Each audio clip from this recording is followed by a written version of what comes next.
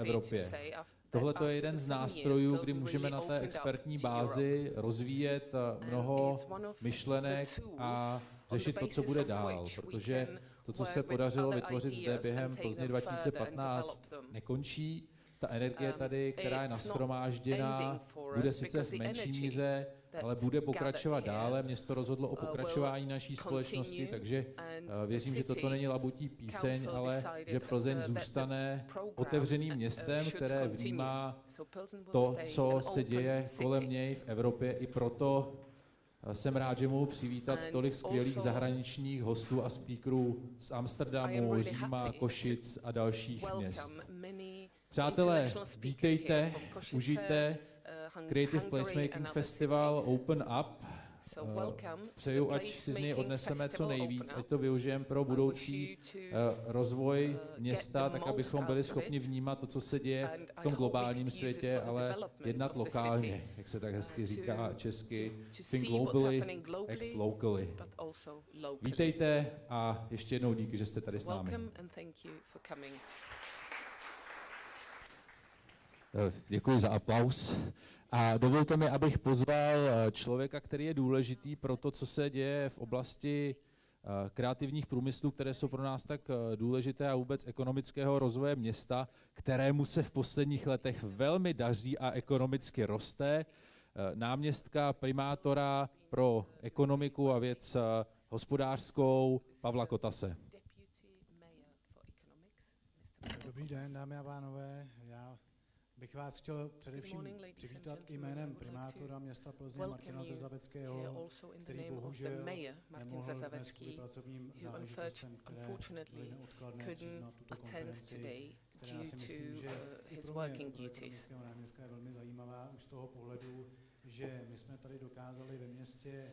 This conference is very interesting for us because we can show that thanks to the festival Pilsen 2015, we managed to open up Pilsen. Thank you to the director. We really managed to organize the project well. I think the year has been very successful. But also there's a question, what next? Pilsen, as the city, decided that the project Pilsen 2015 should continue. What will be the direction and the next step? How shall we use the public space and other places connected to the project? We have to decide. This building, the DEPO2015, is a very interesting project, which is similar to something that was created in Košice, and we are very lucky that also very close from here is another center, which our IT technologies colleague is working on. And we want to educate children in technologies and how to use drones. It's really good that all these activities and institutions are housed in one building. So when we have a primary school here, they can go from station to station and use all these activities. I'm glad that all the public spaces and industrial buildings in Pilsen are being used well. We also have private spaces like papírna and moving stations. We also hope that the city will be able to support Světovar, and hopefully we will have another creative or business center. We also support entrepreneurship, which is also part of the Pilsen 2015 project, because hotel owners and restaurateurs and other business people also profited on the project by getting more customers. So we're looking at all this through the view of the city development. I don't want to speak too long because I have another meeting later on. Thank you načerpáte For navzájem this, nějakou dobrou inspiraci, I jak wish využít you veřejná could prostranství, draw jak inspiration here, how to use kulturu, jak najít public alternativní spaces, zdroje toho financování how a to přeji vašemu dnešnímu, support ale i culture zítřejšímu pražskému and jednání creative hodně industries. štěstí a And ať si I to wish užijete. good luck to today and tomorrow's conference. Já děkuji panu náměstkovi za jeho zdravici. Thank you to the deputy mayor. I can hear voices. Slyším hlasy. Yes. Wow. I'm scared. Mám strach.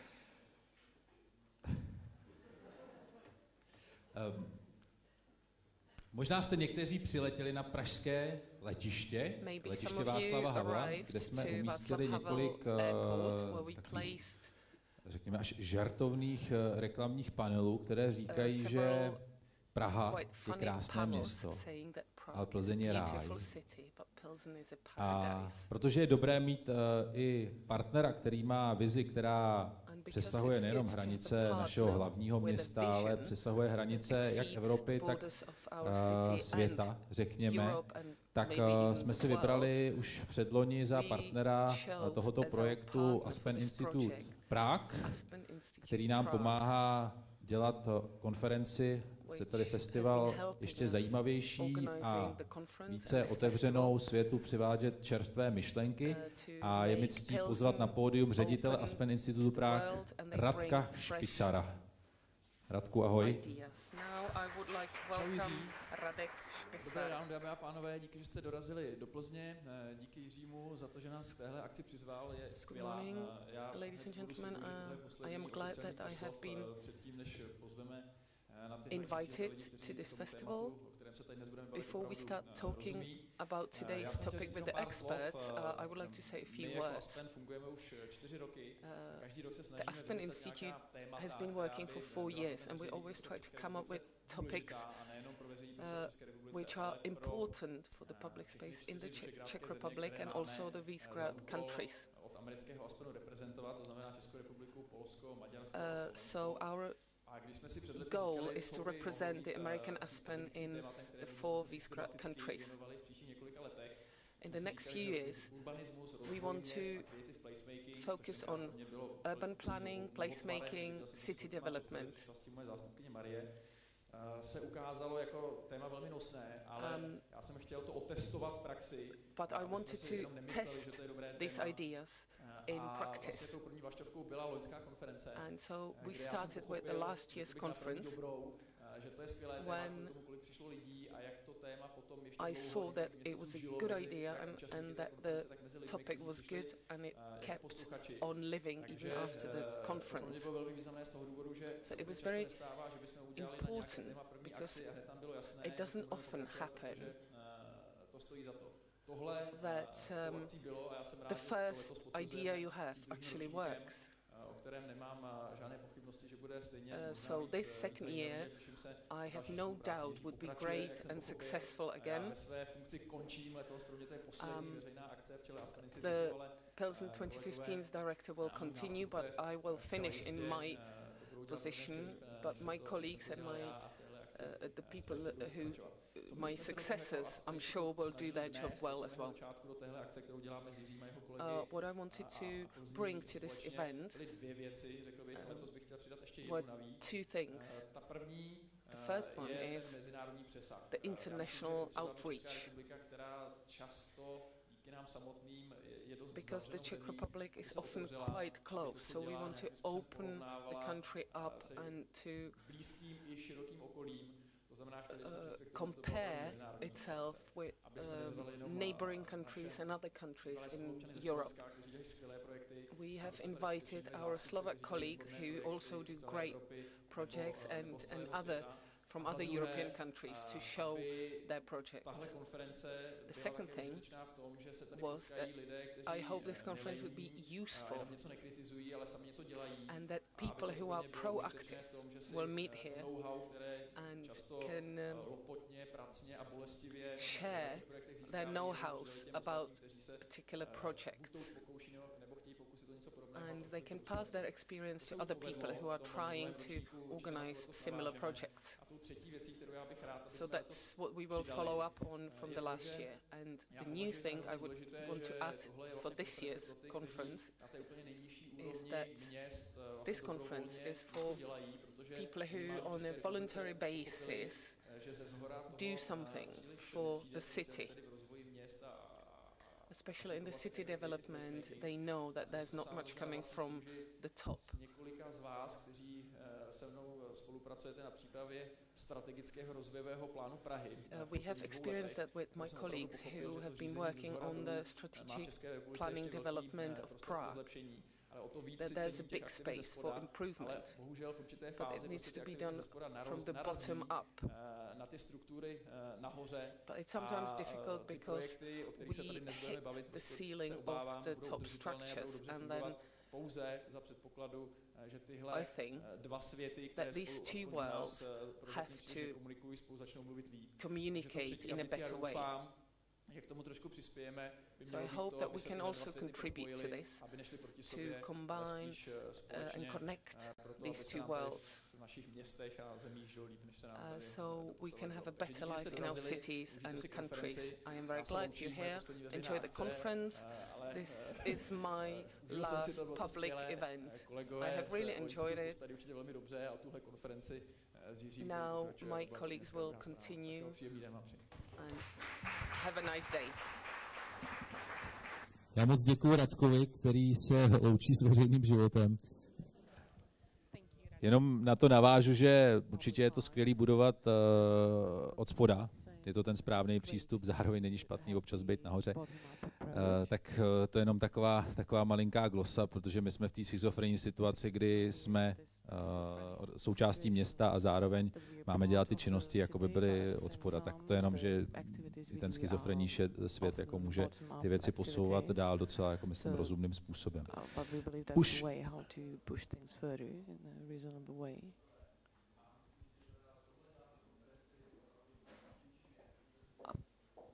I'm sorry, I can't hear the speaker. Děkujeme. Je to jeden z těch velkých úkolů, jak tenhle ten prostor proměnit na něco, co není jenom hezký, ale co je i alespoň z velké částky samofinancovatelné. Tak, přestanu hovořit. Poděkuji organizačnímu týmu Jirkovi Souženkovi, Michaele Mixové, Milanu Zubíčkovi, Marii, celému týmu Aspenu, celému týmu Plzni 2015 a pozvu na pódium teď Michálu Mixovou a Milana Zubíčka za Plzeň 2015 a Aspen Institute. Díky moc.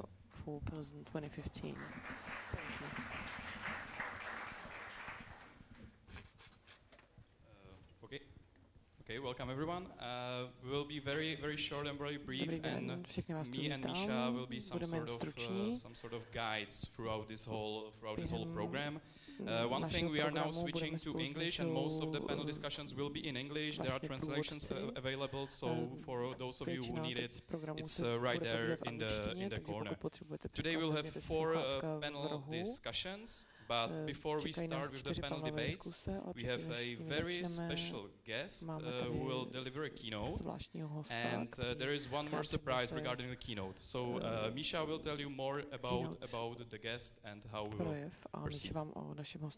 So welcome all of you again, and I would like to introduce you the special keynote.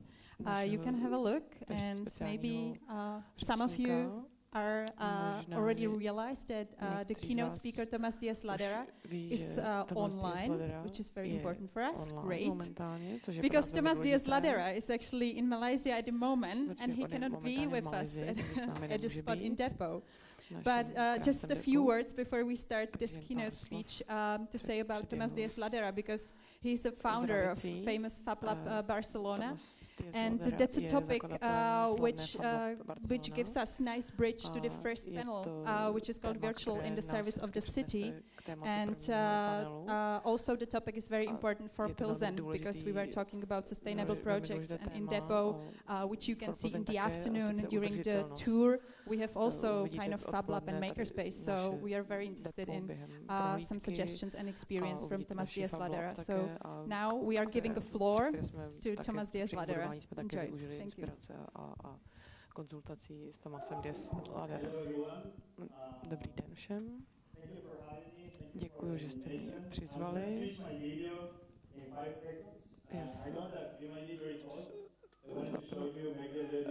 Video, možná je vám trochu zima, tak vám ukážu nějaké hezké obrázky na 5 vteřin. A teď už asi stačí, abyste mě nezačali nenávidět, takže teď vypnu video, abyste mě lépe slyšeli. A dejte mi vědět, pokud mě neslyšíte, ale tak buď napište zprávu, nebo na mě promluvte. Pokusím se být stručný, abyste mohli pokračovat v diskusích.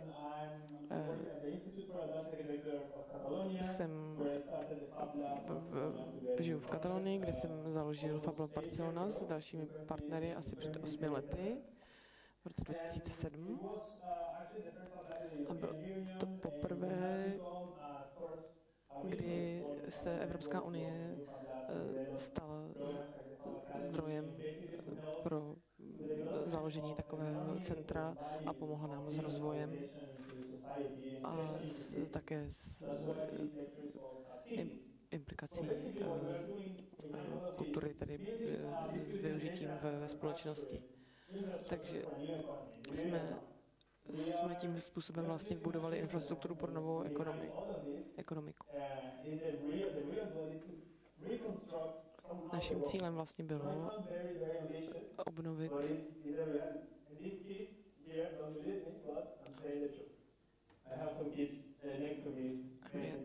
tady vedle mě jsou děti, které se na vás usmívají. Začali jsme tedy naše suroviny, tedy v dnešním světě tedy vozíme suroviny do Číny,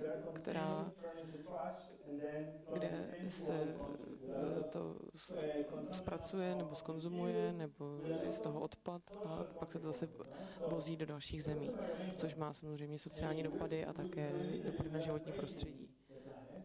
Takže my se snažíme udržet náš moderní současný život na planetě a každý má svůj mobilní život, každý má svůj automobil, každý chce být součástí globalizace a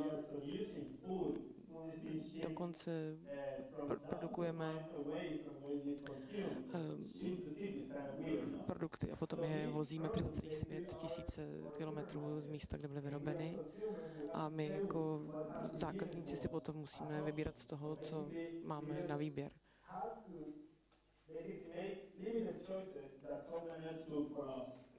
Takže my vlastně si vybíráme z toho, co už nám někdo další předvybral.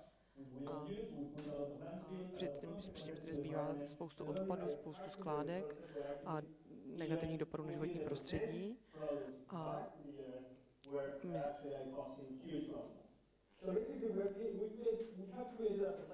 takže jsme si vytvořili společnost už posledních 200 let, kdy tedy chodíte do práce, kterou nesnášíte, kupujete si věci, které nepotřebujete a to je všechno. A to je celý cyklus. Potřebujete peníze vydělat, abyste mohli předstírat, že máte dobrý a úspěšný život, ale ani nevíte, jak se většina těch produktů vyrábí. Další podmínka, která se vyvinula za posledních 50-60 let, je to, jak se svět zdigitalizoval. Vidíme, že digital natives. Some of our babies, they have even a digital life even before they are born, which is kind of weird. You can even 3D print today a 3D scan of your baby while it's in the belly of the mother. Right? We have connected the world. We have connected this. I mean, this digitalization is not only in computation, but actually we have connected. We have digitized communications, which allow us to send data in a global scale in a matter of seconds. This is not new. You know this, no? This is the kind of pictures that have changed in the last 10 years, as you can see. This is the election in 2005, the Pope Ratzinger and the election of Pope Francisco in 2013. So it's a huge difference in the adoption of technology and the digital life in which we are immersed. No? Sometimes we use these digital tools in a very silly way, in a not useful way. Who really cares about what you ate yesterday? And you are just trying to show a lifestyle, which is actually part of a problem at the same time. So as you can see, we are using these amazing tools, that this ability to connect the world, to connect with the world, to basically just pretend that we are something, just to pretend that we are happy, just to play a game on this consumist society. But at the same time that there is a problem, there is a huge opportunity. What happens when these tools that kind of are disconnecting us to reality, they can connect us back to that reality. And this is where digital fabrication can help. It's connecting these devices that we are carrying in our pockets or our computers with machines to actually turn data into things, into objects that can produce a change. Right? So what is really important about this, and this is not something that is not that new, is the access to tools that these new technologies are giving to humans. We are acquiring the power of making and producing change in a local scale, but at the same time being connected with global networks. And that's significantly different from the movements that happened in the 60s and the 70s. And this is one of the examples, the Whole Earth Catalog by Stuart Brand and other thinkers in the west coast of the United States. So this is where we come from. So this is the version of that, probably the Whole Earth Catalog today. It's access to tools, but access to tools in places, identified places that you can go in communities, that you can go in your closest neighborhoods, hopefully very soon. And these are places where there are not only machines and not the tools, the machines as tools, but actually people that can know the skill and that can share those skills to help people to make other people to make almost anything. A Fab Lab contains a set of machines that when they are complemented, you can produce from a circuit board that fits in the palm of your hand to an entire house, as we have done in the past with the Fab Lab house. So the last couple of years, we had the problem of the growth of the Fab Lab network and how we are actually going to kind of keep track of the amount of new Fab Labs that were appearing. So we identified that problem, and together with John Ruiz and Silvia Puglisi, we created the Fab Lab official list, which is Fab Labs.io, which is also becoming not only a list, but also a social network for Fab Labs. And here's where you can find where is your closer Fab Lab, which is the people that is working in a similar space and a similar region in the world. You can also find users that are like-minded to you. And then we're developing more tools that will allow labs to do some minimum management of events and discussions within their spaces, not only in the physical space, but also in the digital space. More importantly, just recently we have added a feature of projects in which we have this distributed network of fabrication, more than 600 Fab Labs in the world, that they can basically share this. They basically share the same tools, the same equipment, and this equipment allows anyone to make anything anywhere in the world. So the idea of having common projects is that basically you can download the files of something designed in Peru and then produce it at the same day in South Africa. Together, one of the projects that have emerged out of these Fab Labs is something that I actually founded together with Alex Posada and the Smart Citizen team is the Smart Citizen project, which is a project that we crowdfunded in our Fab Lab after we did some prototypes and testing. Twice, actually, we went to a local crowdfunding platform and also to a global crowdfunding platform like Kickstarter to produce or to kind of fundraise the production of a sensor kit that, as I said, we prototyped in the lab. We invented in the lab the idea of having a sensor device that anyone can put in their houses and monitor the pollution of the house. And then it's becoming to this. This is the actual product that we are commercializing today. And it's a product that was born in a Fab Lab, in Fab Lab Barcelona. And now it's a global project that is having new applications like to identify what is killing the bees. Since the bees are responsible for 30% of the food that we eat thanks to pollination. So these sensors produce data from the environment that is being sent to a platform. So everyone can share this data openly with the world and basically have a network of people that concerns about the environmental conditions that we are creating with our activities in cities and also in rural areas. So basically this is about the construction of the city with open tools, both by its own citizens. It's a totally new approach of how urbanism is done. If you think of the urbanism of the past, you know, we have some architects drawing plans and defining where things were going to be placed. What we're talking about here is actually enabling people to construct things at the city scale, where I'm not saying that they're going to construct highways. This is going to be done still by a centralized organization, but there are things that citizens can take over and solve their local needs. This is where the Fab City comes in. This is a project that now is taking off. We started it last year in Barcelona during the Fab Lab conference, when we challenged the mayor of Barcelona to join into a challenge. I'm sorry for the repetition of the word, but it's to turn Barcelona into a self-sufficient city during the next 40 years. And he accepted the challenge, and many other cities as well accepted the challenge. So if you go to fab.city, you can find more information, but basically what we're trying to do is trying to understand which are the things that we can measure in the city that are causing the destruction of the planet, on one hand, which are the things that can give people more autonomy in order to solve their local needs, in order not to depend only in global markets also. And then at the third time, the other thing that is important is not only measuring, but actually generating solutions that can be produced in a distributed way in any city of the world. So basically you don't have things moving in the world, but you have data and things are produced locally. And what we're doing today is actually putting together a team of civic leaders, that means mayors, deputy mayors, you know, governors, just politicians that believe in this, and we have plenty of them already joined, together with Fab Lab managers, and together with geeks and with companies. So this is a mixture of people that is totally capable of generating solutions to make better cities.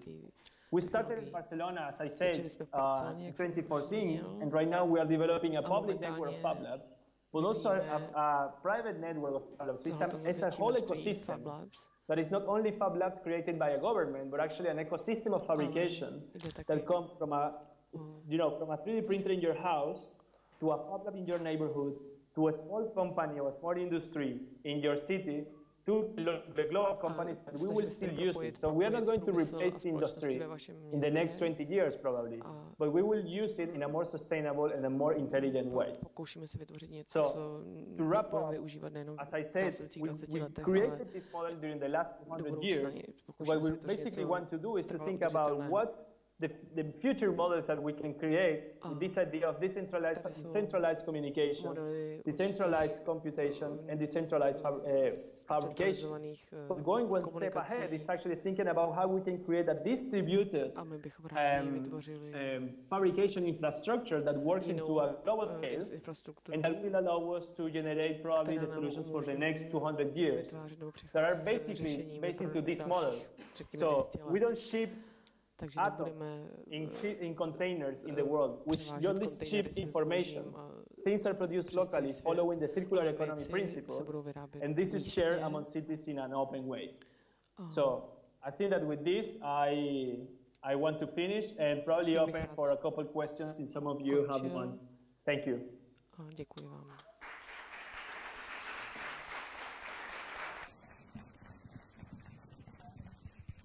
Well, thank you very much, Tomás Díaz. I hope you can still hear us. If yeah, so, I can hear. I hope that you hear everything. Yes, we heard everything. Thank you very much.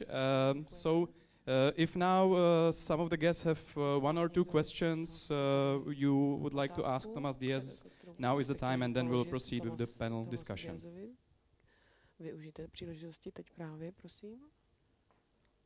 If there are none, then well, Tomás Díaz, I'd like to thank you very much for joining us via the technologies, and now you're free to enjoy sun. Please feel with the ones who are not so fortunate as you are. Myslete přitom na nás, kteří nemáme tak Thank you very much. I'm actually working at the Green School in Bali, so I have work to do still. We're working with kids trying to bring these principles in a sustainable environment, and we are trying to open a Green Fab Lab here in Bali and Indonesia, hopefully next year. So this is our mission here. That's great. Well, good luck with that. Thanks for joining us. Děkujeme. Bye bye. Jednou, že jste Take se care. připojil. And we also have some work to do, so now we will continue with the panel Virtual in the Service of the City. And I would like to invite our chair and all the panelists. So please join us on the stage. Panelisty i předsedu toho panelu.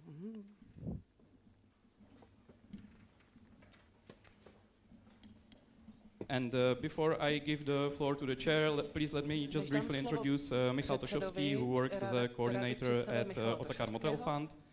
And I will now give the mic to him, and he will introduce the speakers and continue with the debate. Předám mu slovo, on představí členy panelu. So, good morning still. Dobré dopoledne. What we are about to do now is to speak an hour about the virtual service for the city. Our guests o virtuálních from nástrojích right ve službách města. Máme tady hosty Jakuba Demla, founded and managed an application that is called Hidden City. Založil aplikaci Skryté město Plzeň 2015. V rámci projektu Plzeň 2015. Pak tu máme Michala Lehečku, který pracuje jako komunitní koordinátor na Černém mostě v Praze. A také pracuje u společnosti Antropictures, což je studio antropologického výzkumu.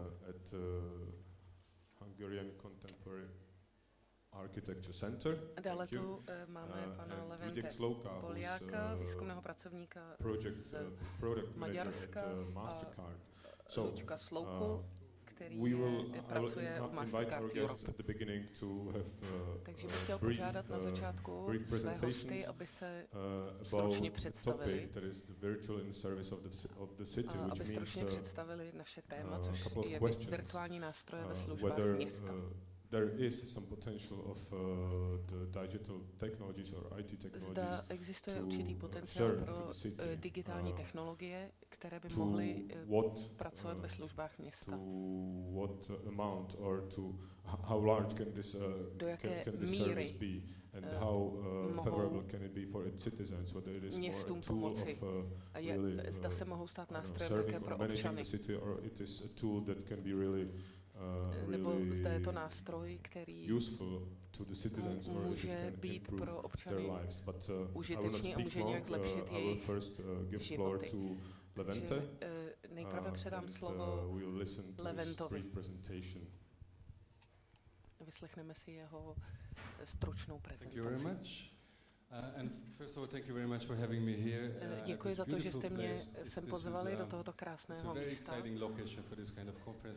Je to úžasné místo pro takovou konferenci a také témata, která jste zvolili pro tu konferenci, jsou skvělé. Jak už jste říkal, jsem členem výzkumného projektu v Maďarsku a také spolupracuji s Danielou, která tu je se mnou.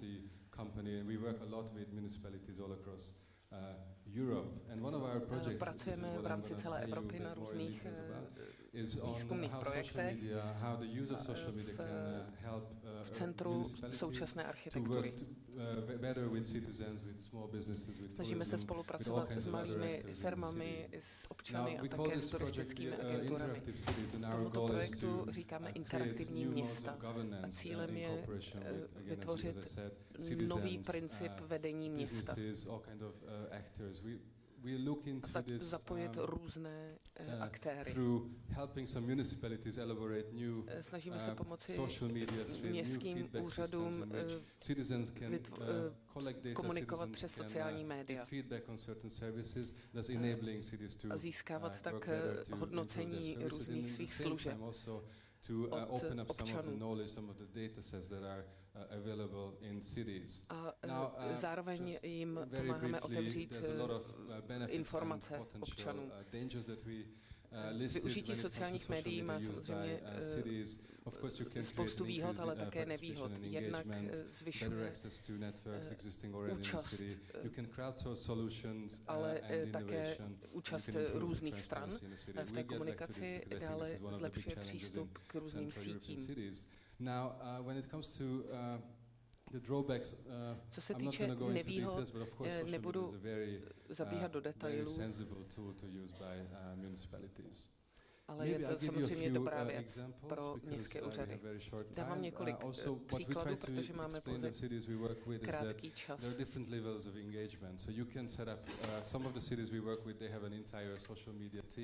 Některá města, se kterými pracujeme, mají dokonce svůj vlastní sociální nebo tým pro sociální média. Samozřejmě můžeme nebo vidíme různé výsledky podle toho, jaké je zapojení těch sociálních médií v různých městech.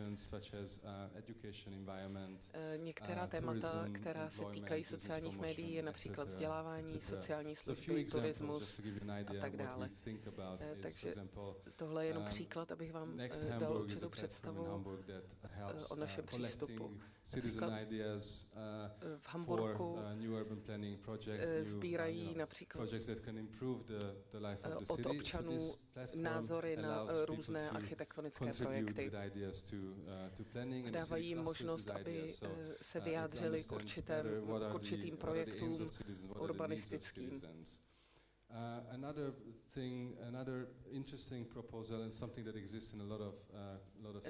Další příklad, který existuje v mnoha městech, my jsme vytvořili podobnou mapu, je to mapa jednotlivých měst, které takto spolupracují, což je vlastně důležitý prostředek pro občany města, kteří se mohou dozvědět informace o těchto projektech a o zajímavých událostech a iniciativách, protože často občané vůbec nevědí o takovýchto událostech, proto je důležité je takto zprostředkovat. Takže chceme vytvořit sérii komunitních map, které budou obsahovat různé typy informací. Dále spoluppracujeme s další organizací, která vytvořila aplikaci, která propojuje prázdné prostory přes jejich majitele. A opět je vytvořená mapa, kde se lidé můžou na tyto místa podívat. Další organizací, se kterou spolupracujeme v Paříži, je projekt Kosto, který vytváří platformy pro malé podniky a malé podnikatele, aby mohli lépe oslovit své zákazníky, aby byli konkurenceschopnější ve srovnání s velkými řetězci. Další projekt, který bych chtěl zmínit, je Synatina, což je zajímavá iniciativa. Je to mapa různých občanských iniciativ, které pomáhají zlepšit kvalitu života ve městech. Město se na ně podívá, sbírá je a využívá je.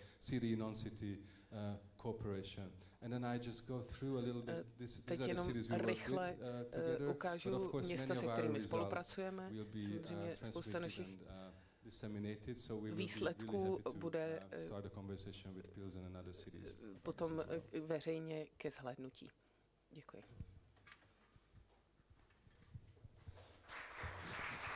Hey. Thank you. Well, that's quite a number of very interesting examples. Děkuji, tohle bylo poměrně velký výčet zajímavých aktivit. Can I have just one additional question? Mám jednu doplňující otázku k vašim projektům. Jak se vypořádáváte s tímto potenciálním rizikem přehnané reprezentace nebo přehnaného množství informací, kde lidé získávají přes sociální média. Samozřejmě důležitou součástí těchto iniciativ je vysoký počet lidí, kteří používají technologie. Součástí našeho projektu je například alfabetizace, abecední řazení informací. Často se stává u malých podniků nebo podnikatelů,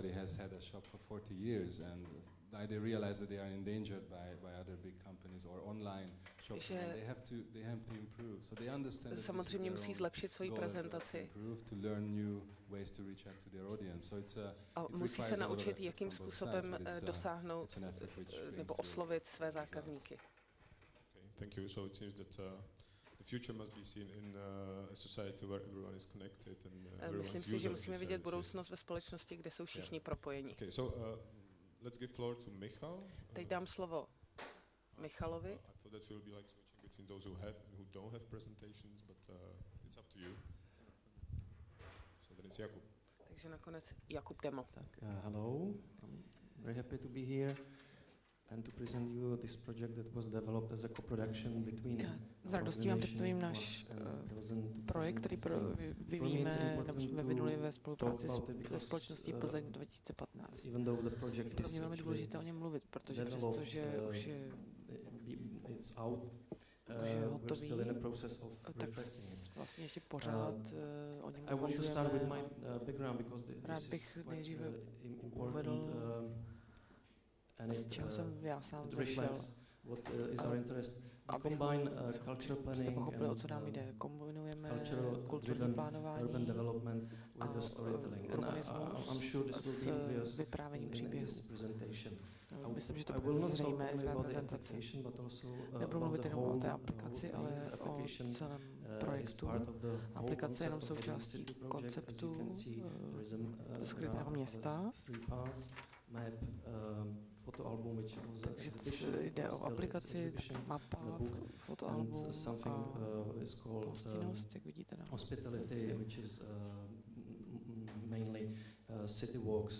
což znamená především ta pohostinnost, který obnáší procházky po městě, kde provádí místní obyvatelé města. Máme dvě ambice. Tu první je zmapovat DNA města, to možná zvláštně, ale my jsme přesvědčeni, že každé město má své vlastnosti, něco, co je nehmatatelné, ale jsou velmi důležité pro příběh města, pro život ve městě. Takže my se snažíme být pod povrch reality a objevovat ty je to i další náš cíl, a sice vyvinout produkt kulturního průmyslu a kulturního turismu. Turistiky. A je tam určité napětí mezi našimi dvěma cíli. Tady vidíte 7 charakterů a osob, které najdete v naší aplikaci a na našich webových stránkách. A oni vás mohou provést městem a vyprávět vám příběh města z jejich vlastní perspektivy, perspektivy vlastního života, názory, v určité směsi s fakty a informacemi o městě. Je to jedinečné v tom, že jsme poměrně strukturovaní ve smyslu, v tom, jak nazíráme město, ať už jde o různé historická období, ať jde o události, které jsme zahrnuli do našeho výzkumu. Pak jsme tedy vyvinuli těch 7 postav. Nejsou čirou, tedy konstrukcí, jsou založeni na opravdivých reálných příbězích místních obyvatel. A ta aplikace tedy a ta mapa tedy je založena na zkušenosti, na prožitku z procházení se po městě, ale může tato mapa dovede návštěvníka z centra až na do okrajových částí města, aby tedy mu ukázala, že to není jenom to centrum, které je zajímavé. Další důležitá věc je ten proces, který pokud je na tomto projektu něco opravdu jedinečného, tak je to participace. Trvala nám rok a půl, kdy jsme tady spolupracovali s historiky, s běžnými občany města, naslouchali jsme jejich příběhům. Měli jsme karavan, se kterým jsme putovali po městě. Důležitým milníkem v celém procesu, předtím, než jsme tedy spustili aplikaci, tak jsme připravili naše webové stránky, což je určitý archiv všech těch příběhů. Z těch příběhů jsme potom vytvořili postavy. Tohle je tedy například ukázka procesu, jak vznikal Robert Rebel. A tady v listopadu v lednu 2015 jsme aplikaci spustili.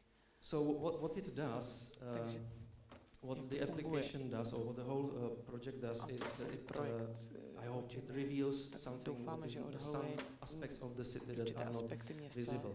Které nejsou na první pohled viditelné. A je to nástroj pro uvažování o městě.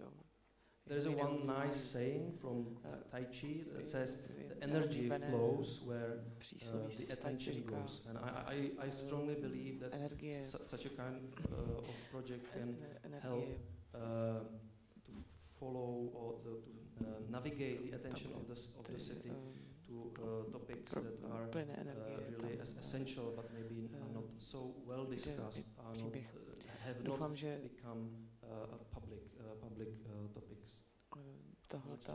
Tímhle způsobem nás aplikace může dovést i k tématům, k aspektům vlastnostem našeho města, která zatím nebyla odhalena nebo se ještě nestala předmětem veřejné diskuse. Rád bych se zeptal, máte už nějakou informaci, nějakou zpětnou vazbu, že vaše aplikace už vzbudila zájem, že přilákala více lidí, aby se navštívili naše město a aby se podívali na naše město nebo na vaše město z různých perspektiv a že už se tady nějaká aplikace tady odráží ve veřejném prostoru. Já myslím, že tady je důležitý celý ten proces dramaturgie toho projektu, takže myslím, že bylo velmi důležité pro místní občany, aby věděli, že se mohou stát součástí nějakého projektu, ať už té mobilní aplikace nebo toho digitálního archivu příběhu. Čeho já si vážím, ještě nebo co mi připadá podstatnější, je tady ten proces než ten výsledek. Protože jsme zjistili, že technologie sice je nástroj, ale nejdůležitější tedy komunikace a myslím, že větší část pro větší část místních je ta mobilní aplikace něco, k čemu si nenajdou tak snadno vztah. Okay, thank you very much. So let's move to Michal. A nyní přejdeme k Michalovi. I think that we'll keep a little more at the community level. Zůstaneme asi pravděpodobně stále na úrovni komunity nebo komunitní úrovni. Thanks for having me. Děkuji, že jste mě pozvali. Maybe I'm quite old-fashioned because I'm trochu a social scientist as we are. So I would say that we are in need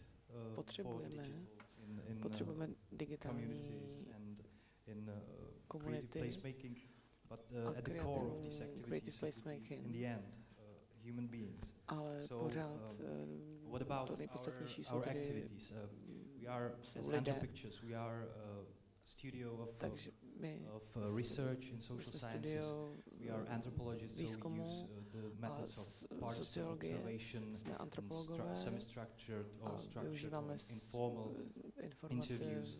So we are with the people among the people and practically in everyday life with them. So we are trying to participate with them in urban or cultural development, in cooperation with some cultural institutions like kultury or města, například spolupracujeme s organizacemi jako Plzeň 2015 nebo Praha 14 kulturní. A v posledních dvou letech pracovali na několika projektech. Jedním z nich byl právě skryté město, na kterém jsme spolupracovali s Kubou.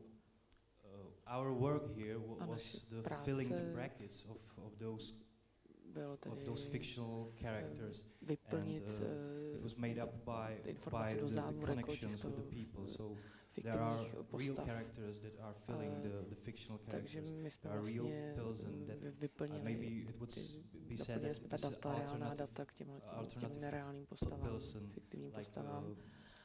We were going to the places that were some people were saying that's great place. Jsme na místa, které nám lidé doporučili. Some kind of write it down and zapisovali jsme si sort of narratives about a vytvářeli jsme určité in our other projects that are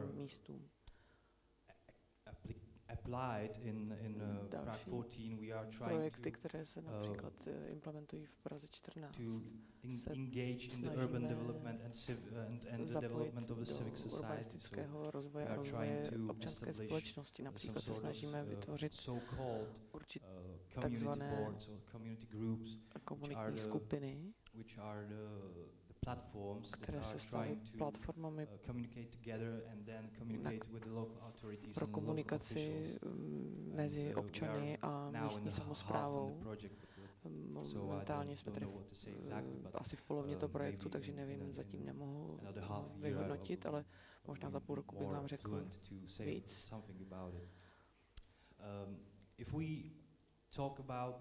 Když mluvíme o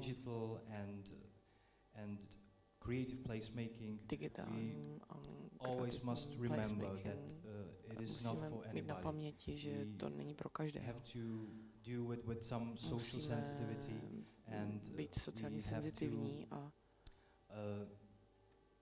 give a voice to people naslouchat who do not lidem, kteří nemají přístup k digitálním nástrojům, samozřejmě starší lidé, lidé sociálně vyloučení a tak dále. Takže na závěr bych rád řekl, že digital is a real game changer, but že sice digitální technologie sice naprosto mění pravidla hry tady v našem životě, ale jenom do určité míry. Má otázka in the young generation there is quite apparent mixing of the virtual and the physical reality. V jejich životě se prolíná virtuální a autentická realita. A je celkem zřejmé, to engage community, and maybe they are also the issue, the problem of some rupture between generations. Je možné tedy zapojit komunitu a může také určitým způsobem přemostit tu propast mezi generacemi, takže už jste se pokusili nějak využít potenciálu sociálních médií a virtuálního prostoru pro překonání téhleté propasti a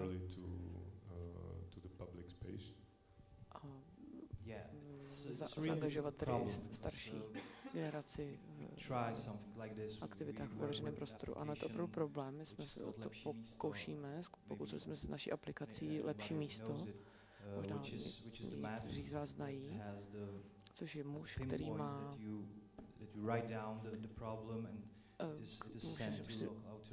si může zapisovat problémy, které vidí ve svém okolí, a ty jsou potom zasílány místní samosprávě. A je tam určitý návod, jak s tím pracovat. Naší druhou aktivitou bylo to, že jsme se pokoušeli pak sami sepisovat tedy problémy, tak jak se s nimi setkáváme v terénu, což je tedy například jeden příklad, a je pravda, že jsem o tom nepřemýšlel zatím, protože my v terénu se opravdu setkáváme s sociálními problémy a snažíme se tam je řešit přímo na místě ve bezprostřední komunikaci. Takže možná byste časem potřebovali najít nějakého tlumočníka mezi virtuálním a fyzickým světem, takže hodně štěstí přejeme. A dalším řečníkem bude Luděk. Sami uslyšíte. Fine. So, hello, thank you for this opportunity, because I'm representing the Děkuji za tuto příležitost. Zastupuji globální společnost, která je jedna z největších platebních společností, takže začnu z globálního pohledu. Co my vidíme jako příležitost ve spolupráci s městy, nebo především s chytrými městy, we should know that more than half of the global inhabitants living right now in the cities. Globálních občanů bydlí ve městech. Za druhé, více než 80% globálního HDP se také produkuje ve městech. A za třetí, velikost měst se stále zvětšuje. Globálně máme více než 350 měst, kde bydlí více než 1 milion obyvatel. Toto jsou fakta, která musíme mít na paměti, když přemýšlíme o tom, jak je možné žít s tolika lidmi ve městě. A jak náš život v takovém městě řídit. My jakožto poskytovatelé platebních služeb přemýšlíme, jak můžeme, co můžeme přispět k životu ve městech. Myslíme si, že elektronické platby mohou být v budoucnu více využívány ve městech, protože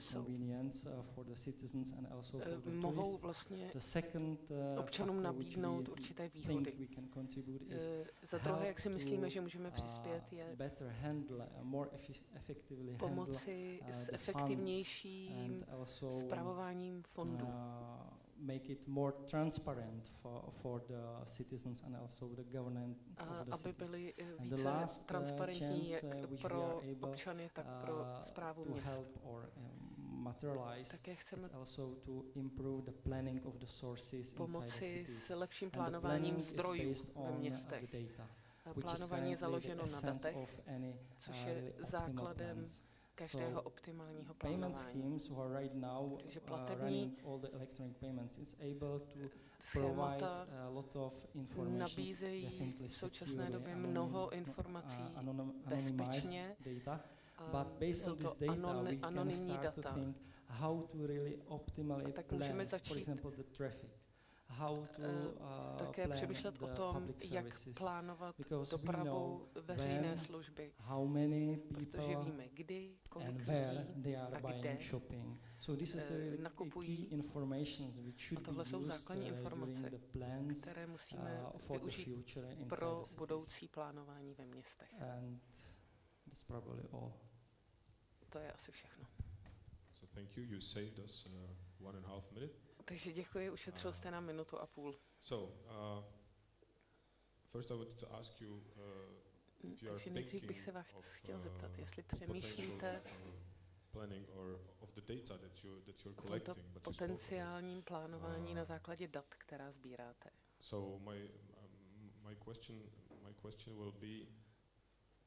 Takže se chci zeptat,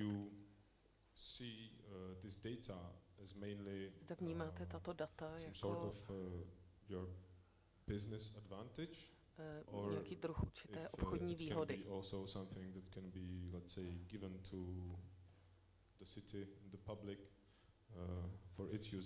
Nebo to je také něco, co můžete nabídnout městu, aby mohlo zlepšit život ve městě.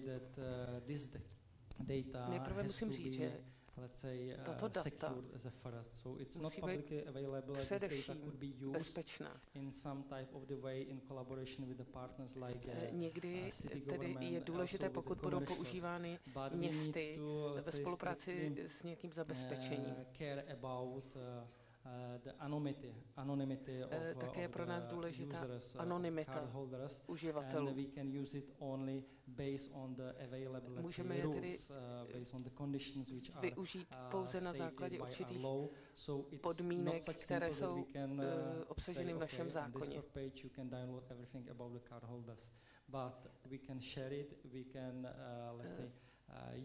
Co se tedy týče informací o držitelích karet, můžeme tyto informace použít určitou formou, která je ale pro nás všechny bezpečná.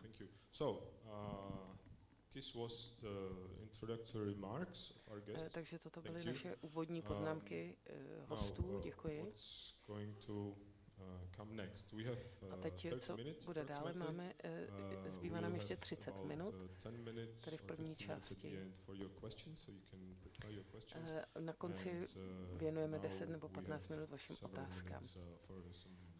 A teď nám zbývá několik minut na hlubší diskusi o tématech, která vznikla v rámci tady těch úvodních prezentací.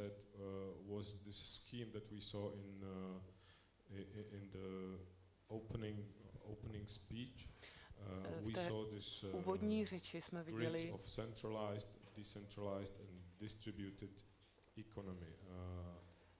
příklady centralizované ekonomiky, také decentralizované ekonomiky a v předchozích prezentacích jsme se jenom dotkli těchto témat. Když přemýšlíme o využití internetových nebo IT technologií,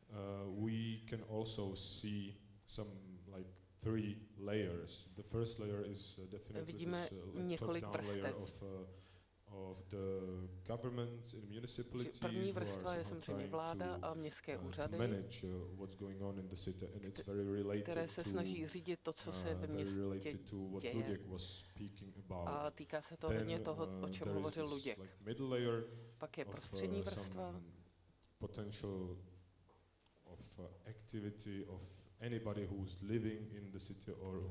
týkající se potenciálních aktivit občanů, kteří bydlí ve městě, využití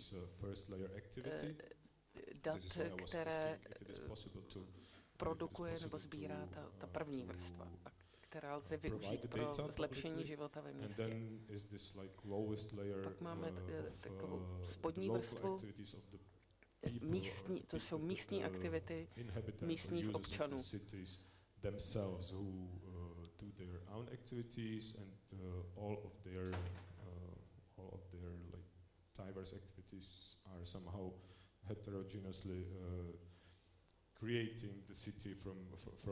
Kteří tedy na základě svých vlastních různě propojených aktivit vytvářejí život města ze spodu. Takže moje otázka je, myslíte si, že jednou z těchto vrstev by měla být vrstva, která by měla vést tuto doménu virtuálních služeb a virtuální existence města?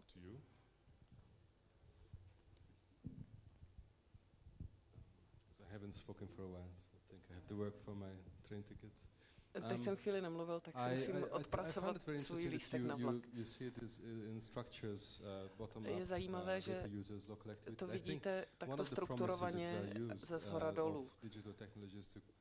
go beyond the layers, to connect the layers. I think when municipalities are interested in opening mimo tyto vrstvy je otevření nebo použití dat v rámci sociálních médií pro lidi, aby se dozvěděli a komunity více informací o svém městě, to, co o něm nevědí. Takže to dobře funguje právě přes různé komunitní organizátory různých akcí.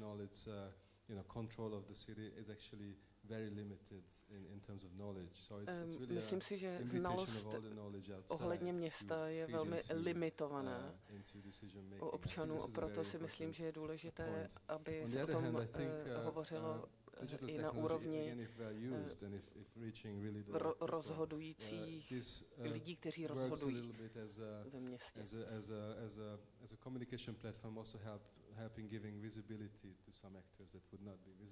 Je také důležité umožnit lidem, aby se zviditelnili různí aktéři ve městě. A aby právě ty komunitní organizátoři akcí fungovali jako určité propojení mezi jednotlivými světy. Co je ještě zajímavější, si myslím, že tyto digitální mapy, jak jsem ukazoval předtím, ty mapy mají určité nazbírané informace. Je třeba je tedy zveřejnit jako kritickou masu, která by jinak byla neviditelná. Ale je důležité, aby lidé, kteří vědí hodně věcí o konkrétním městě, dali všechny své informace dohromady do určité databáze, která pak bude přístupná občanům a vedení města. A myslím si, že je důležité vytvořit pojítka mezi jednotlivými vrstvami. Samozřejmě potřebujete lidi v komunitě, ale i v podnikatelské sféře, aby mezi sebou komunikovali.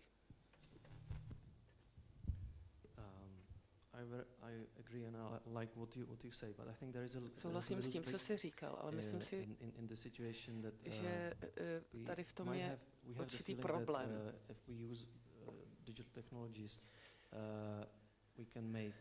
Myslíme si, že když používáme digitální technologie, můžeme zapojit občany a zlepšit určité procesy. Takže máme pocit, že všichni jsou zapojeni, ale to není pravda. V Plzni máme zkušenost, nebo pro mě ta zkušenost byla překvapivá, že jsme zjistili, že pořád je tu velké množství lidí, kteří v tom digitálním světě nejsou zapojeni. A na to bychom neměli zapomínat. Využití technologií neznamená, že jsou všichni do nich zapojeni. Já totálně souhlasím s tím, co jste oba řekli. Ale jedna věc, kterou jako sociální vědci jsme zjistili, se týká rozložení moci. Máme aplikace, ale někteří lidé aplikace nemají. A když se snažíme nějaké digitální aplikace používat, musíme se snažit s těmito lidmi spolupracovat a dát jim hlas. Že hlavní věcí je síla, je moc mezi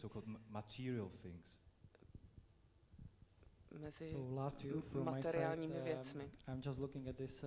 Z mého pohledu já na to koukám z toho pohledu, že bychom měli ty aktivity rozdělit na krátkodobé a dlouhodobé.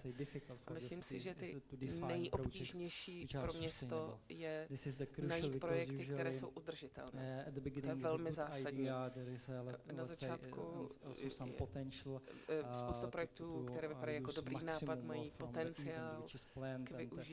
We can see that right now just starting the Pilsen 2015 and the DEPO2015. Vidíme například, že Plzeň 2015 a DEPO 2015 dobře fungují, ale je nutné také vidět jejich budoucnost.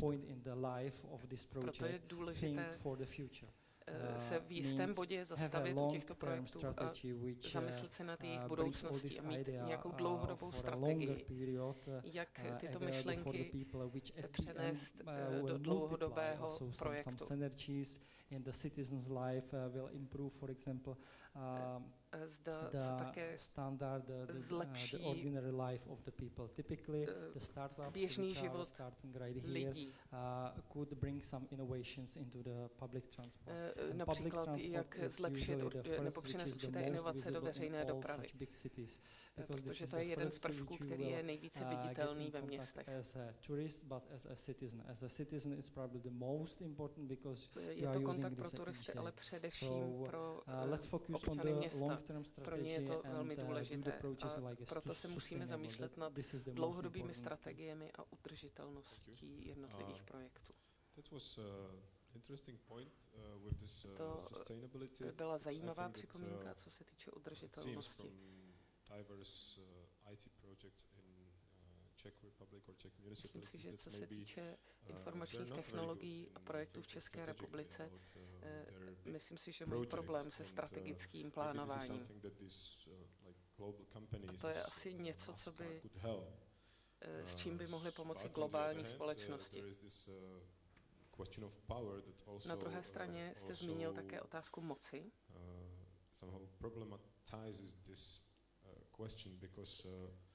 Která trošku problematizuje tuto celou otázku, protože když globální společnosti nebo ti, kteří nejvíce podporují myšlenku chytrých měst, ti mají své vlastní obchodní zájmy. Kde je potom ta hranice? To je pravda, je třeba v tomto bodě být opatrný. A proto si myslím, že by jednak, že by mělo vedení města a obchodní partneři města spolupracovat také s občany v rámci veřejného prospěchu a dělat něco, co přináší prospěch nám všem.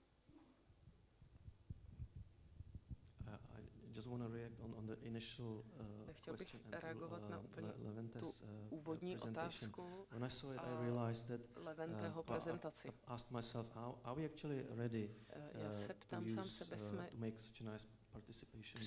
připraveni vytvářet participační projekty a využívající technologie v České republice a myslím si, že nejsme připraveni.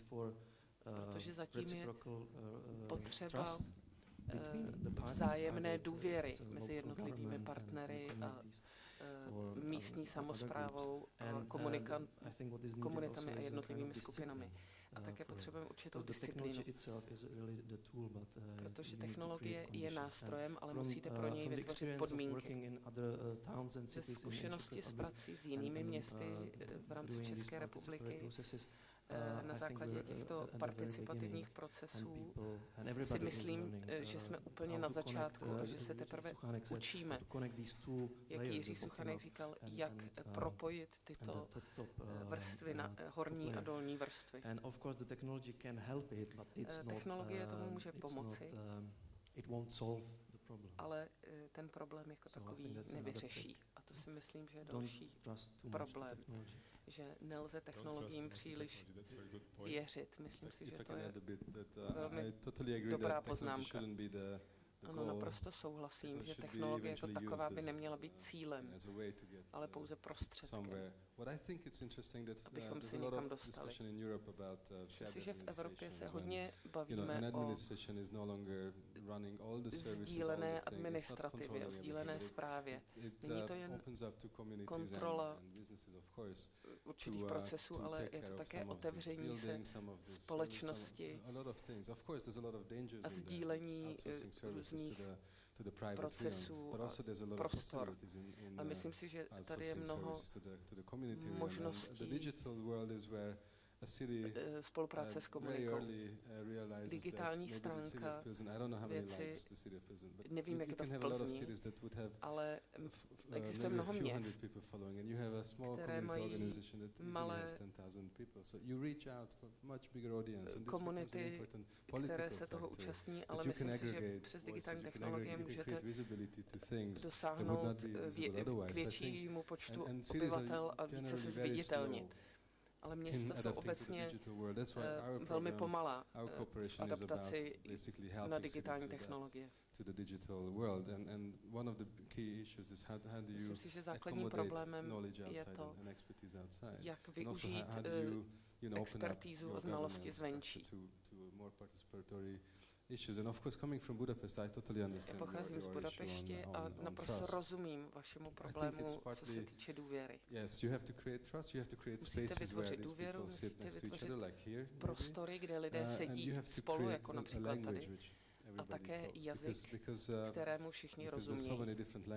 Protože existuje tolik různých jazyků, které hovoří o městu, že je důležité, jako například tato akce, abychom to všechno propojili. Musíme hovořit o místních problémech nějakým srozumitelným způsobem.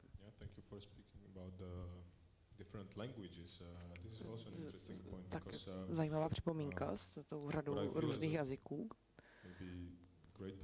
A vidím v tom velký potenciál pro creative placemaking a ve vztahu k sociálním médiím a virtuálnímu světu.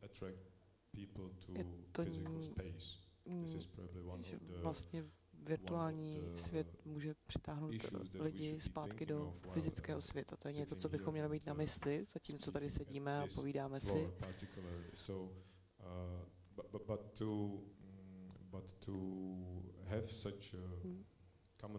Měli bychom najít společnou řeč, což neznamená jenom setkávat se na setkáních, jako je to dnešní, kde jsme tedy už všichni nějak odborně zaměření, ale potřebujeme naslouchat těm, kteří by se na takovou akci nikdy nedostali nebo by nikdy nenavštívili. Takže myslíte si, že nebo souhlasíte se mnou, bych spíš řekl, že creative placemaking nebo proces kreativního placemaking je souhlasíte, že opravdu pomáhá přivést lidi zpátky do veřejného prostoru a vytvářet komunity, které potom budou schopny poskytovat nějakou zpětnou vazbu místním samosprávám a městům. Myslím, že tohle je opravdu problém. Máme určité zkušenosti s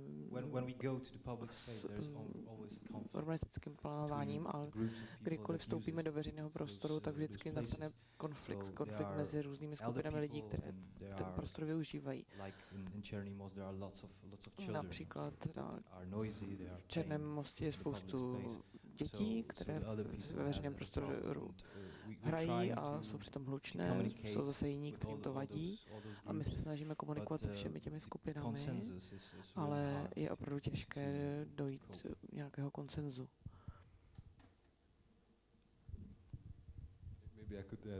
Možná bych mohl se připojit s svou zkušeností s facebookovou skupinou, kterou jsem tady založil před pár lety ve svém sousedství, tak abychom shromažďovali nápady a organizovali workshopy.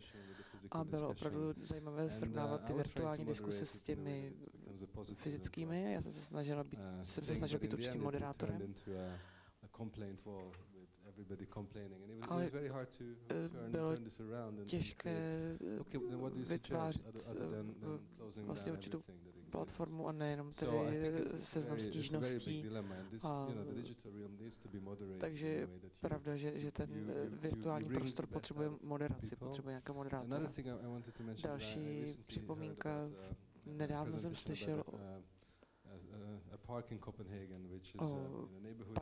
parku v Kodani.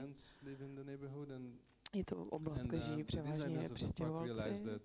You can't really create attachments to the park anymore if you don't have, for example, a Facebook page of the park itself. So people became much more attached to the space. Nevytváří lidé vztah k tomu místu, pokud nemají třeba facebookovou stránku toho parku. Takže se lidé vytváří vztah k určitému místu, pokud k němu přistupují ve virtuálním světě. Takže je spoustu komunit, které opravdu se spoléhají na digitální technologie. Například tato komunita, která je tedy daleko od svého původního domova, se na ně hodně spoléhá a pro ně je důležité vytvořit si vztah k určitému místu skrze tu virtuální realitu nejdříve. Takže je pravda, že existují komunity, které využívají digitální technologie mnohem víc než my. Někteří zase méně, samozřejmě starší lidé. Já se pokouším jim pomáhat například s používáním Skypeu, protože je pravda, že jim to pomůže z jejich izolace sociální, mohou se snáze propojit se svými dětmi, takže my můžeme technologiemi hodně pomoci, ale samozřejmě jsme teprve v procesu učení se. To byla zajímavá připomínka. Ta určité koexistence toho fyzického a virtuálního prostoru, což mě přivádí zpátky k otázce důvěry, která už byla nadnesena.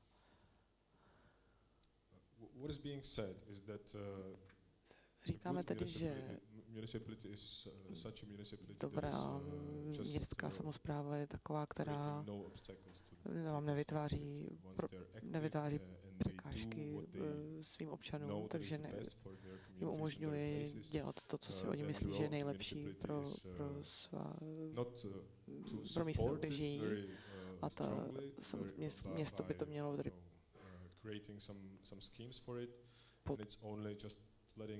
podporovat, i když ta podpora nemusí být velká, stačí prostě nebránit tomu. A jakmile tedy ty komunity převedete do virtuálního prostoru, tak potom možná ti, kteří mají nejlepší přístup do virtuálního prostoru a možná jsou nejschopnější a mají nejdovednější ve využívání těchto virtuálních nástrojů, tak oni potom také nejsnáze komunikují s městem a s městskou reprezentací. Takže zpátky k mé otázce.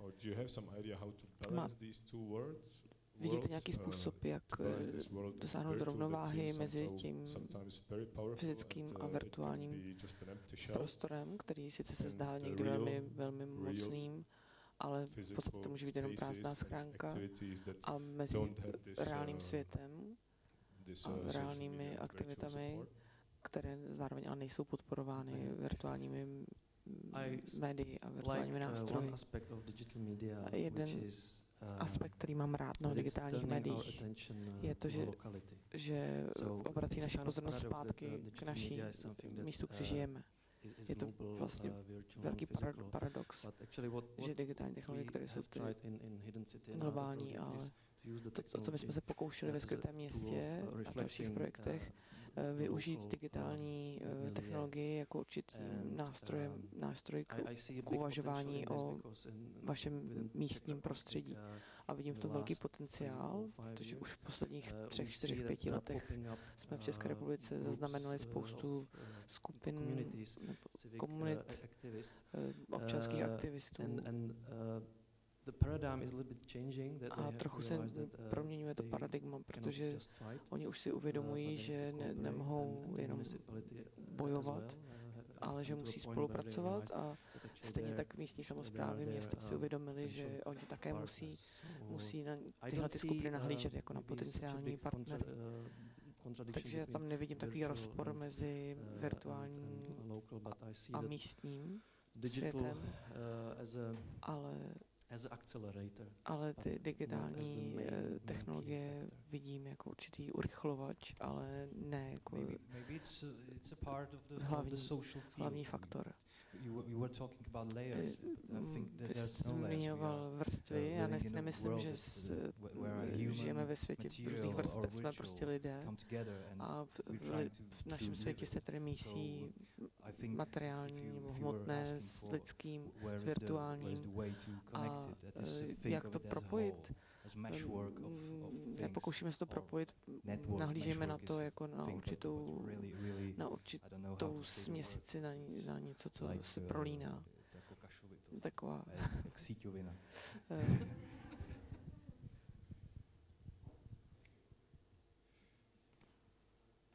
Okay, I don't know what's the English expression for kašovina.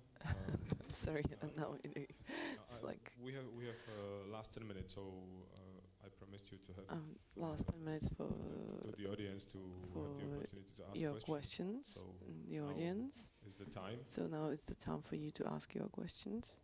I'm probably going to bring phone. Okay. So going back. Sorry. Hello everybody. Dobrý den. I have a question for you all.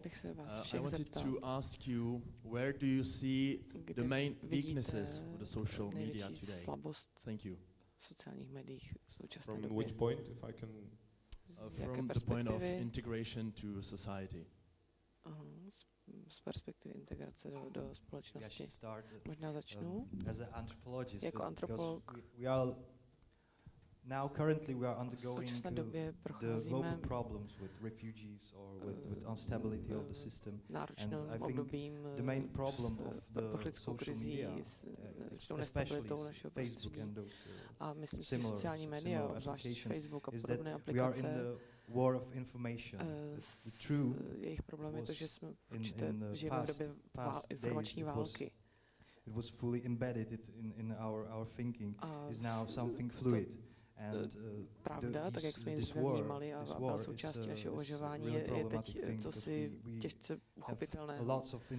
A máme spoustu informací, se kterými se pokoušíme nějak vyrovnat. Občas v tom trochu ztrácíme. Okay, so from my view, it's z mého pohledu největší hrozbou nebo rizikem je dokázat rozpoznat, co je pravda a co už klam nebo lež, protože tyhle technologie samozřejmě vám pomáhají vytvářet úplně nový obrázek toho, kdo jste, nebo obrázek nějakého produktu a tohleto klamavost je největším tedy rizikem sociálního média. A třetí,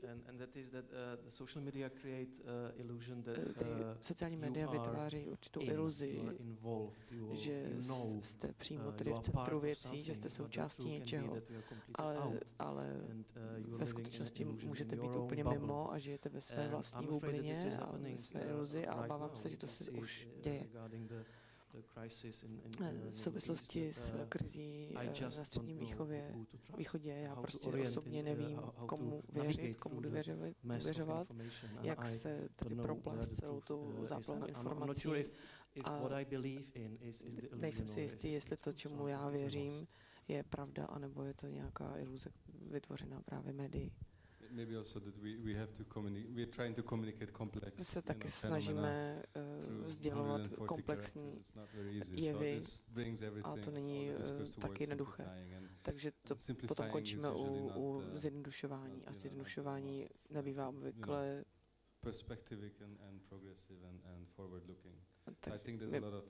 není právě způsob, jak tady se dívat do budoucnosti a jak být pokrokový. Smím se také zeptat, já bych se chtěl zeptat na Mastercard,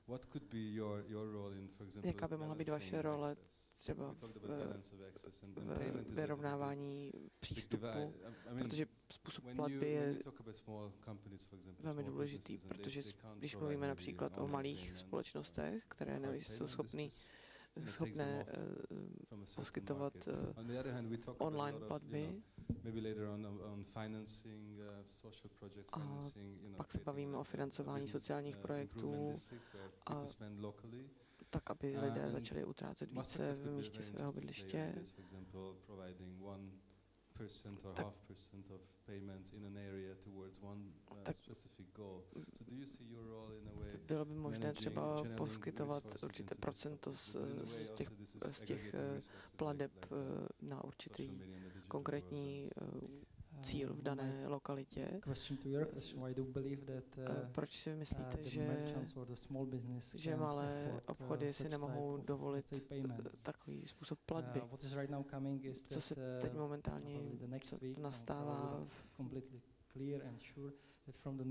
od příštího týdne vstupuje v platnost nařízení EU, kdy tedy se snižuje poplatek, který obchodník musí zaplatit za online platby, což je první velkou změnou ve střední Evropě nebo na trzích v Evropě.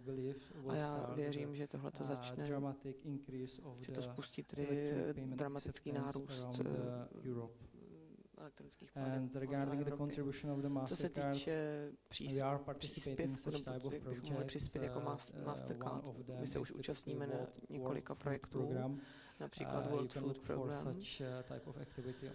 Můžete tyto aktivity podívat na našich webových stránkách, také se snažíme účastnit dalších programů, které se zaměřují více lokálně, tady nejenom globální projekty, že to je specifické a liší se to země od země, ale takže se už podílíme na určitých projektech tohoto typu. Možná ten nápad, jak přispívat na zlepšování podnikání v určité oblasti, možná je otázkou, proč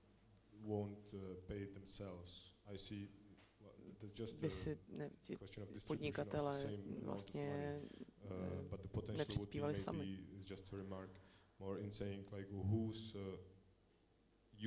A teď jde o to, kdo vlastně využívá tu oblast.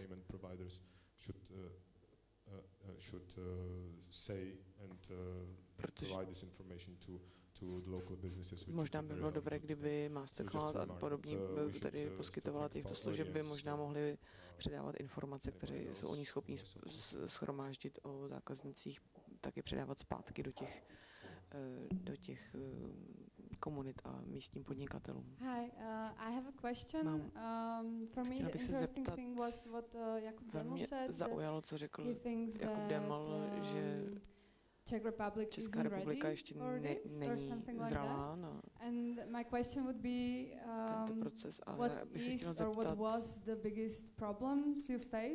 s jakým největším problémem jste se setkali během vašeho projektu? Co vnímáte jako největší problém pro naše budoucí využívání sociálních médií a digitálních technologií, tedy pro naše budoucí smart cities? Jako příklad vám povím jeden příběh. V Praze jsme pracovali na strategickém plánu pro Prahu a během různých workshopů jsme spolupracovali s Berlína a telefonovali jsme si s nimi a někdo řekl, Smart City je sice něco pěkného, ale Praha by měla nejdříve se stát moudrým městem, než se stane chytrým městem. A my jsme se podívali a kývali jsme, souhlasíme, protože tahleta využívání všech digitálních technologií a smart technologií musí být aplikováno do situací, které jsou na ně připraveny. Takže první podmínkou je tedy důvěra a chápání, porozumění tomu, jak ten dialog je nastavený. A pak do toho teprve mohou vstoupit digitální média a podpořit ten proces. Ale pokud nejsou zatím nastaveny ty základní parametry, tak ta digitální nástroje mohou s tím toho mnoho nezmůžou. Poslední velmi stručná otázka a stručná odpověď. Takže nám dochází čas.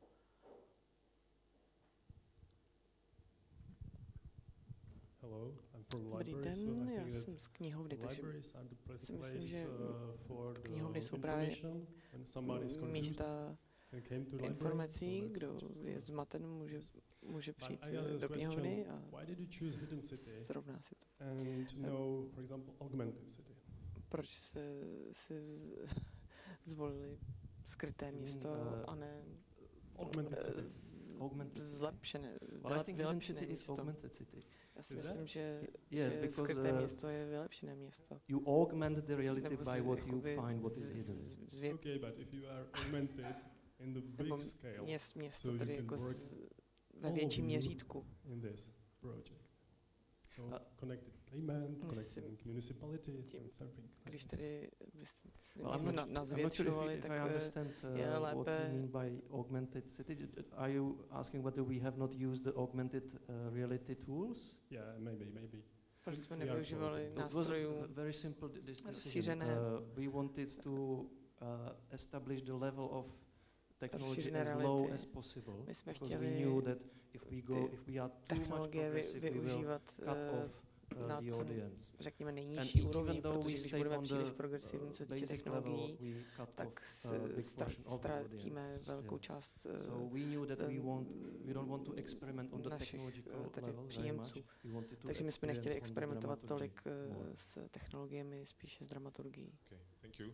So time is running, so I'll just say a very brief čas běží, jenom stručný závěr. Můj dojem z dnešní diskuse je, a využiju k tomu Jakubova slova, že to, co všichni hledáme, je tady moudré město. Takže nové nový výraz, který nám tady bude často znít v posledujících letech, protože to je to, co nám jde s využitím moderních technologií. Chceme dosáhnout moudrého města. Děkuji vám za pozornost. Well, thank you very much. Just a quick organizational remark. We will have a very short coffee break. Teď and then we will continue with the next panel, the policy of innovation. So I would like to ask you to takže bych vás rád požádal, abyste se sem vrátili v 12:50.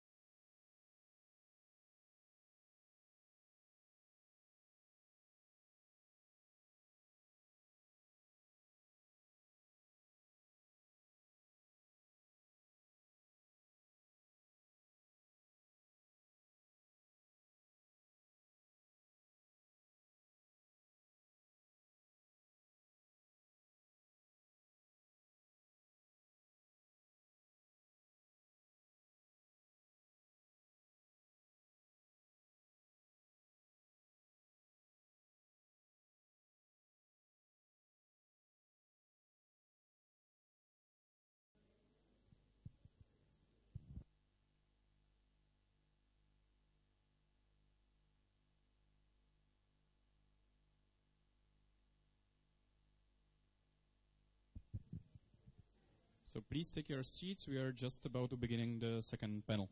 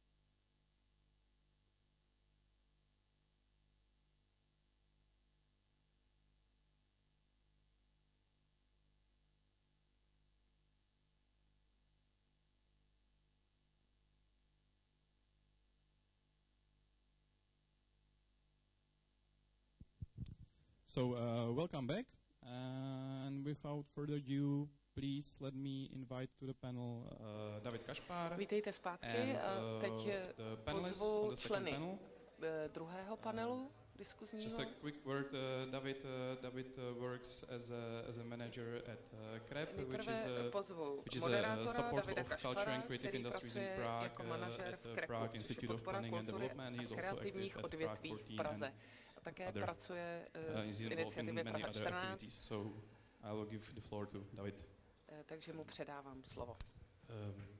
Good noon, everyone. Good to be here in Pilsen. Dobrý den, jsem rád, že jsem tady ve skvělém městě Plzni, které mám velmi rád. Rád bych tedy představil své vážené hosty. Začnu nejprve s dámami, takže... Sorry, the last name I didn't. Čala. Kristina Čala, she is from Budapest, so please have a little... I will introduce all. Kristina, Hanka Třeštíková, she's Třeštíková. And sorry, Kristina is representing, she's from the... what is it? Okay, sorry. It will come up. Give me time, don't worry. Omlouvám se, Hanka Třeštíková, she's the Culture Council at Prague 7, which is a district, one of the very innovative and culturally full district of Prague. Což je velmi inovativní a kulturní část Plzeň, pražská část organization. A pak tu máme Michala Hladkého, který je ředitel Creative Industry Košice. So, maybe we'll start with Kristina. So please give us your... Takže začneme u Kristýny a požádám ji, aby nám představila svoji úvodní prezentaci. Okay, now it works. Thank you very much for having me. I'm very excited to be here and looking forward to this discussion and the others as well. So my name is Krista Čala and I work for Design Terminal. We are a state agency responsible for the development of the creative industries based in Budapest, Hungary. And yeah, what do we mean by creative industries? It's the economic fields in which the creation of business value involves the creation of cultural value. This can be many things from book publishing throughout theater onto technological things, but we focus on three areas mainly, design, city and tech. This is our organization basically. Just to have a quick slide of this, I mean we're a state-backed institution, but we work as a startup basically. So in the middle, that's the entrepreneur that we work with and everything else is centered around them. We work with 400 young businesses each year, some of which we mentor for a long period, some of which we consult with, some of which take part in our events. Yeah, this is kind of why we do this, because we see that a lot of these young entrepreneurs have problems in the fields integrated with yellow, so they don't really have any access to finance in order to run their business, and they have management and sales problems. So this is where we try to get in and help them develop their business skills and competencies, help them validate their products on an international market, and we also help them to find financing. We have a consultation service which anyone can apply to, and we meet more than 100 businesses each year. This way they come to us. We have a pool of mentors that help them with any question. We have a mentoring program that runs for 6 months, and it's very intense. We have 3 tracks within the mentoring program. One of them is design. As you can see, these are our recent mentorees. We have everything from fashion to 3D printing. We have City Lab. These are products that are specifically applied to some kind of problem in the city that solves some kind of issues that local residents have. And here, the one who buys these products is a municipality or a government, actually. So I will talk about this later. And we have Tech Lab, where we focus on really early stage startups. We try to reach product market fit, which means that we try to develop products, applications, or any kind of tech startup, and find the perfect product for a specific market. And basically. We also have a couple of events that we run a summer university for young university students in all fields, from economics through design until everything, basically. And we also have the big trade shows and fairs, for example, Brainboy Budapest, which is a huge festival on the future of technology and humanity. Který se týká budoucnosti technologií. Have your speech for the end. I'll leave it for the end, but okay, let's start with it. This is your institution is a national institution. Vaše instituce je vlastně národní instituce. Jak je možné, že se vláda rozhodla vytvořit národní instituci, která podporuje kreativní průmysl? Naše instituce funguje již 10 let. Ze začátku jsme začínali spíš jako výzkumné centrum. A pracovali jsme spíš jako nevládní organizace. About 3 years ago, somehow the connection was made by one of the ministries who organized events and tried to promote Hungary on the international market, and they had a couple of events related to fashion and design, and so they saw the connection and they kind of started to work together with them, and for the past 2 years we've basically been financed partly by the state. We also have a lot of sponsors, and we try to stand on both feet because you never know what happens, and we don't want to be depend too much, but now we're mostly financed by the state. Maybe leave Hanka. So, hello, thank you for inviting me. Dobrý den, děkuji za to, že jste mě sem I'm pozvali. Actually sitting on 2 chairs right now. I'm Momentálně sedím na 2 židlích. On one hand, I'm a film producer. That is what I do for living, what I studied, and I'm also counselor for culture at Prague 7, that is a district of Prague where I'm living. And so I guess I was invited here for being in politics for past 1 year, so I hope I will be able to share my experience, since this is for the first time I'm actually speaking in English about being in politics, so I don't know many expressions and proper words, so excuse me about this. If this would be pitching for my new film, I would be much more better. Okay, well, tell us something about your experience so far. Well, you became a politician quite fast, and you got the keys from your Řekněte nám něco o své zkušenosti. What were your first Političkou jste se stala poměrně brzy. Jaký byl váš první krok na začátku v politice? So, the good thing is that since I'm a producer, I entrance all these kind of projects as a project. So when we were elected, and that was kind of surprise for all of us that we had such a huge support from the people. When we got elected, we somehow had to fight the new life. It was a brand new position and brand new life for me. So first what I did was I was just trying to meet all kind of people from the creative or culture industries at the district where we are in the town hall. And luckily enough, I knew a lot of them, so I just called them and told them I would like to meet them. And then were they surprised that there is a politician actually calling? Yes, actually they were very surprised. There was this moment when I called one of the director of a theater that has place in Prague 7, that is like a dancing, very alternative theater. It's called Alta.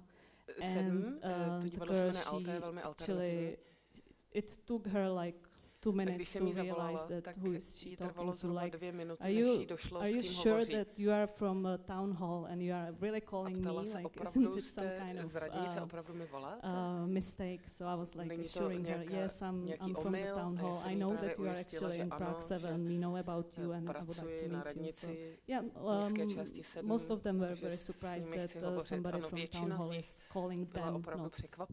Okay, so it's the first political innovation in action, a telephone. Takže první akcí tedy byly tyto telefonáty. To you later on. So maybe Michal, you can take the microphone and tell us something about Košice. Okay, thank you very much, Jiří, for the invitation. It's my first time in DEPO, so I appreciate this spaces very much. Jsem moc rád, že jsem tady. To introduce our organization. Chtěl bych v krátkosti představit naši organizaci. Called Creative Industry Košice. Nyní se jmenujeme Creative Industry Košice. Called Košice 2013. So our organization was responsible for the whole preparation of the European Capital of Culture, which Košice was in 2013. Protože Košice do té doby jsme se jmenovali Košice 2013, protože v tom roce Košice byla hlavním evropským městem kultury. Investment projects in winter 2013, so it's this very parallel situation as here in Pilsen. Takže v zimě 2013 jsme byli v podobné situaci, jako je Plzeň teď. A všechny investiční projekty v té době we as an NGO organization v rámci tohoto projektu. Takže my jako naše organizace jsme měli samozřejmě právo řídit prostory a budovy a město nám dovolilo všechny tyto aktivity v rámci investičních projektů provozovat. Pracovali jsme jako nevládní organizace. V roce 2012 jsme vypracovali ekonomický plán a v roce 2013 kulturní strategii pro město.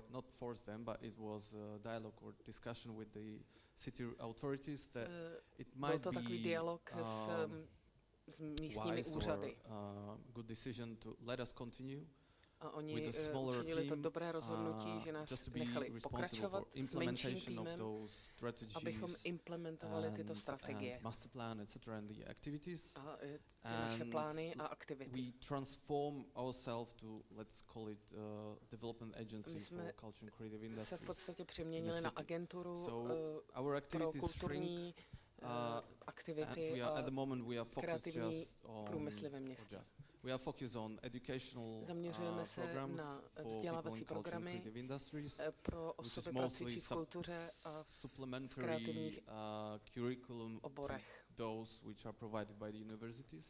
Takže to jsou jednak, je to tedy mimo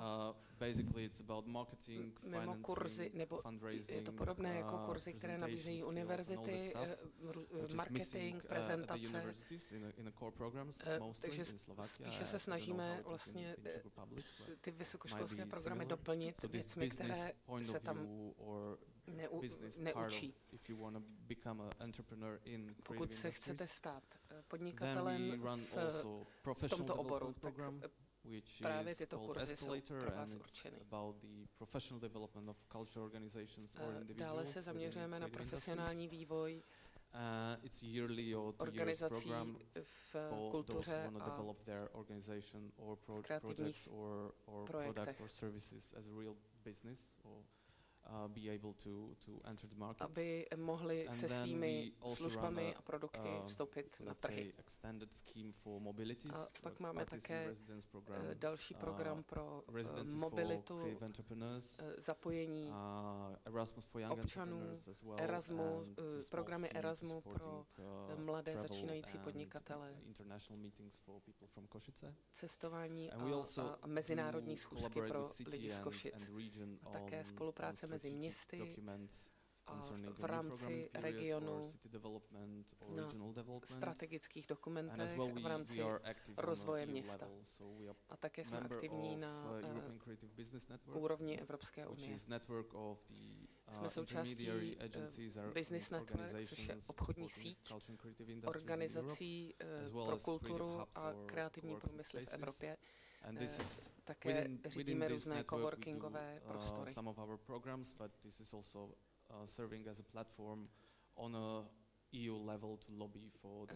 A právě se snažíme také fungovat jako platforma na evropské úrovni pro různé organizace, aby lobovaly za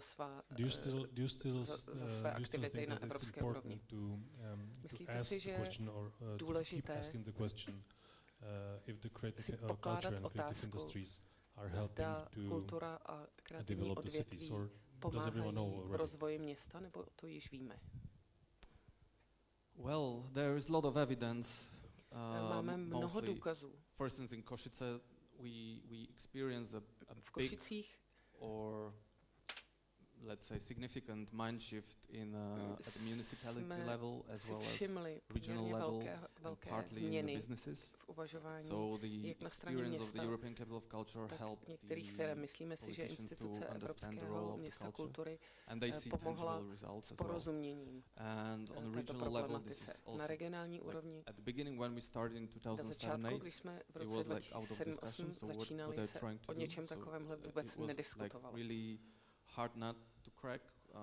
Byl to opravdu tvrdý oříšek z politiky začít diskusi o tomto tématu a stejně tak s úředníky,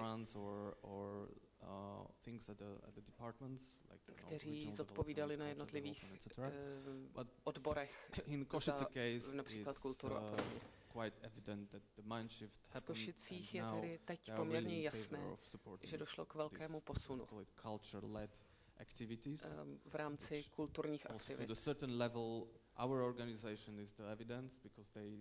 Na určité úrovni je i naše organizace jistým důkazem, že toto začalo více fungovat, protože i po roce 2013 stále fungujeme.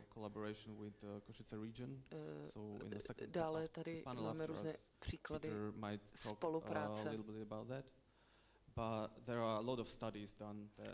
Bylo vypracováno mnoho studií, kde vidíte různé důkazy,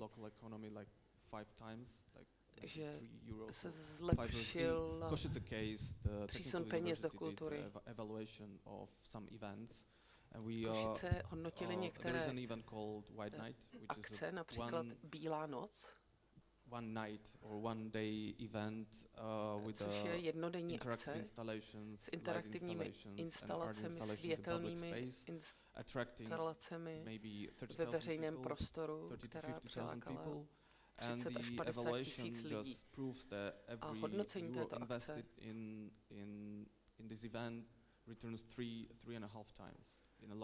zjistila, že to přispělo 3,5 krát se zvýšilo přispění místní ekonomice. A to je takzvaná vědecký důkaz pro politiky. A samozřejmě to nehovoříme ani o investicích do těch jednotlivých budov, které byly k této akci využity. A Kristýno, jaké je vaše propojení s městem?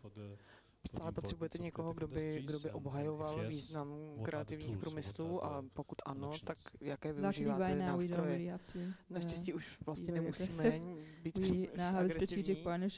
Máme už strategické partnerství exactly because they saw what we did and it wasn't that hard to get them on board. We do a lot of the events together, so which consists of mostly them sponsoring us and us doing the work, but they see the potential in maybe in tourism, that we attract a lot of people in with our incubation program just to have this attraction for Budapest to get all the really smart and talented innovators there to do their business there. So if you can formulate what you do in their language, which we kind of figured, or my colleagues figured out how to do it, then it wasn't that hard to get them on board. And now we're in a cooperation that works quite well. Tak není tak těžké získat pro spolupráci. Soustředíte se převážně na we have the closest one with the metropolitan level. Sometimes we work with the district where we're based, and we had a couple of projects with other districts. For example, we had a big project which was it was all about empty spaces in the city, like empty store spaces that the municipalities own. And we had a big project, and the aim of which was we had big posters on all these vacant spaces with like faces of creative entrepreneurs and their little story. Like what they do, and it said you can be one of them, and you can rent out this space. And we had an agreement with the district that they will give it to creative entrepreneurs, the space for a reduced fee. But actually, this kind of stopped, so this project didn't really go well in the end. But at least they were open to working with us, and this was kind of the start to the bigger projects that we now do, where they also see the potential. Actually, it's funny because it's easier to work with the metropolitan government for us, we found, than for individual districts, but I guess it's different in every city. And also we work a lot with, we now started to work a lot with the cities in the countryside. They are coming to us, and they really want to do something in their city, like smaller cities. Like Sopron or like some of the Miskolc, Debrecen, where they're trying to do something and attract creative minds to their city, and we're trying to help them as much as we can, and we try to help them build their own little like design terminals. Vybudovat jejich vlastní design terminály. Takže si myslíte, že komunita a je město už si vás váží? Doufáme. You are starting with a very interesting project. Tanko, ty začínáš zajímavý projekt momentálně v městské části Praha 7, který se jmenuje kulturní městská část. Co vás vedlo k tomu začít s tímto projektem? So that is the project that actually is the most significant project we are about to start in our election period, and hopefully it will last through other election periods. And it's actually something that is already existing, but we just giving it a name or a brand. So Prague 7 is kind of a smaller district of Prague, and it's very compact. It's old buildings with residents. It's near the city center, and it has many cultural institutions such as many theaters, art house cinema, many galleries, and so on. And it's very cultural already. And so we decided that we just need to somehow make it official, and then it will happen. And so I started this project within my election period, so it's been already a year since I started to work on it. We started with putting together a new culture committee. And the first big step was a meeting of representative of culture institutions that took place in June, I guess, and there were about, I don't know, 40, 50 people coming, and we were actually talking with them, like, we have this idea, what do you think about that? And the main outcome from this meeting was actually, yes, we think also that this Prague 7, that this district is very culture, very creative, and we want to be part of so-called art district. Toho vašeho projektu kulturní městská část. Takže je to velmi participativní projekt.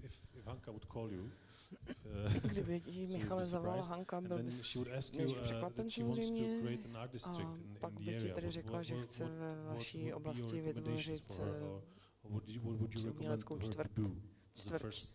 Tak co bys jí doporučil jako první krok?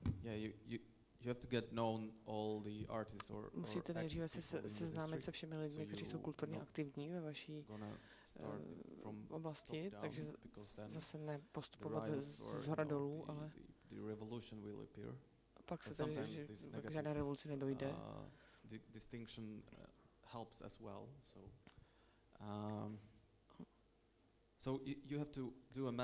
Musíte si zmapovat veškerý potenciál, který už existuje, a pak začít přemýšlet o tom, co s tím potenciálem dál, co může dát zpátky své komunitě, a musíte se také snažit propojit se zbytkem města.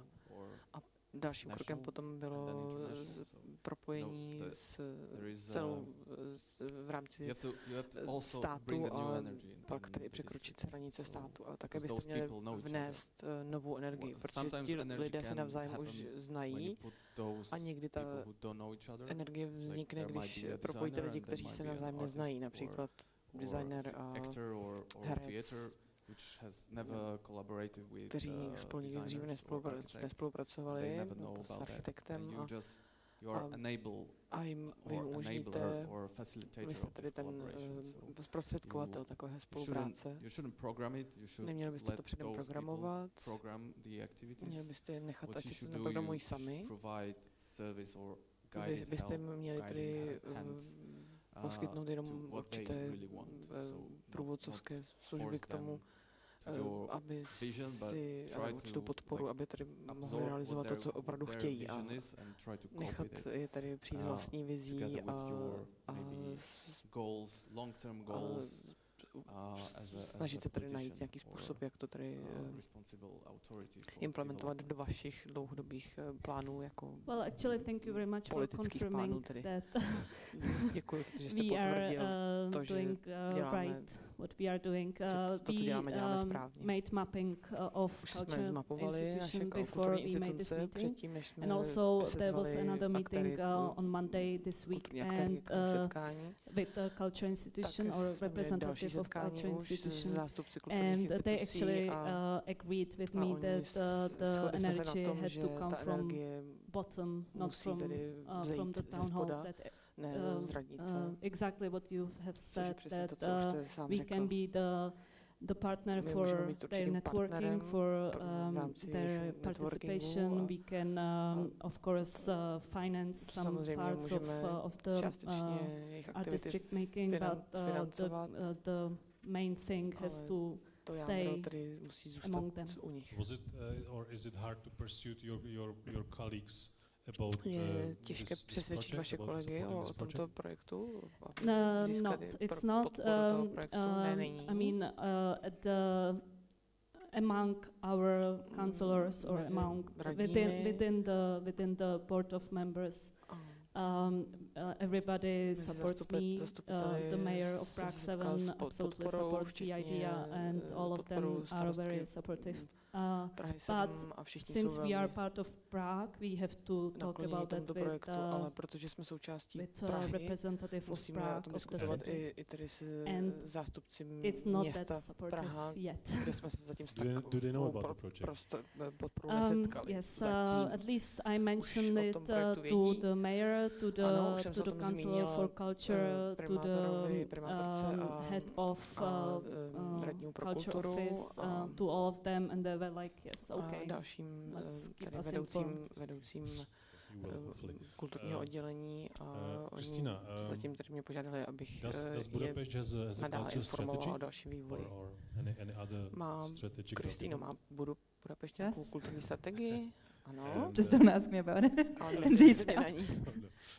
But so at least you know it exists. I'm sure there is one, and part of it is to, like, pretty much every city in Central Europe, I think, to be the startup capital of the region and the creative capital of the region and all these things. Do you find it important to have a strategy? Yeah, takovou strategii mít, samozřejmě. So, but you don't work with it on every day. Yeah, we do, but it's každodenní práci. It's easier said than done. Yeah, I mean, we do take part in the process. But yeah, it's not very. I mean. Yeah. That's not your topic. You mean not my topic, but what I wanted to say is not very effective, or I don't know. It takes a lot of time to. And do you think it's but you said it's important to have, but it's not effective on the other hand. So where's the problem? It's important to have like kind of a safety net, I think, because just to be able to go on with the changes and give room to innovation and. Dává tady prostor inovacím you need the strategy změnám, to be able to work in Košice. We have one, také potřebují strategii pro spolupráci v Košicích. My také máme strategii, protože je důležité mít určitý směr, čeho se držet v dlouhodobé perspektivě. Něco, co přesahuje dobu jednoho volebního období, co je velmi podstatné. Je zajímavá věc, co se týče kulturní strategie v Košicích. V jejich přípravy jsme dělali průzkum, jak je kultura financována v Košicích, a zjistili jsme, že všichni kulturní aktéři, jak neziskové organizace, tak krajské organizace, státní organizace, které sídlí ve městě, plus nezávislí, tedy kulturní aktéři, tak na základě této studie z roku 2013, tak všichni tedy všechny ty rozpočty dohromady dávali asi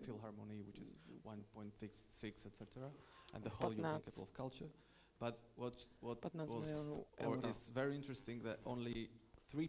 Ale jenom 3% z tohoto celkového rozpočtu přišlo na nezávislé, tedy nebo plynulo k nezávislým kulturním aktérům.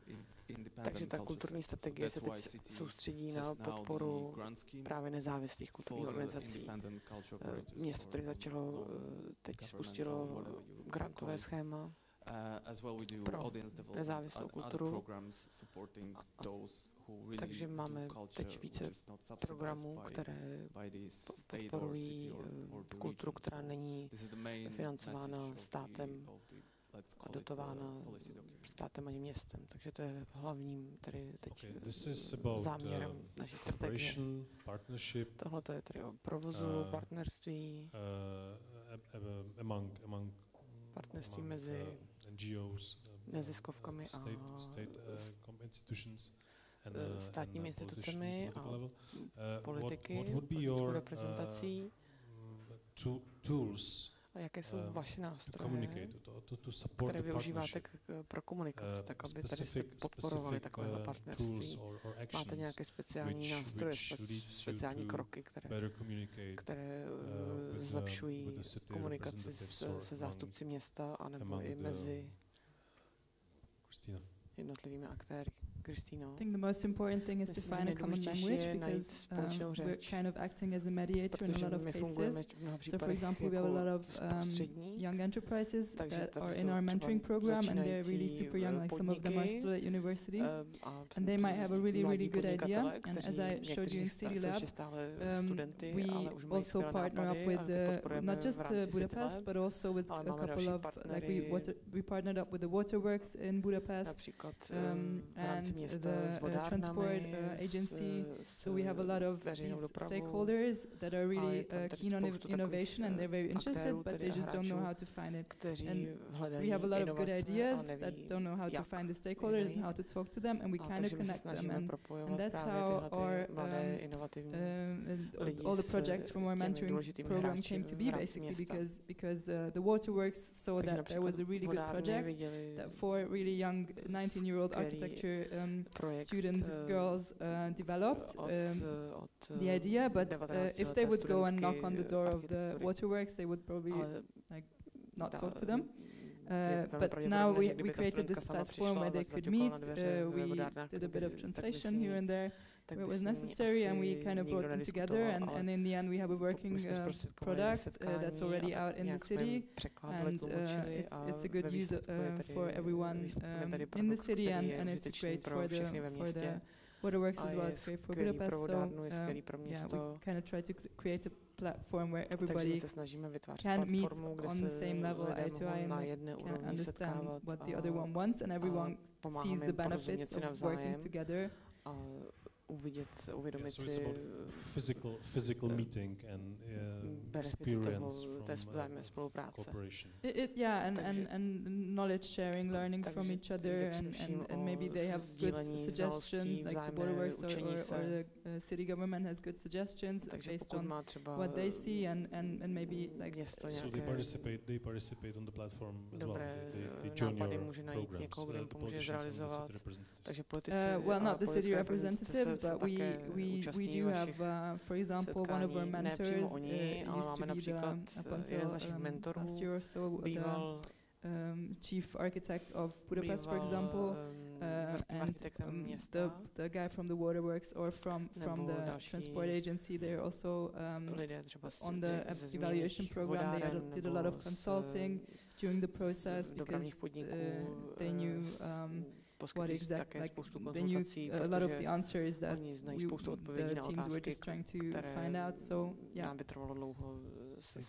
So you wish the city representatives would participate more, or bys ráda viděla větší účast zástupců města? I think it's fine. I mean, we had a bit of worries beforehand, and we thought like, okay, they would come here and they would be like, why do we have to do this or whatever? But they were super open, and we were so surprised. Like basically everyone that came to us and where we had a consultation and a meeting, they were very open. I think we were more afraid of the unknown, but. In the end, we found that they really want to innovate. They really want to have access to these ideas, and they really want to implement them. So. Jsou opravdu připraveni tyhle inovativní nápady implementovat, uvádět do praxe. V Košicích měli jste nějaký problém s zapojováním zástupců města? A máte taky nějaký speciální postup na to, jak je přesvědčit? My jsme vlastně byli zřízení městem, takže my jsme s těmihle problémy nepotýkali, protože oni zároveň podporují naše aktivity a možná jsme měli určité problémy zapojit lidi z celého kraje košického. Protože pokud se tedy 7 z vašich kulturních institucí sídlí ve městě, tak byste se také měli účastnit diskusí o tom, co se bude dál ve městě dít a na vytváření strategie. Ale co ještě zajímavější je otázka toho, jak zapojit privátní sektor a podnikatele, protože město jako iniciátor společně s dalšími 4 společnostmi sector representatives, universities and some cultural organizations. Což znamená kulturní organizace, privátní sektor a univerzity a město bylo tím čtvrtým aktérem. Legacy supporting platform for the European culture. Společně vytvořili určitou platformu pro zachování odkazu hlavního města kultury. A upřímně tahle platforma tak docela nefunguje, protože jejich přístup během roku hlavního města kultura byl přístup toho, kdo ten projekt financuje. Ale my jsme se snažili je více zapojit tak, aby získali autentickou vlastní zkušenost z toho, co vlastně jsou kreativní průmysly, co je kultura. Takže děláme umělecké intervence v společnostech, ve firmách například.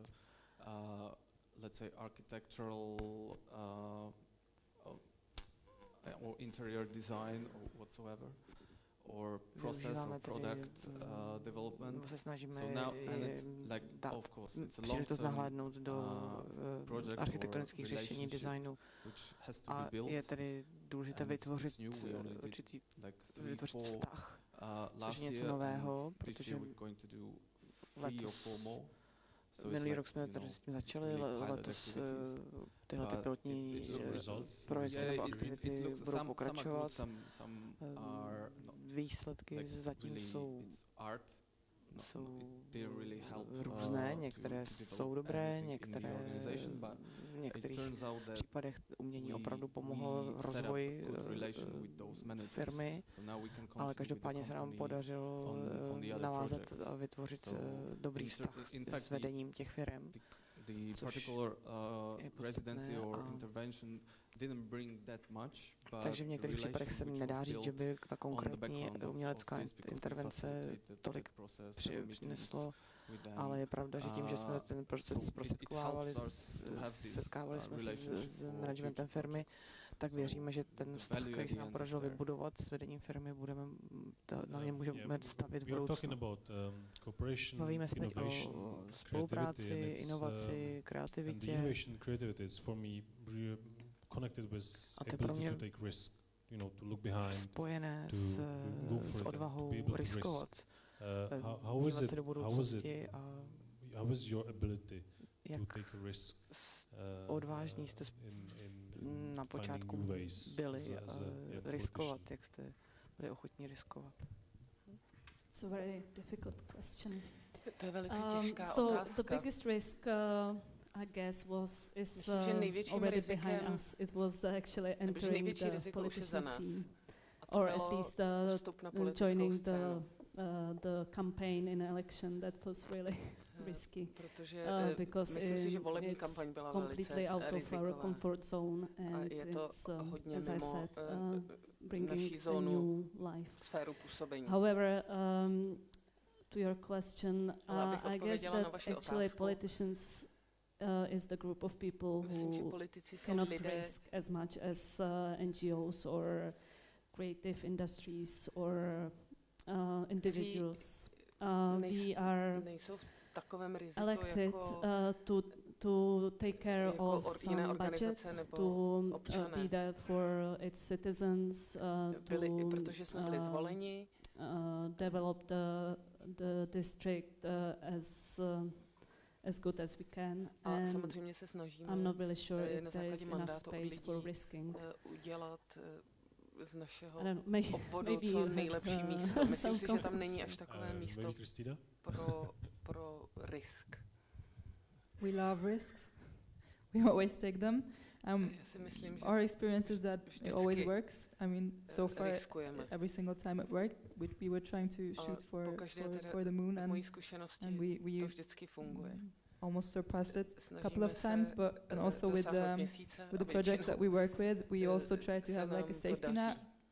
Like to have a couple of projects that are for sure a success and they're like very foreseeable, but we always do besides this a couple that are riziko and it's gambling, and so far it all worked out. So fingers crossed. Zatím to vždycky yeah, fungovalo. But we're also looking forward for it to not work out once, because I'm sure we can learn a lot from that. But samozřejmě se nebojíme ani těch, které nakonec nefungují, protože se z toho můžeme něco naučit. Risk taking? Don't have to. Yeah, with every new, let's say, project or initiative, you're taking risk because. S každým novým projektem nebo iniciativou do jisté míry riskujete. You should take a moderated risk, so you try to implement something which is already working somewhere else. Snažíte se například implementovat něco, co už nefunguje, a tímto riziko snížit. Nobody ever did it in Košice, or here where we are talking about the place or tohle nikdo nedělal, spíš hovořím o jiných místech, někde jinde. Is doing it somewhere else and it works, so a tam to let's funguje, risk it, let's put the budget in, let's do it, and we will to see zkusíme u if nás, it works. Sometimes you always have to adjust it to your local conditions. You can't uvidíme. Samozřejmě se vždycky musíte přizpůsobit místním podmínkám. Ale je dobré mít určitou inspiraci odjinud. Tam, kde už to funguje, a pak to implementovat. I also think that everybody loves to be part of success. So if you risk, then just make everyone believe that it will be a really good success, and then everyone will motivate each other, and in the end it will come out. Každý je také tím motivován, když riskujete a něco vyjde. Okay, so it's we have 10 more minutes left approximately, takže máme ještě zhruba 10 minut. It's time for public. Myslím si, že je čas na otázky z publika. Microphone, please. Or you can take mine. Můžeme dát mikrofon. I just have a question for Hanka, because mám otázku na Hanku. Creative Prague 7 or Creative District seems like to be this innovation. Vaše značka, kreativní městská část Praha 7, je to značka, nebo je to důvod, proč by lidé měli žít v Praze 7, nebo proč by se tam měli přestěhovat kanceláře, nebo prodejny, nebo jestli je to turistický nástroj. Jaký je vlastně důvod za tím, že jste Prahu 7 nazvali kreativním místem? Je to několik z těch důvodů, které jste zmiňoval. We would like to communicate it on many levels. Chceme to sdělovat na různých úrovních. This art district is a tool for its institution, for a cultural institution to maybe connect more, to reach for some other funds, to make program richer, etc. Also, we would like to build the awareness for citizens of Prague 7 that they are actually living in very interesting part of city, and it's that we would like them to be patriot and to take care of the park. Plus, of course, there is an aspect of tourism that we definitely would love to address, like make Prague 7 a touristic place, meaning like not for buses full of Koreans, but more like for nechceme samozřejmě autobusy plné Korejců, ale spíše turisty, kteří hledají něco zajímavého, chtějí strávit čas na zajímavých místech. I don't know, Berlin is, for example, you don't go to Berlin jako například v Berlíně. Do Berlína nejedete, abyste se dívali na monumenty, na staré budovy, ale chcete zažít zajímavou atmosféru all sort of culture institution. A navštívit různé kulturní instituce. I don't know if I answered properly. Well, the interesting thing about it is because I participate in the process a bit. And we had this meeting on Monday with all these participants or stakeholders, and they were keeping the same questions. What is it going to be like? Well, the thing is, nobody really knows. You know, it's more of a common idea or vision. Spíše myšlenka nebo vize. What it actually is, we have to come out with it in the process. So yeah, just want to add that we have a very strong partner As David mentioned, our partner in this process is CREP, which is the new office of culture, creative. It's part of the Institute of Planning and Development, but that's not why I said that. I wanted to mention that because it's very important for us to have this strong partner who will help us actually with the strategy, with all kind of answering all kind of questions like what it's going to be, how does we do it. We'll help you moderate the risk. That's it. Any questions? Ještě další otázky? Please. Can you hand the microphone?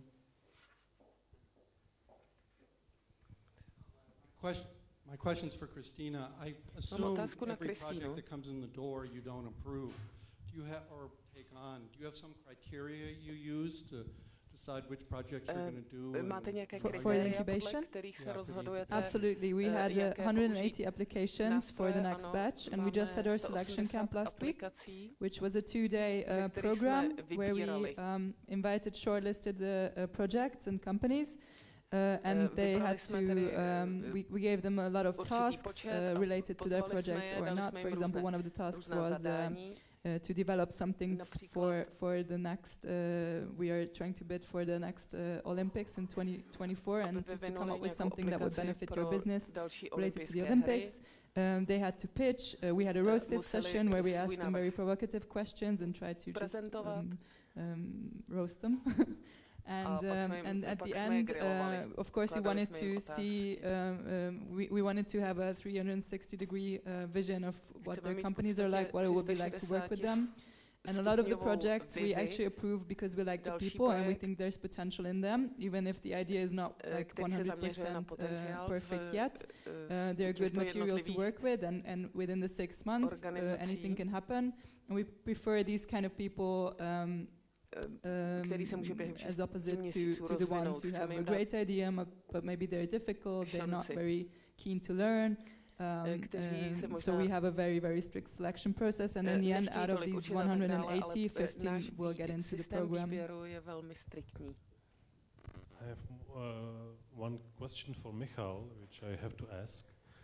Mám otázku na Michala, kterou musím položit. You have this great experience with the European City of Culture title.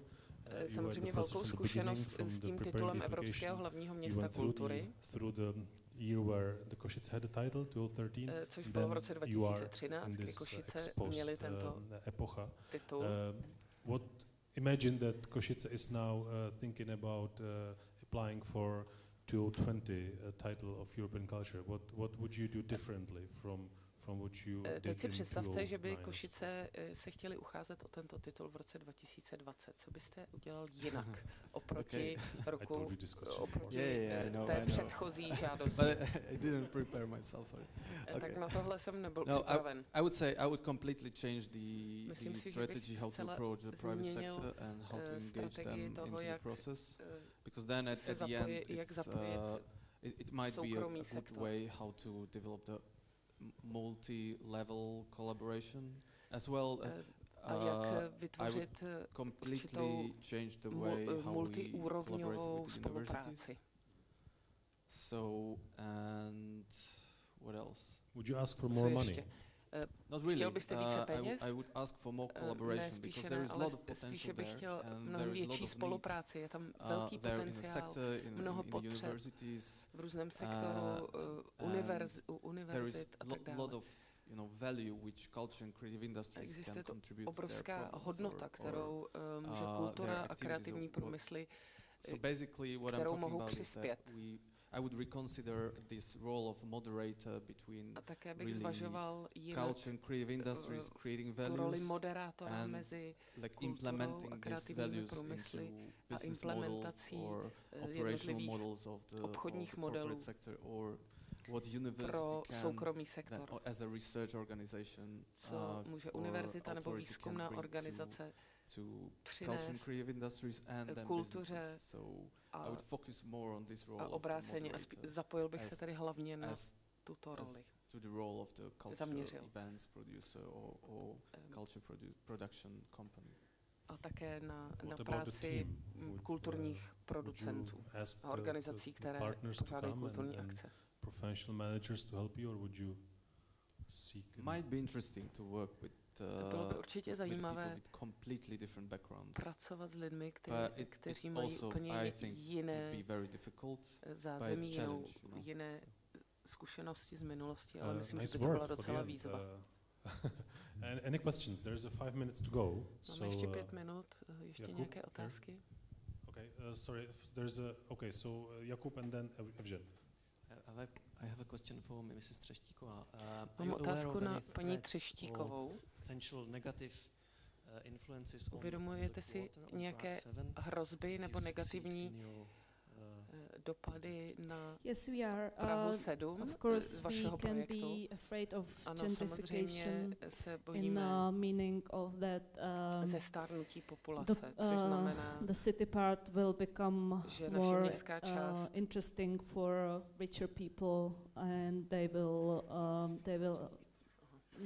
tak se opraví gentrifikace, to znamená, že bude zde naše městská část bude zajímavá pro bohaté lidi, kteří vytlačí chudší část obyvatelstva. Moderate the process also with přizpůsobit. Professionals in sociology or anthropology and so on. Like we don't want to make Prague 7 empty or dead district where you can go to the theater, but you don't have place to buy a butter. So of course we are aware of this threat, and we will try to avoid the gentrification. Budeme se snažit vyhnout gentrifikaci. One more question in the back. Yeah, I would like to ask Michal, what is the legal status of the organization? Michala, jaký je právní statut jeho organizace?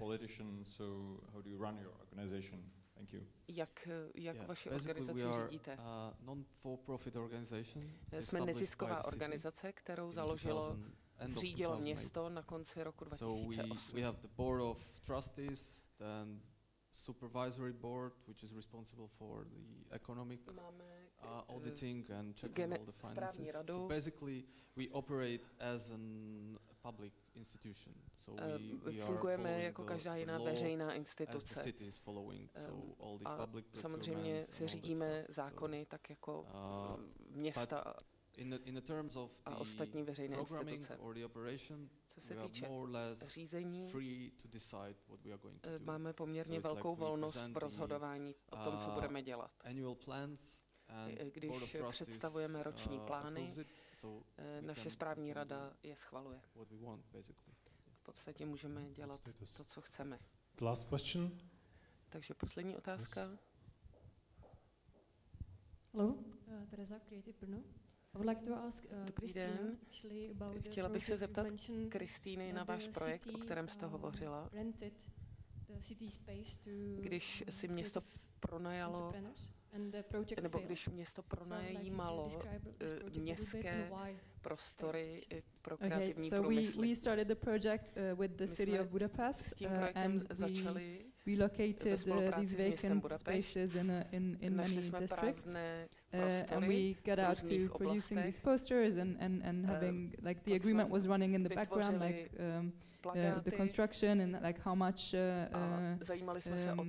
cheaper the creatives can get the space, etc. And in the end, it failed because we started the process with the Budapest government, but actually renting out the spaces was within the districts. And it kind of failed there because they didn't follow through with everything, and we started the discussion with them, and we already had a couple of entrepreneurs who wanted to rent the space, but then they kind of, some of them said like, okay, maybe we don't want to do this after all because we don't get as much money as if we would rent it out to some other company, but in the end these spaces are still unused, so we're still hoping that it will eventually happen, that these creatives can move in, but that's the problem that I said. It's actually sometimes easier to work with the municipality than with the local districts. That was the reason it failed. Než s jednotlivými obvody. Z toho důvodu ten projekt Thank you very much for joining the discussion. Of course, there will be time for further questions after during the lunch. Teď už nám vypršel čas, ale po obědě bude prostor pro další otázky. And for me there is I just wrote down a couple words that came up, and I think they are maybe important for the topic. Communication / telefon, takže především důležité je komunikace, vzdělávání, implementace strategie, empty space for creative industries, důkazy, working together, spolupráce, platform for working, for communication, pro moderated risk, komunikaci, and for the end, we like the people, it's good material to work with. A pak na konci, že máme rádi lidi a je to dobrý pracovní materiál. Děkuji, nashledanou. Also, thank you very much for to the panelists for interesting discussion and some practical information from me. Now there is going to be a lunch. We keep 1 hour for lunch, so no worries. We start at 2, but we finish strictly at 3. So I would like to ask you to be back at 3. And the next panel is going to talk about modern cultural institutions. Okay. And what I wanted to say, also there is a guided tour, if you already saw it in the program, planned for 5:30. But this is really kept.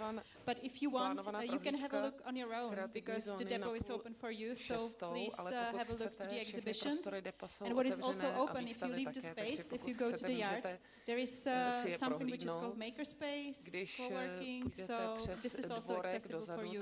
So if you don't want to wait for guided tour at 5:30, then you can do it now.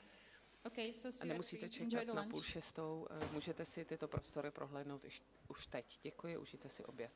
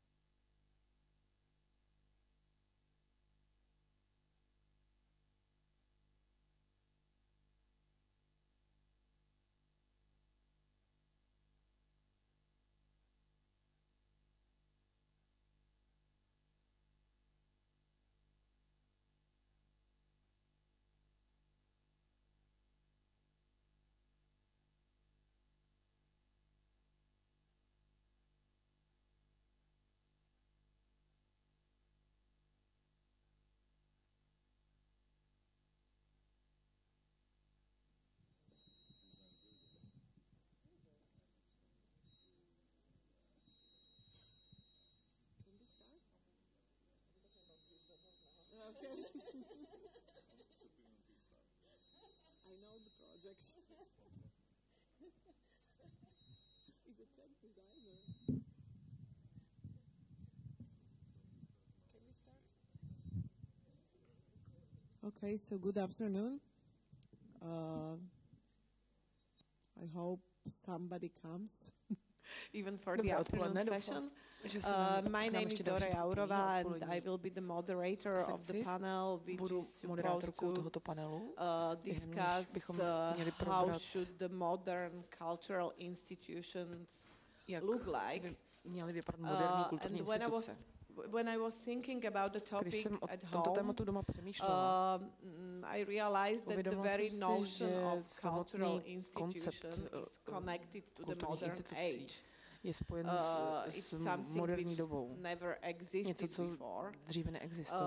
And it's always somehow, if you hear the word cultural institution, it's always somehow connected to the word public in a way. The reason why something like cultural institutions have been created in a certain time of the history was maybe the moment when somehow people understood the importance of promoting and protecting culture and arts maybe.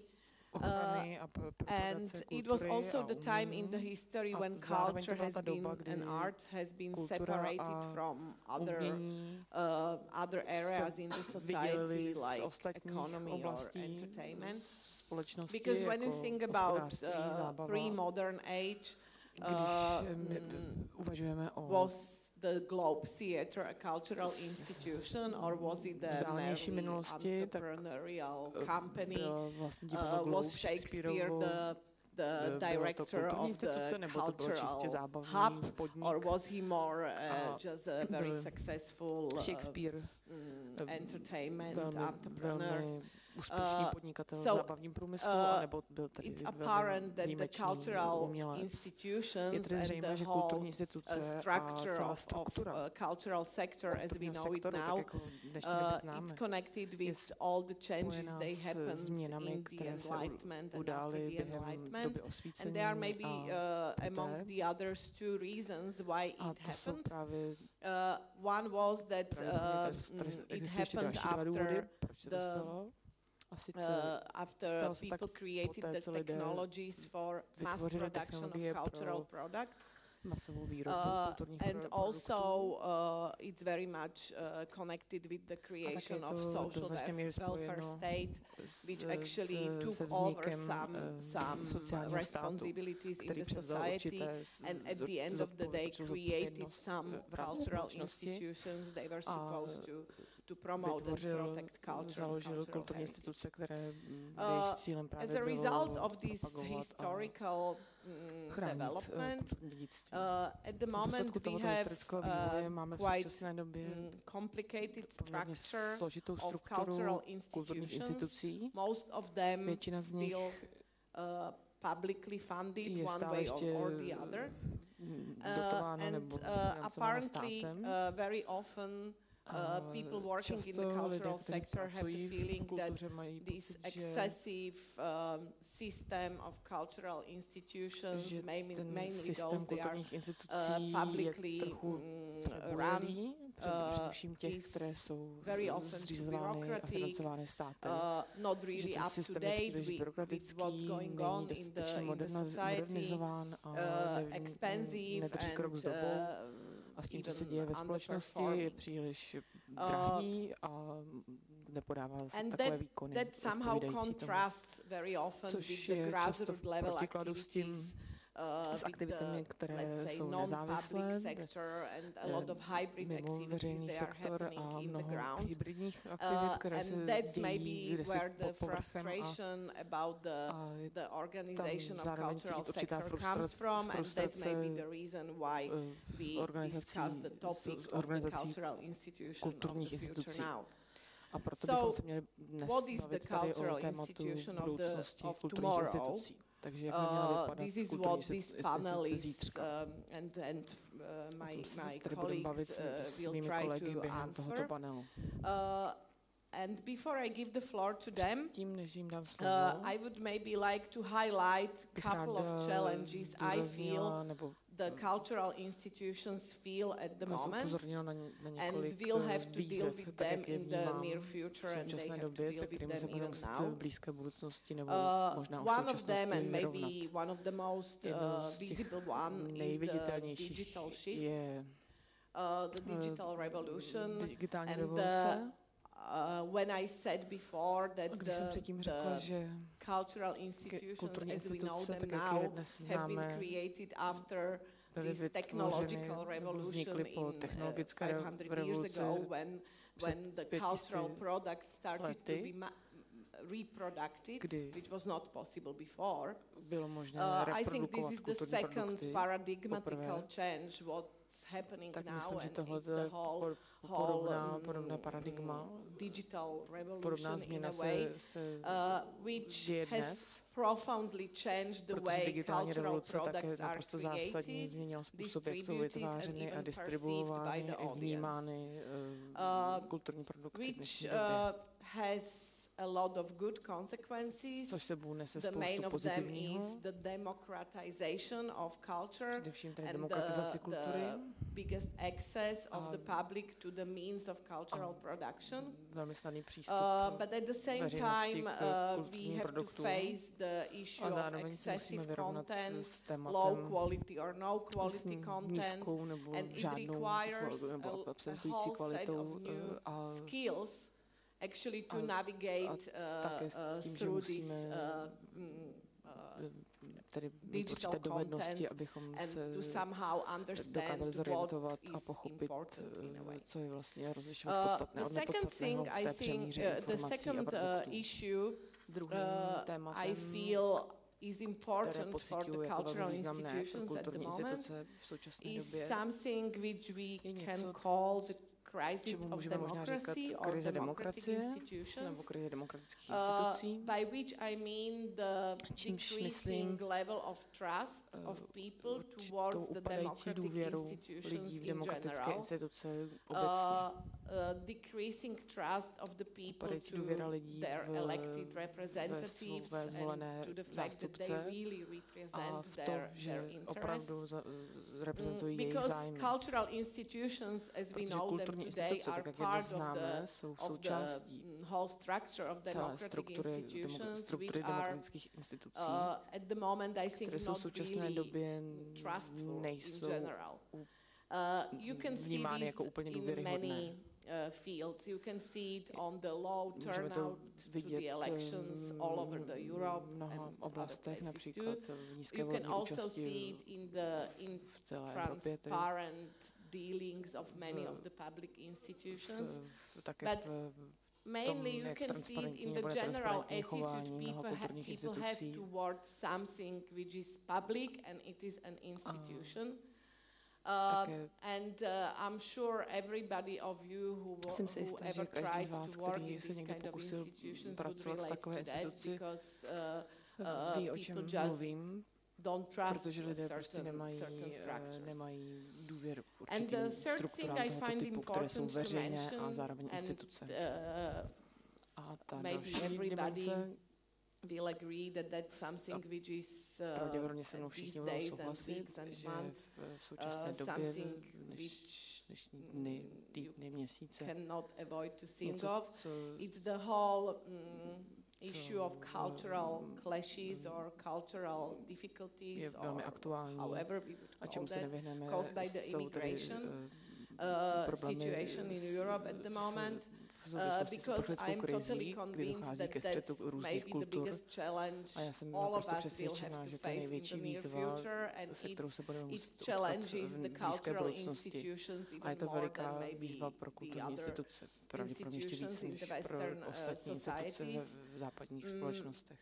Because we are not dealing anymore only with the issue of diversity now, but maybe we are dealing with the very basic issue of humanity, and that's something which is very much connected with culture. So then just a couple of things they came to my mind when I was thinking about the cultural institutions of the future. I have 4 people on the panel, and I am always happy to meet friends on the discussion panels. And maybe we can start with the one who has to travel the longest distance of all the 4 panelists. Kim Thuin came from Amsterdam. She's the director of an institution called NDCM, Amsterdam, NDSM. And she will probably explain to us what they do there. It's a former shipyard, which is now being converted into, it's not even an institution, it's more of a community of different activities, so the floor is yours. Takže prosím.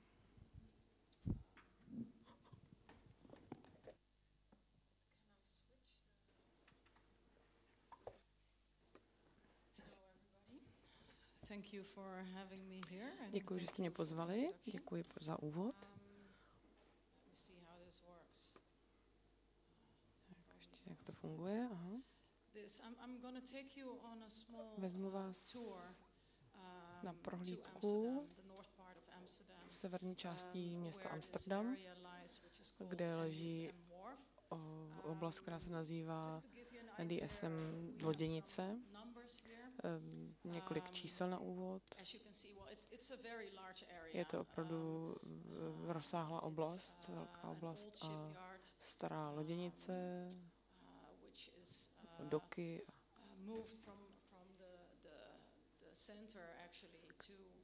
která byla přestěhována z centra města na sever, kde vlastně vznikl určitý ostrov tím způsobem. A my se snažíme, nebo naším úkolem je vytvářet kulturní programy pro nadaci NDSM loděnice. A naši zakladatelé jsou vlastně parta zajímavých, nebo je to skupina zajímavých společností, které v určitý moment asi ucítili, že je potřeba spojit síly a najít nějakou společnou strategii. Je to tedy zastoupení městské části severního Amsterdamu a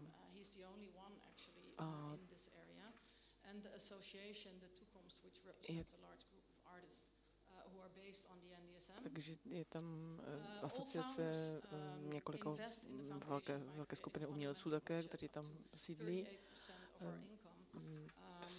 Ta tedy spotřebovává asi 38% našeho rozpočtu, pak 12% jde náš umělecký program a potom 50% našeho příjmu tvoří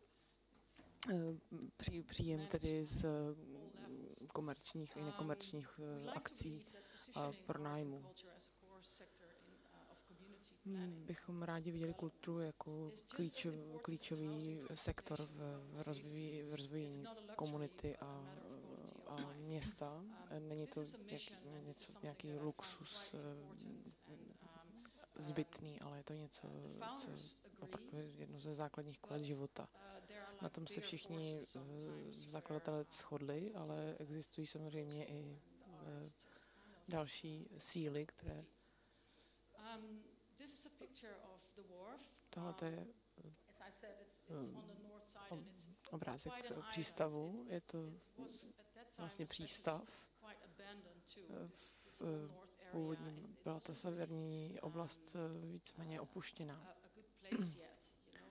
Nebývalo to dobré místo k životu a vůbec lidé tam neradi chodili. A ti, kteří tam pracovali, vlastně neopouštěli zase loděnici. Takže to byla velmi uzavřená komunita. Takže jenom abych představila ty základní nástin toho, jak fungovaly loděnice a přístav. Přístav byl uzavřen v roce 1984, předtím tedy to byl největší přístav v Nizozemí a začaly se tam budovat domy a nešlo to příliš dohromady s tou loděnicí a s přístavem, takže musela být loděnice zrušena a přístav zrušen. Potom byl tedy, pak si někteří umělci všimli velké budovy v rámci přístavu nebo uvnitř přístavu a vybudovali tam něco jako umělecké město. Vytvořili komunitu, také online komunitu, která stále existuje a funguje. A je to poměrně vlivná komunita. Pravděpodobně už jste o nich někdy slyšeli. Pravděpodobně to je to první, co se dozvíte, nebo pokud víte o NDSM, tak je to pravděpodobně díky nim. Ta velká budova, kterou vidíte, je právě sídlem toho uměleckého města. A máme v přístavu také hotel Hilton, tam NTV.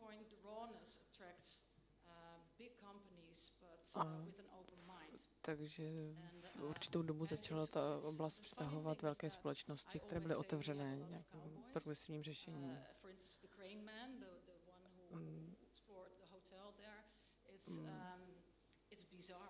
Je opravdu bizarní, že někteří, kteří tam přišli, jako například někdo, kdo přišel a zrenovoval tam 3 hotelové pokoje, což byl velmi odvážný kousek a není to úplně běžný business model. Bylo to prostě jenom často motivací lidí, kteří tam přicházeli a začali podnikat, bylo jenom to, že prostě milovali to místo. V současné době to vnímám jako určitou laboratoř, protože máte tam pocit, že prostě můžete něco vyzkoušet, můžete něco zkusit. Protože Amsterdam někdy z něj máte pocit jakoby z muzea pod širým nebem a pro mě je právě tohleto místo, kde se cítím jako v muzeu pod širým nebem a kde ale zároveň máte pocit, že můžete zkusit něco nového a kdokoliv návštěvník nebo umělec, někdo, kdo tam má svou vlastní společnost, firmu, tak se tam může cítit svobodný.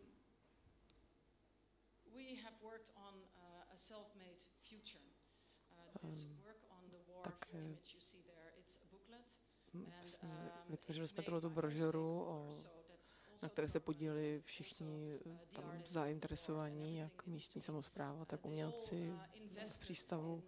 Všichni tedy přispěli k této vizi pro naši budoucnost. Tohle je nákres budoucnosti. Je to spíš taková představa, jak by naše budoucnost měla vypadat. Já nevím, jaké vy máte pocity, když vidíte takovýhle obrázek, ale pro mě to je... Ne, tohle ne. Na západní straně vidíte spoustu už domů a na východní straně vidíte velké budovy. V popředí vidíte velké budovy, což jsou také rezidenční budovy. A my jsme se všichni shodli na vizi, že tam bude určitý mix rezidenčních administrativních prostor. A najednou na západní části, na západní sekci je to najednou jenom domy, obytné domy, což už asi bude brzy zrealizováno. Takže to budou čistě domácnosti, tedy čistě pro rezidenční účely. A dá se říct, ano, pořád vám tam zbývá spoustu místa, pořád tam máte dost místa vpravo pro vaše kulturní aktivity, pro festivaly, ale takhle to nefunguje, už to není ten samý pocit. Když tam lidé dříve žili, měli pocit, že tam vlastně, nebo až tam budou žít, tak budou mít pocit, že to je jakoby jejich dvorek. Takže možná nebudou mít nic proti menším uměleckým projektům, ale nebudou tam už tí větší akce, festivaly. A 3/4 celé té oblasti budou tedy zabrány tím pro ty rezidenční účely. Tak si říkám, že něco je s tou naší vizí špatně. Takže tam možná v budoucnu tady převáží obytné domy nad uměním, možná tak správně, pro mě to poněkud zneklidňující. Ale je pravda, že ta vize vznikala v době ekonomické krize, když si všichni začali říkat, bylo by dobré dosáhnout určité rovnováhy a umění a kultura jsou velmi důležité, ale momentálně je zase hospodářství zpátky na prvním místě a ceny nemovitostí stoupají a v tu chvíli už zase není místo pro umění a kulturu a to mě tady rozčiluje, protože jsme se na něčem dohodli a kde je teď ta dohoda. Takže tohle je vize podle územního plánu města nebo pro vize městského zastupitelstva. A ano, a zároveň je to tady jeden z našich zakladatelů. On je velmi kreativní, má spoustu nápadů, má opravdu rád umění, ale o to tady teď nejde. Jde o to, že umění a kultura vždycky musí ustoupit bydlení a v Amsterdamu tady jde především o bydlení. Já chápu, že potřebujeme na to nějak reagovat, potřebujeme ten problém nějak vyřešit, ale myslím, že také zároveň potřebujeme nějak přispět naší komunitě.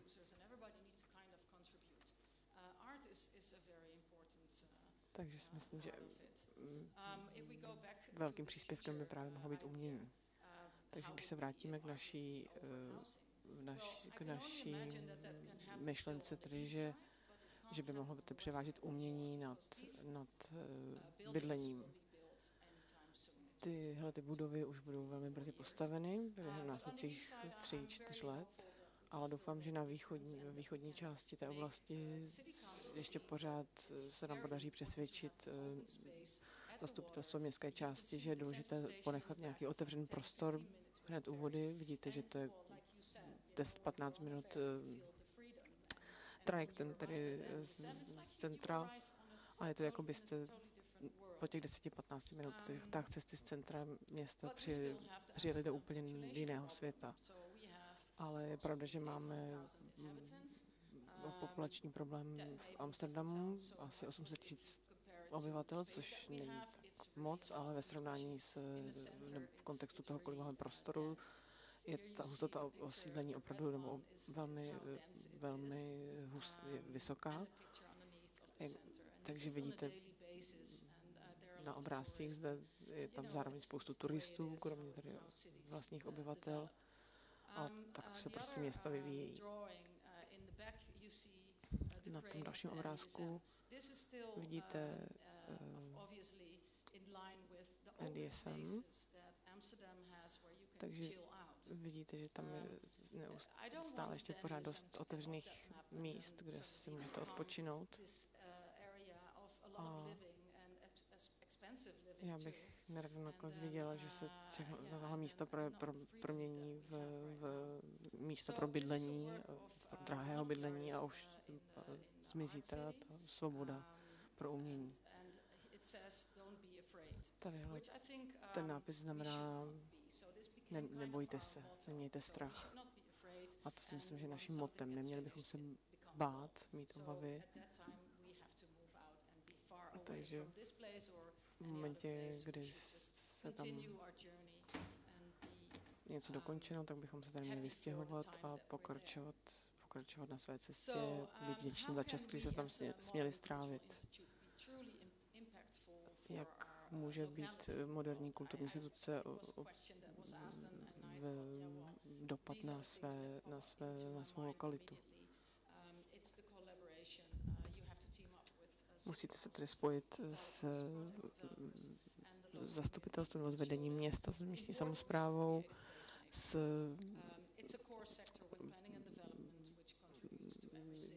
je to tedy důležité v plánování města. Musíme především komunikovat a musíme je přesvědčit, že umění je stejně důležitá jako hospodářství, což ještě se všichni neuvědomujou. A musíme si uvědomit, že otázka není, co může město udělat pro umění, ale co může umění udělat pro města. Thank you very much. Děkuju. Maybe we just proceed with other panelists. Děkuji. Teď budeme pokračovat s ostatními panelisty a potom můžeme krátce prodiskutovat, co jsme právě slyšeli. Dalším hostem v panelu je moje dlouhodobá přítelkyně Agáta. Working for I wanted to say for ages, but it probably wouldn't be very correct, but for many years as a cultural manager and consultant, and she works with European projects and big projects of many different kinds. And one of her many involvements is the place in the Polish city of Łódź called Fabryka Sztuki. And she will tell us something v polském městě Łódź. A ona nám o této instituci něco řekne. Ta instituce je poměrně nová. Mohu si stoupnout, nevadí to, moc mi nejde mluvit, když sedím. I'll try to stand here, not to stand. Yeah. Okay, so hello. Or ahoy, actually. Dobrý den. I'll try to be brief. Let's make a budu se snažit you help me. You'll tell být stručná. Takže Milane, řekněte mi, až uběhnou 2 minuty, vy mi řeknete po 3 minutách, a někdo vzadu, ve žluté košili, vy mi upozorníte, až běhne 5 minut. Musíte tedy za mě sledovat čas, jinak bych mluvila moc dlouho. Musím si být stručná a doufám, že během diskuse budeme mít ještě víc času na otázky. V tomto panelu jsem jediná, koho se nikdo nezeptal, proč jsme jiní a speciální. Ale samozřejmě já vám i přesto řeknu, proč jsme speciální a skvělí. I přesto, že na seznamu otázek toto nebylo. Fabrika Štuky se nachází v polském městě Łódź. Už jste někdy o tomto městě slyšeli? Next time when you think about Łódź, think about me, think about one sentence. Would you like to be creative? Když si vzpomenete na město Łódź, vzpomněte si na mě a na otázku, chcete být kreativní. V Łodži používáme všechny možné kreativní způsoby a řešíme stejné problémy jako všechny postindustriální města, stejně jako Varšava a podobně. Takže otázka je, proč jsme speciální. Myslím si, že z mnoha důvodů, ale jsou tu 3 hlavní důvody, které nás odlišují od většiny jiných kulturních institucí, organizací v naší zemi. A také si myslím, že tyto 3 důvody nás oddělují i od ostatních evropských institucí. Za prvé je to naše právní forma, naše fungování a finance. A myslím si, že to všechno týká naší historie, což rozdělím do 3 fází. Je to neformální iniciativa, instituce, protože když v Polsku řeknete kulturní instituce, znamená to veřejná instituce. Jsou kulturní organizace, to jsou neziskovky a tak dále. A pak jsou instituce, a to jsou státní instituce. Pak inkubátor, takže 3 Ička. Aha, takže 2 minuty uběhly, děkuji. Na začátku to místo vypadalo takhle. Je to dohromady 7 tisíc čtverečních metrů a kombinace dvou různých typů budov. Dohromady 6 tisíc metrů čtverečních. Byla to opuštěná stará továrna. A bylo to na začátku úžasně romantické začínat na takovémto místě, ale samozřejmě jsme ji museli trochu opravit. Na začátku jsme začali se dvěma chlapci, muži, kteří začali dělat své projekty a pak našli tento prostor. Městskému úřadu to v podstatě nevadilo, že tam tak jako trošku skvotovali a dali jim nakonec povolení k tomu, aby se tam nastěhovali. Takže tito kluci tam začali dělat své projekty, které tam dělají dodnes. Například jeden z největších festivalů fotografie v Evropě, který se originálně nazývá Fotofestival. A také tam založili první festival designu v Polsku a s těmito projekty nadále pokračují. Pak se tam nastěhovala další organizace, je to divadelní společnost. And this is the association, so another form of NGO in Poland. Je to sdružení, divadelní sdružení. Byla to tedy druhá organizace, která se do této budovy nastěhovala. A měli jsme takovou představu vytvořit veřejno-soukromé partnerství. Takže je to spíše partnerství mezi veřejností a neziskovými organizacemi. Takže tady vidíte, jak to schéma funguje. Je to loď, umělecké centrum, potom chorel, což je to divadlo. A dohromady vytvořili tu instituci, což je vlastně městská instituce. Co to znamená? The new body was established. It means that there's a shared responsibility. Vznikl so a two NGOs they have to contribute to museli se vlastně ty jednotlivé organizace podělit o odpovědnost. Máme tam tedy dvě neziskové organizace, které museli přispívat 10%. Ředitel této instituce nemůže tím pádem být zvolen ani vyhozen starostou města. Což je, protože v každé zemi máte starostu nebo ministra kultury, ale tady v tomto případě to bylo jinak a tím se odlišuje. Můžu se zeptat, na jakém legislativním principu je tato instituce založena? Je to na základě polských zákonů nebo nějaké výjimky? Je to samozřejmě založeno na legislativních principech celonárodních, ale které jsou přizpůsobeny. Jaká je právní forma vaší instituce? Je to v podstatě něco jako u vás Dům kultury. Je to kulturní instituce.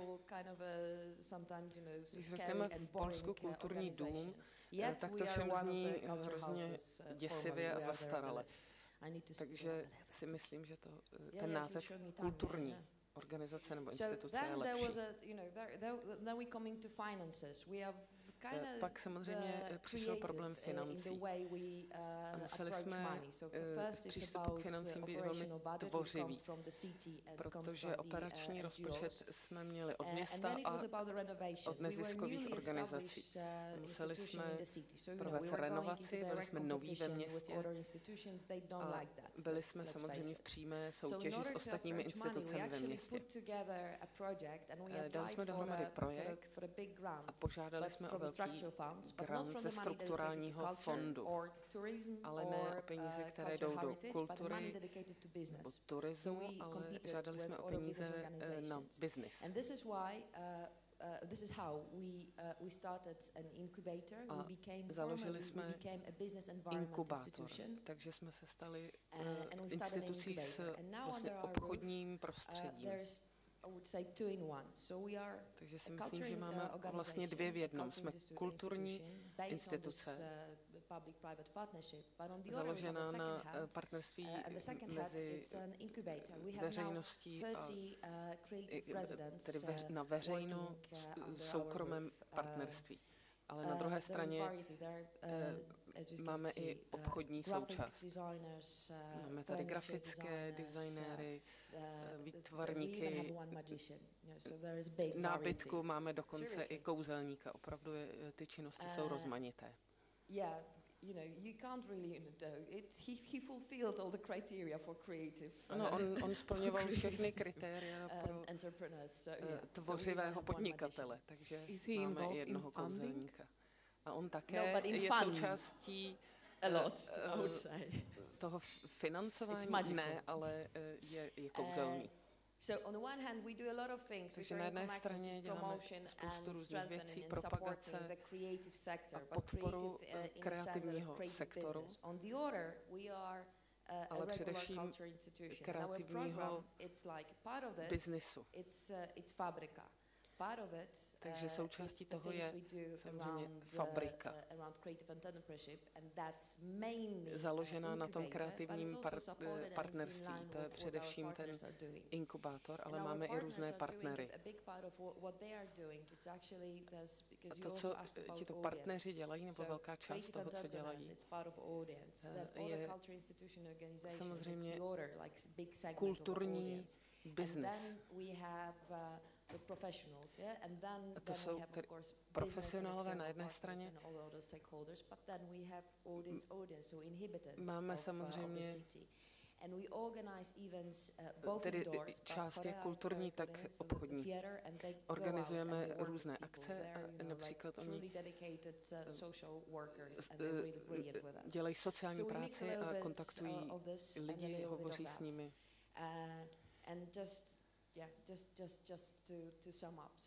Takže abych to shrnula, toto jsou tři věci, které jsou na nás speciální. Právní forma, to, že to fungování, že kombinujeme kulturní aktivity a obchodní aktivity kreativních průmyslů.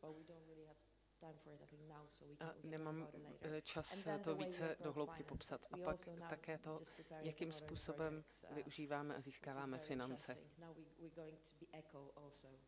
Také za chvíli budeme ekologičtí, abychom získali další podporu finanční. Ale vidíte, lidé nás mají rádi. To je všechno, děkuji. Thank you. Thank you, Agata. I think we will have time to do some questions. Děkuji, Agátě, a doufám, že budeme mít ještě čas na otázky. I'll switch to Slovak now, so if you want to use the translation. Přejdu do slovenštiny. Naším dalším hostem je Peťo Radkov z Košíc, s ktorým tiež máme niekoľko rokov spoločnej anabázy práve v Košíc. Peter vedie centrum alebo inštitúciu, keď hovoríme o inštitúciách, ktorá sa volá Tabačka Kulturfabrik. Niečo nám o nej povie. And he will tell us something about this institution. Ďakujem za pozvanie. Thank you for inviting me here. I like coming to Pilsen. Čo ma teší. And often as well. Kým budem sa snažiť byť tiež nejak stručný, keď to je I will also try to be brief. But that's quite difficult. Before I start talking about tabačka, I have to say a few words. We have worked on this project or this initiative for 20 years. There was an effort after the revolution of a few people to get a space for a different culture than was the state culture at the time. Je to tretí priestor So this is a third space we are using. It took us 10 years to get the first one. Then for the next 4 years, we were in a situation when we were administering 3 culture centers, and I hope this one is the last one. So tabačka, kulturfabrik. That's the history I was just talking about on the slide. It's a national cultural heritage which is owned by the Košice region.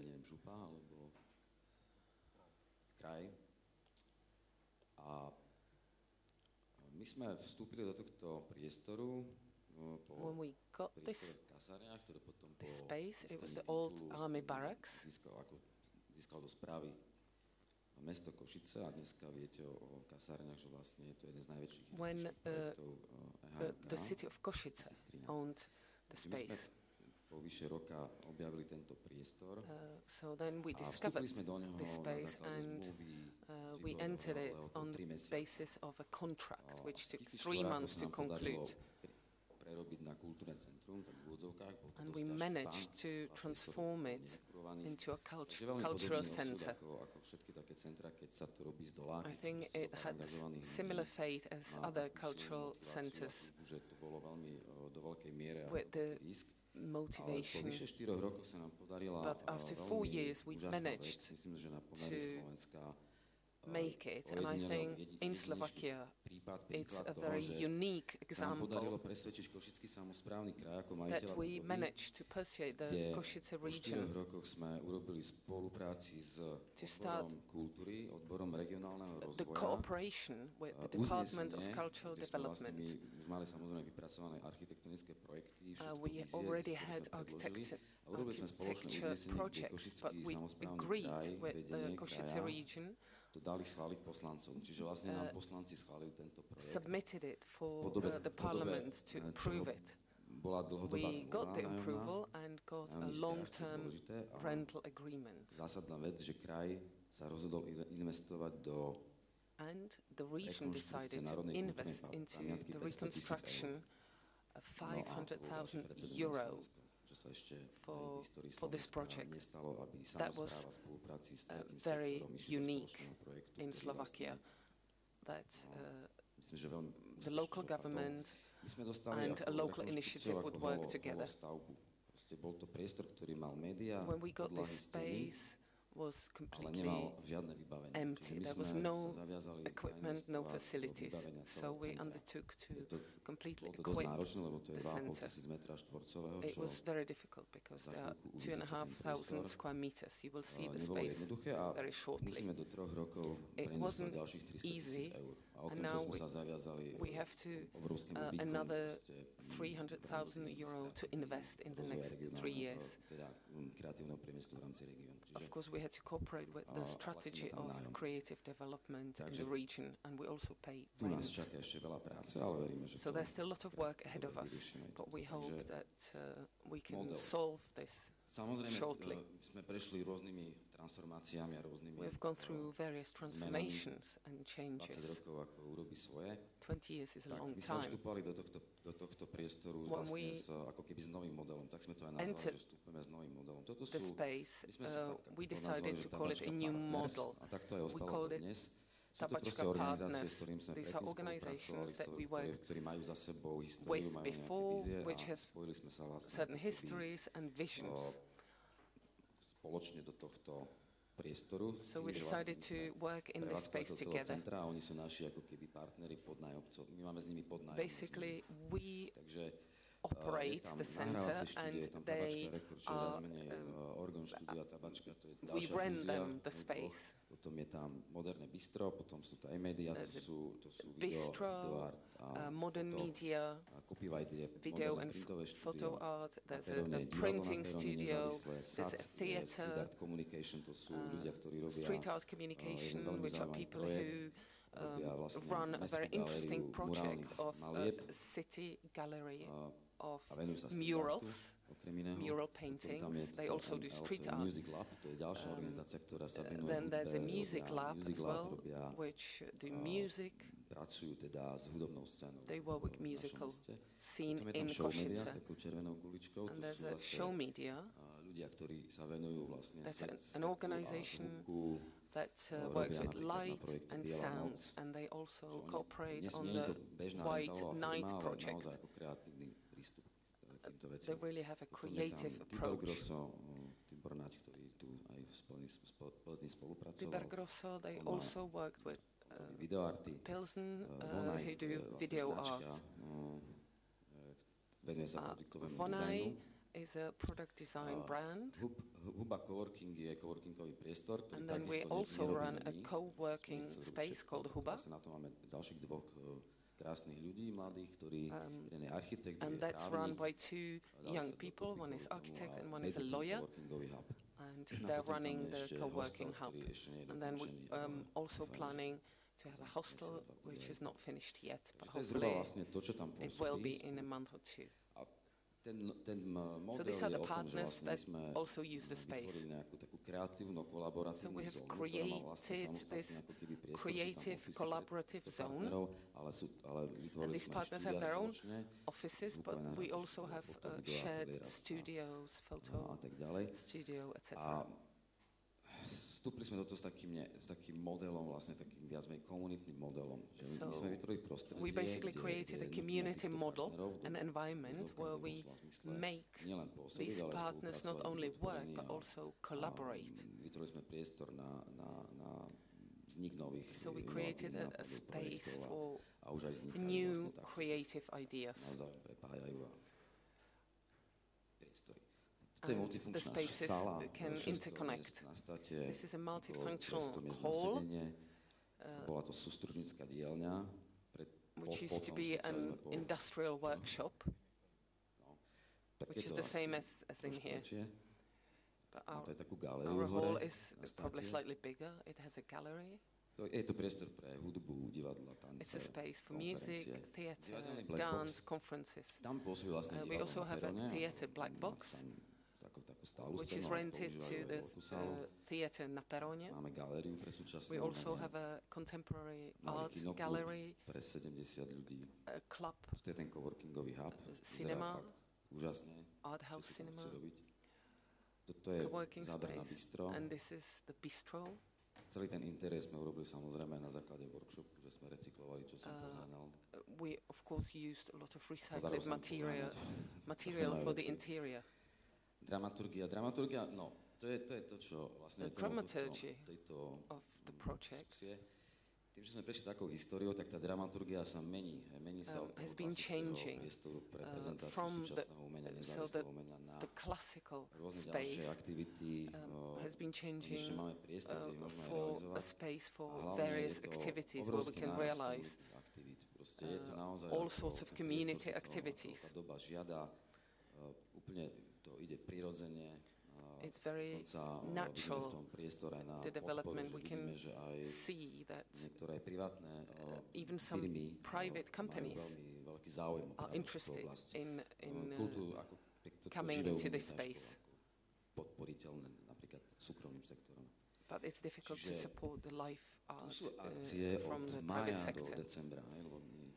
So these are events that we plan events for a few months ahead. Here you can see je tu obrovský náraz aj hudobnej produkcie. An event, a musical event. That's what it usually looks like. We have various theatre shows, parties. We also want to create a space for cultivation of the cultural scene and a place for people to meet. To je jeho oblasť. To bol nejaký balkánsky večer. This was a Balkan party evening when we had a live band from Romania. Myslím, že to nejakých 228. I can't see the numbers, but I think it's some 228 tak toto vyzerá na dvore večer. Events. That's what it looks like in the evening, and that's the statistics for 2015. So when you put together all the numbers, poviem to jednoducho, máme október, november, then cez you can 80 see akcií na mesiac. that we have about 80 events a month, so that means about 3 a day. It's very difficult in terms of production and organization, because we have it's really hard managing all these events. No tak vlastne tá prezentácia bola pripravená viac menej pre iné účely, tak toto je vlastne this presentation was prepared for a different purpose. These numbers show the financing and the problem with it, which is a global problem, but especially in Slovakia, it's only just starting. And not only in Tabačka, we have a network of independent cultural organizations who communicate with the Ministry of Culture. And we hope that the structure will improve. But what the problem is, local government. Prague, for example, has a lot of money to support all these cultural centers, but in Košice we didn't used to have that. But we are now hoping to use 3-year grants. But as you can see, that 60% of funds is from our activities, and that's not sustainable, because the cost for running the building is very expensive. Then you have to pay staff, which we have over 30 people, including people who are working in the bar. So that's an idea that how it should work. In 2016, we have also gone through escalator with Paul and Sandy, the lecturers from the UK. They helped us to create business for 3 years. But there are plans, and the reality is very different from what we planned. So I just want to show that is the change we want to do in 2016 in the financing. Of course, we want to work with the private sector as well, which is the yellow color. Now it's been only 6 months since the complete reconstruction, and we are trying various models. But it looks like it was worth it, and it's working well. Ďakujem veľmi pekne. Ja teda Peťa už pár rokov sledujem. Thank you. I've been watching Peter and Tabačka for a few years already, and I believe Peter is one of the most important people in this business I've ever met. Tiež jednou z podmienok na to, aby niekto dokázal robiť to, o čom sa tu dnes rozprávame. So I'll switch to English again. The last panelist is the host of this event. And we are happy to be here because of Pilsen 2015. And you are going to tell us something about the building we are in now. Něco o budově, ve které se nacházíme. Také bych rád poděkoval organizátorům za pozvání a děkuji. Děkuji za tuhle krásnou diskusi. Mám velmi krátkou prezentaci. Spíš bych rád nastolil některá témata a otázky pro další diskusi. Otevřeli jsme to tady asi před 7 měsíci, takže se spíš stále ještě učíme, zjišťujeme, jak ten prostor provozovat. A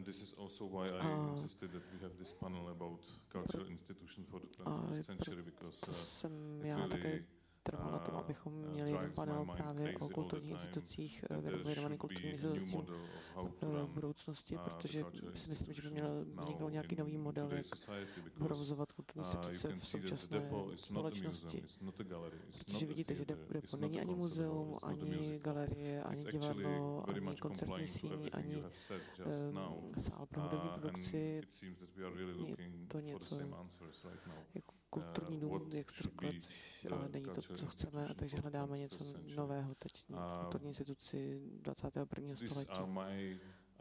Tohle to jsou mé úvahy k tomu, v jakých podmínkách a s jakými tedy výchozími tedy aspekty a faktory bychom měli tedy operovat pro kulturizace budoucnosti. Mělo by být se tedy vztahovat napříč sektory, vzdělávání, kultura, komunitní development, rozvoj města. Byl tu i návrh, abychom hovořili o moudrém městě místo chytrém městě. Já myslím, že bychom měli mluvit o větší sociální zodpovědnosti, spíše než o sociální zodpovědnosti firem.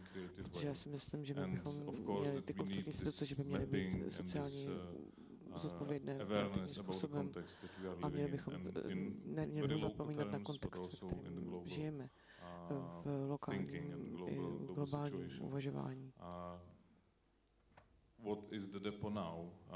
čím je DEPO dnes? V současné době je to kombinace synergy between these synergie mezi těmito čtyřmi hlavními vstupy. Je to prostor pro nápady, pro coworking, networking, jsou tady kanceláře pro najmutí, pro malé kreativní společnosti, je tady makerspace, dílny, je tu prostor pro výstavy, je tu malý obchod, there must be a space for engaging instead of just showing. So education, pro zapojování veřejnosti, nejenom pro výstavy. Takže součástí samozřejmě vzdělávání pro rozvoj obecenstva a pro participaci. Vidíte, že je to poměrně rozsáhlý objekt. Několik obrázků z coworkingového prostoru a z networkingových akcí. A můžeme vás provést po tomto panelu. Vidíte naše hrdiny z Makerspace, dílny a jste viděli, že máme opravdu spoustu prostoru pro prezentace a to, co také obrázky z našeho inkubátoru, podobně jako v jiných prostorách, v našich prostorách jsou tu startupy, a také dílny, ale pro děti a vzdělávací programy, které jsou spojené se zde probíhajícími výstavami, ale to také prostor pro zábavu a čímž se můžeme propojit tedy také s firmami a sponzory a s oslovit širší publikum. Já přemýšlím, kdo by se těmto tématům měl věnovat. Měly by to být vzdělávací instituce, umělecké instituce, turistické organizace, podnikatele, firmy, jak daleko bychom měli se spoléhat na dotace nebo do jaké míry bychom měli tedy ponechat volnou ruku tady podnikatelům a biznesu. Všechny tyhle ty věci mě napadají. Doufám, že na ně budeme mít čas během dnešní diskuse nebo zítra během workshopu. Protože samozřejmě pocítíme velký tlak na sebefinancování, což by byl tedy business model, ale zároveň potřebujeme nějaké jsme si vědomi toho, že tvorba a umělecká tvorba nemůže vždycky vznikat na základě tady business modelu, takže můžeme přemýšlet, odkud tady brát finance a granty. Těším se na naši diskusi. Thank you very much. Děkuji. You asked a lot of questions. Položil jste mnoho otázek, já bych se vás také ráda zeptala. Even though this is called the discussion panel, we have not really much time for the discussion now. Fortunately, we have the whole day tomorrow for the workshop, so I hope many of you will participate there and we can debate these issues more in depth. So maybe I ask one question to all of you. Apparently, and you mentioned that recently, but it was very prominent in all the presentations that apparently one of the keys for the cultural institutions for the future is this hybrid existence. Whether it is hybrid in terms of public, private, civic, or governmental, or whether it's hybrid in terms of funding, or even in terms of involvement in the society. Zapojení veřejnosti nebo zapojení společnosti. I have the impression that to find the right way of the hybrid existence would be probably the key, but very often you have to balance very contradicting interests in this kind of setting. So what would be your recipe, or what do you think is the key competence of the leaders of those cultural institutions actually to set up an efficient hybrid structure? What are the skills they have to have? Maybe Kim, you apparently your institution is apparently consisting of private developers, the government, the city, and the civic organization. Město, why does it work? Společnosti, tak jak to funguje? Myslím si, že je dobře, že existuje ta spolupráce.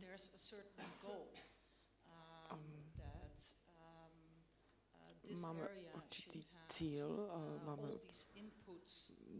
naději, že veškeré ty vstupy do téhleté oblasti by mohly být v budoucnu rozvinuty. Je dobré mít tam ty různé vrstvy hromadě. A co se týče naší nadace, je pozitivní, že ti zakladající členové mají určitou moc na všech úrovních, ale to tady zase negativní je to, že mají své vlastní silové tedy zájmy a ne vždycky to tady tam funguje mezi těmi partnery, takže oni se často neshodnou, zvlášť pokud jde na peníze. Takže, což na jedné straně tu naši nadaci posiluje, ale na druhé straně v momentě, kdy jsme příliš silní my sami, tak nám naslouchají, ale pokud mají pocit, že by to pro ně bylo příliš složité, tak nás prostě vypnou a řeknou díky, bylo to legrace, ale takže to určitá hra, určitá přetlačovaná hra. Ano, ještě pořád to mám pocit spolupráce, ale zároveň si vědoma, že v téhleté otevřené situaci, ve které se nacházíme, že by mohlo dojít k nějakému zlomu. Agata, you like probably many of us here are podobně jako mnozí z nás tady žiješ někdy na rozhraní mezi dvěma různými světy, což je jedna z těch klíčových kompetencí. Jak dokážeš tlumočit mezi těmito dvěma světy? Hybrid sort of existence that I mentioned before? Is it real for the long-term collaboration? Fungovat pro dlouhodobou spolupráci, jak to funguje ve vaší fabrice? Každopádně funguje, otázkou je, jak je to udržitelné.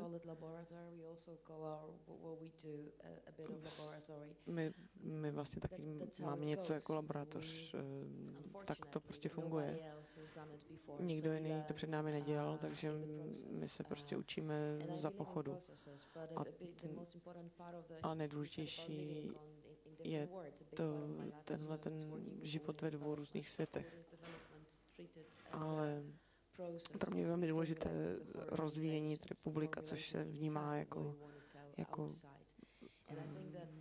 proces, během něž musíte tedy se vyvíjet uvnitř a musíte zároveň, ale ti lidé uvnitř musí si uvědomovat svět venku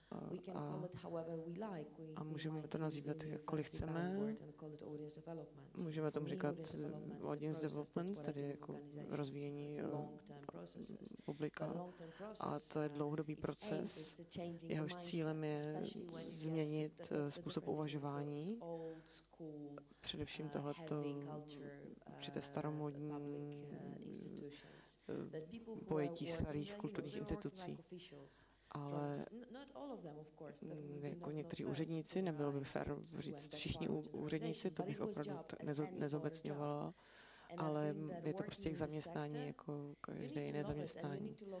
A já myslím, že když pracujete v tomto sektoru, tak musíte své zaměstnání milovat a jinak to prostě nebude fungovat.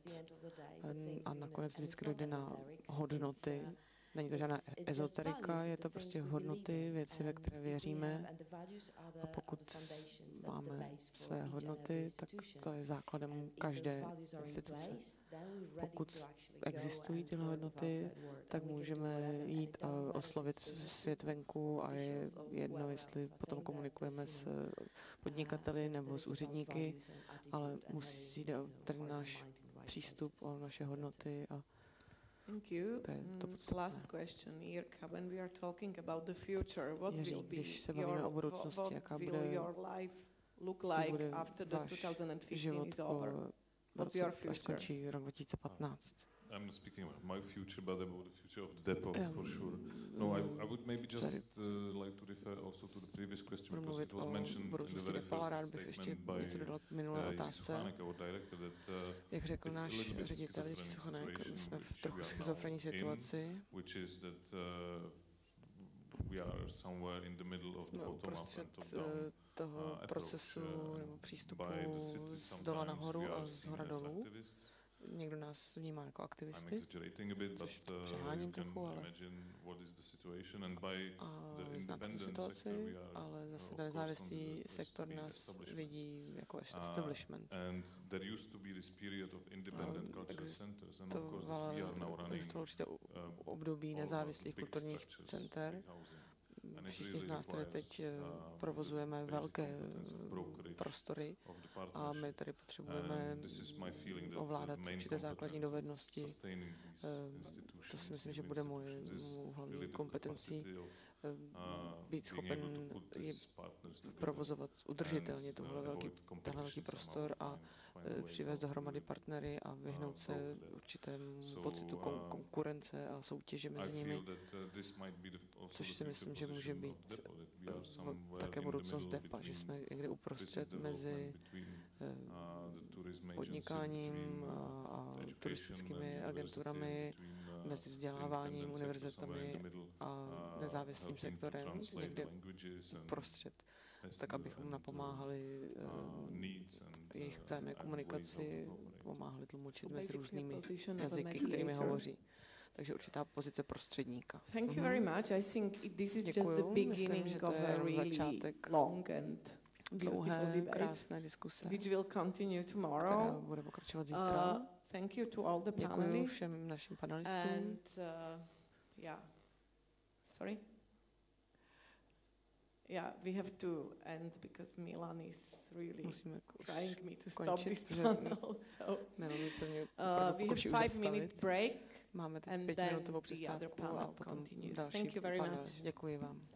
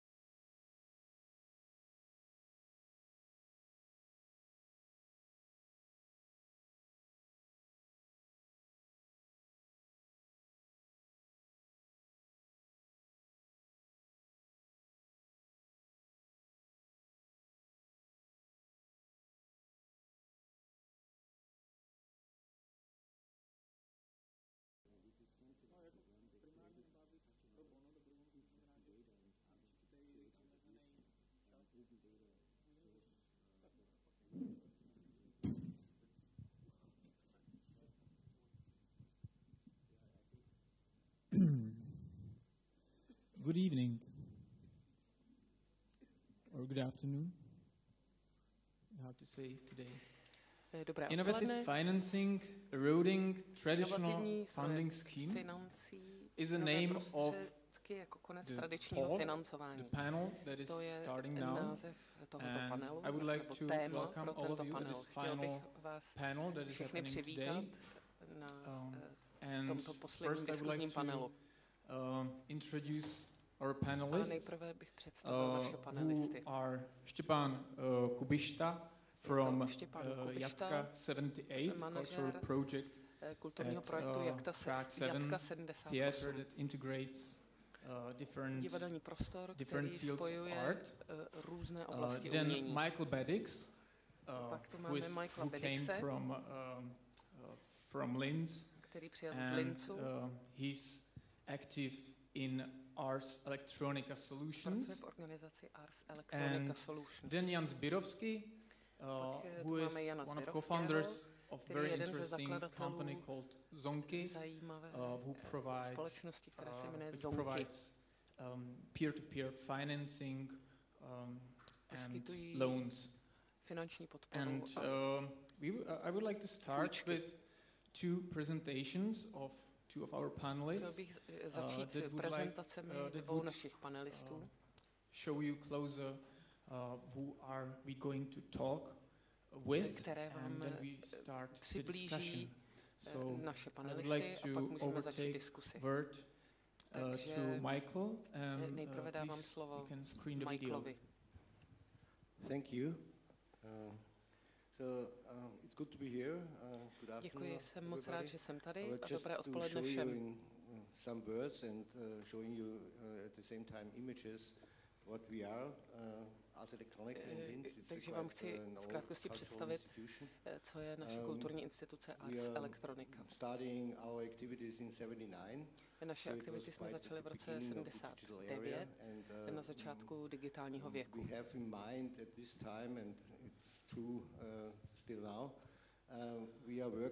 V té době, ale i dnes pracujeme v takovém trojúhelníku.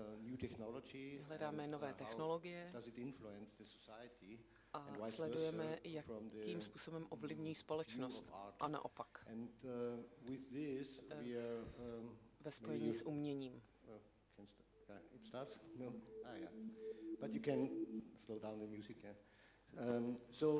We have started in 79, as I said, with a festival. Začali jsme v roce 1979 festivalem v Linzu. Quite large media festival, quite now one of the largest in the world. Dnes je to jeden z největších na světě.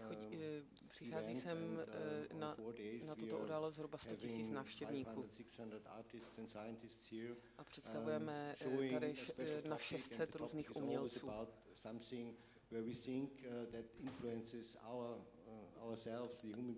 vždycky se zaměřujeme na to, co ovlivňuje nás ve společnosti i do budoucna. Takže tohle bylo na začátku. Další věc, kterou jsme začali v roce 79 dělat, byla velká soutěž v digitálním umění, která se nazývala Ars Electronica. A od té doby organizujeme tuto soutěž každý rok. Máme tam zhruba 5 až 6 tisíc projektů v různých kategoriích digitálního umění.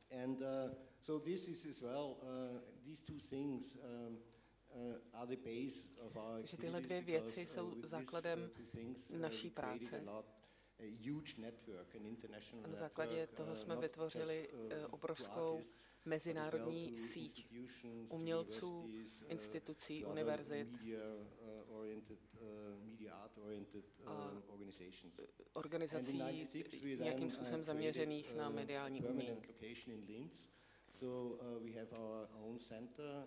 Máme tedy permanentní kulturní centrum v Linzu, kde máme také výstavní prostor, kde ukazujeme věci veřejnosti. Nejenom nové technologie a jaký mají dopad na nás, ale také, jaké s nimi souvisí rizika a výzvy. A dáváme prostor také speciálním tématům.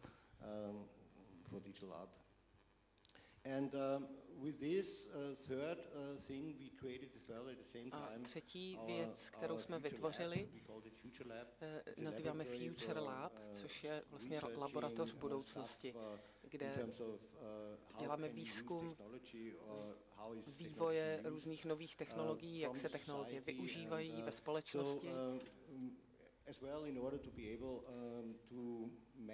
abychom byli schopni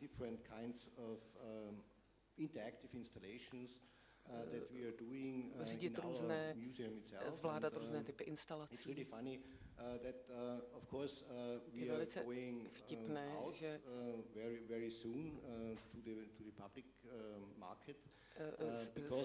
brzy půjdeme na veřejnost s tím, na veřejný trh. Ale samozřejmě máme problém s penězi. Ty první tři věci, o kterých jsem hovořil, podporuje finančně město Linz. Ale zároveň jsme nezávislá organizace.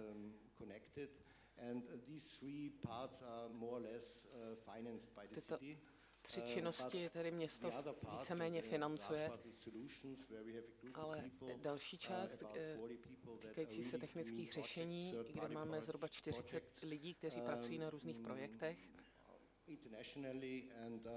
s mezinárodní spoluprací se snažíme podporovat sami a přinášet tam různé umělecké vjemy a získávat peníze různými způsoby. Jedním způsobem je například tvorba takovýchto projektů, kde vidíte určité příklady, například instalace v muzeu ve Vídni.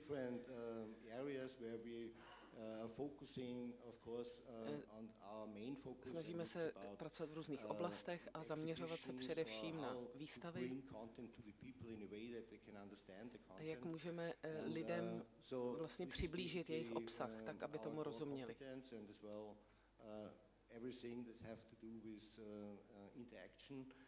Takže se snažíme dělat všechno interaktivním způsobem. Snažíme se vysvětlovat, jak všechno funguje. Získali jsme zhruba 35% peněz, které potřebujeme. Momentálně má Ars Electronica zhruba 200 zaměstnanců. 35% máme od města a 65% musíme získat sami z různých oblastí.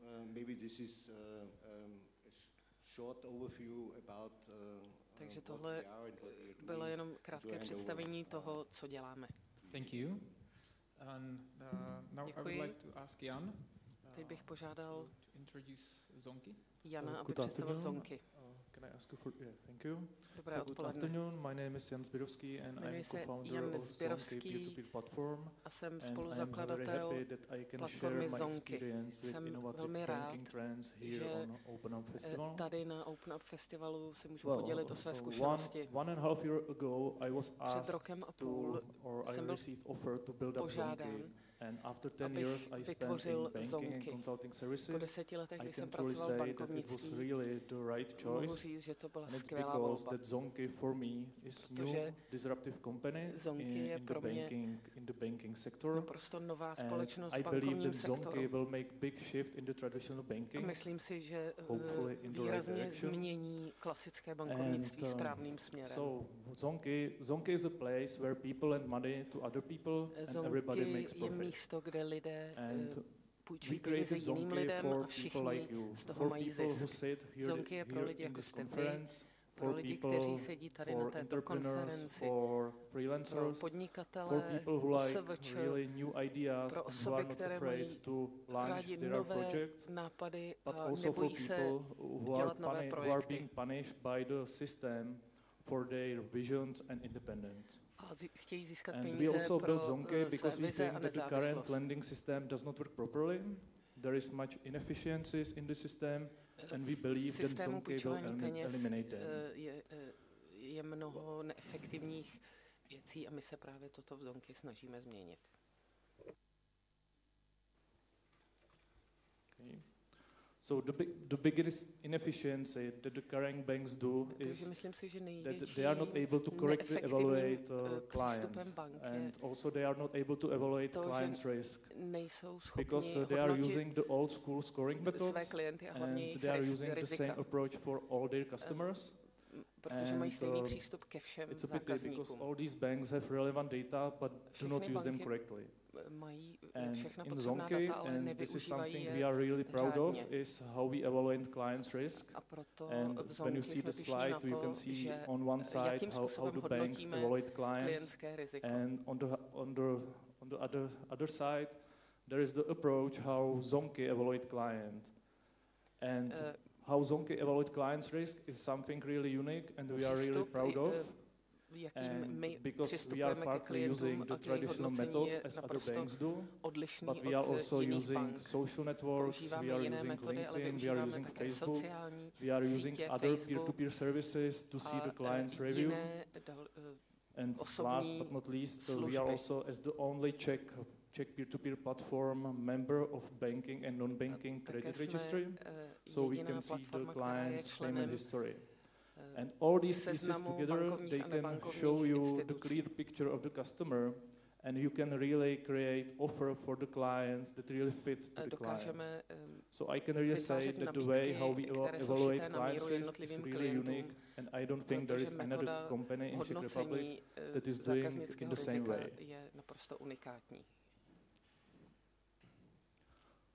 So as I said, Zonky, it's a place where people lend money to other people and everybody makes profit.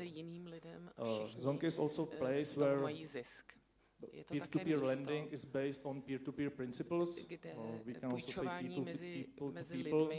And it means we are connecting people who have money with people who need money.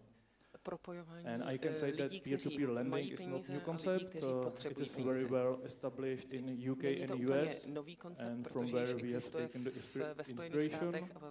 And companies like Zopa, Funding Circle, or Lending Club, they created very well running business.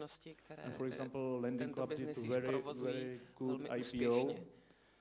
And currently so many new peer-to-peer platforms appear in Europe and worldwide. Zonky is one of them. We launched Zonky 6 months ago, and I can really say that after 6 months the concept works.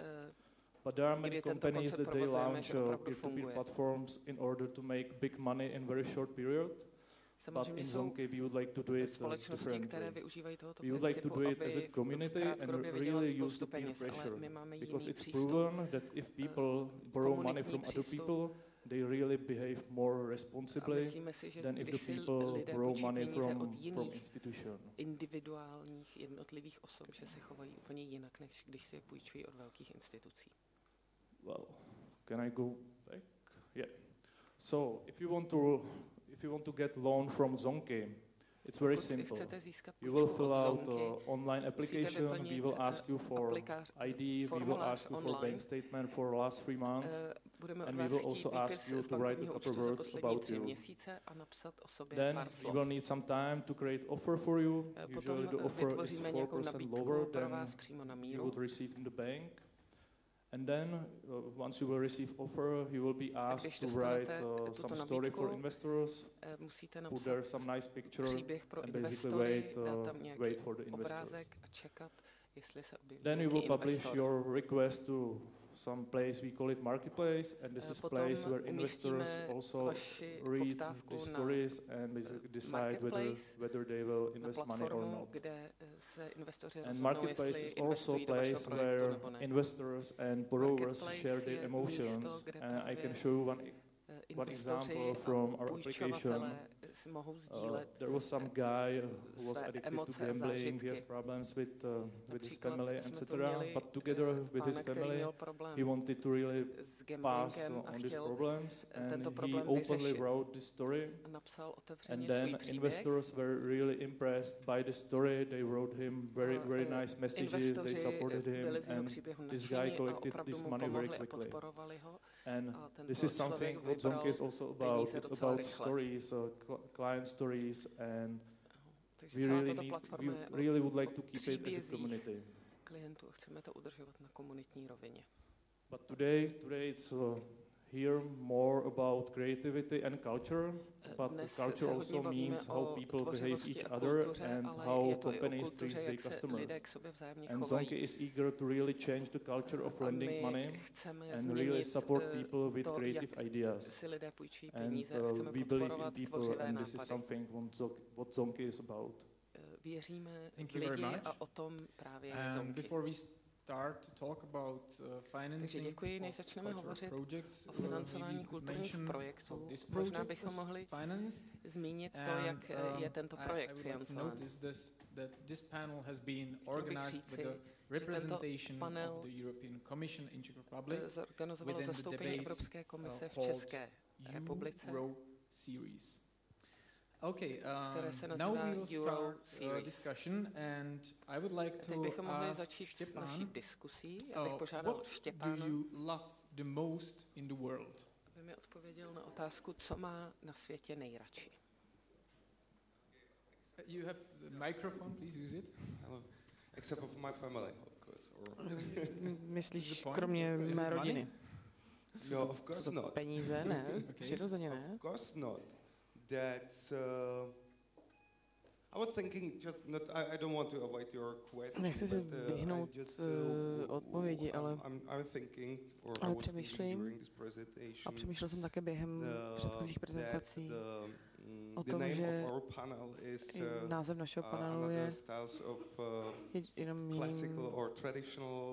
jiným parafrází nebo je jakoby jiný způsob tradičního financování. Já v podstatě nespatřuji nikde v České republice tradiční způsob financování kultury.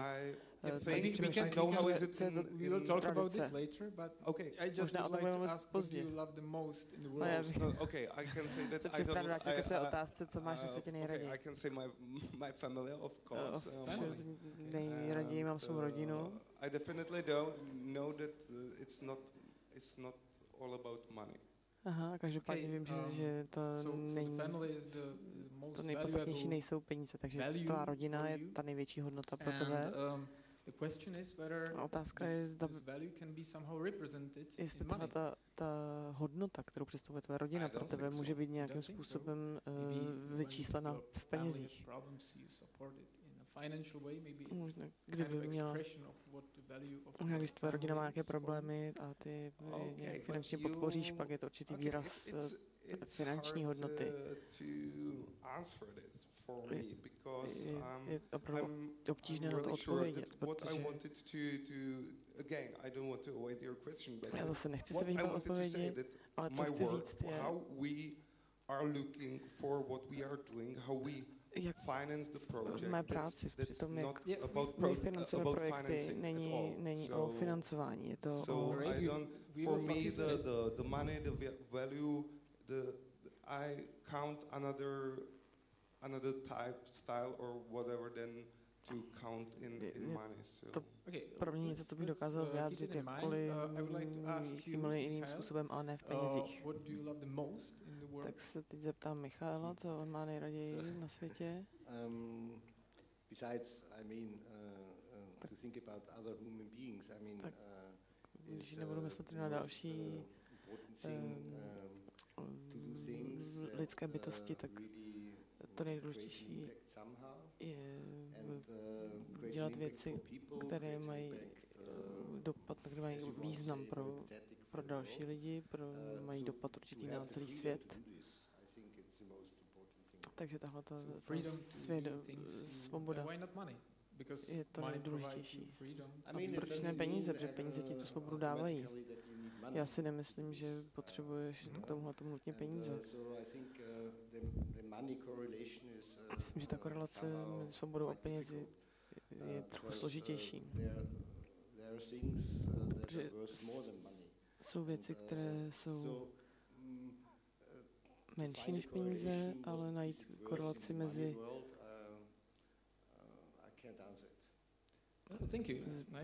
penězi a reálnými věcmi ve světě je opravdu těžké. A co ty, Jane?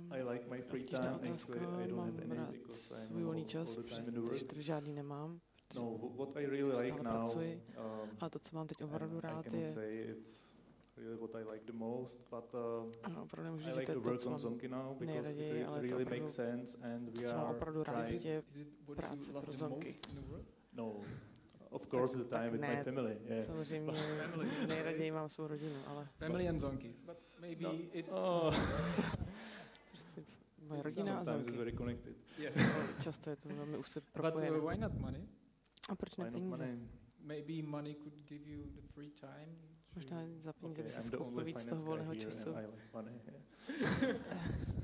Já jsem tady jediný odborník na thank you for your answers. And now I would like ask Štěpán, what is the last project or whatever cultural event, whatever you have supported je poslední projekt nebo kulturní akce, kterou si nějakým způsobem podpořil. Nemyslím tím, že si něco koupil, ale že si prostě věnoval peníze, protože si něco cítil, nějaký vztah k něčemu. Bylo to v tobě nějaké pocity, tak jaký projekt si jako poslední podpořil? Except of the project, culture project where I'm working. Myslíš, že se vyjmal toho projektu, na kterém sám pracuji? Because of as we talked before, jak už jsme o tom mluvili před chvílí, or můj projekt got some money or získal nějaké peníze z crowdfundingu, tak jsem začal sledovat ostatní crowdfundingové weby v České republice a je pravda, že už jsem některé projekty už podpořil, jednu knihu, jedno CDčko, jedno divadelní představení. To je tak výčet za poslední rok. A ten poslední, myslím, že to bylo to divadelní představení. A co tě přimělo podpořit? Protože jsem tomu opravdu věřil a chtěl jsem to představení vidět realizováno. Takže určitý jako výměnný obchod. Přirozeně ano, to je určitě něco za něco, ale zároveň jsem se cítil součástí toho projektu a to je skvělý pocit. To je asi víc, než to, že za to něco získám. Michal, it won't be so boring all the time. I won't ask the same question já se vás nebudu stále tak nudný, nebudu se opakovaně ptát na stejné otázky, jenom tyhle dvě.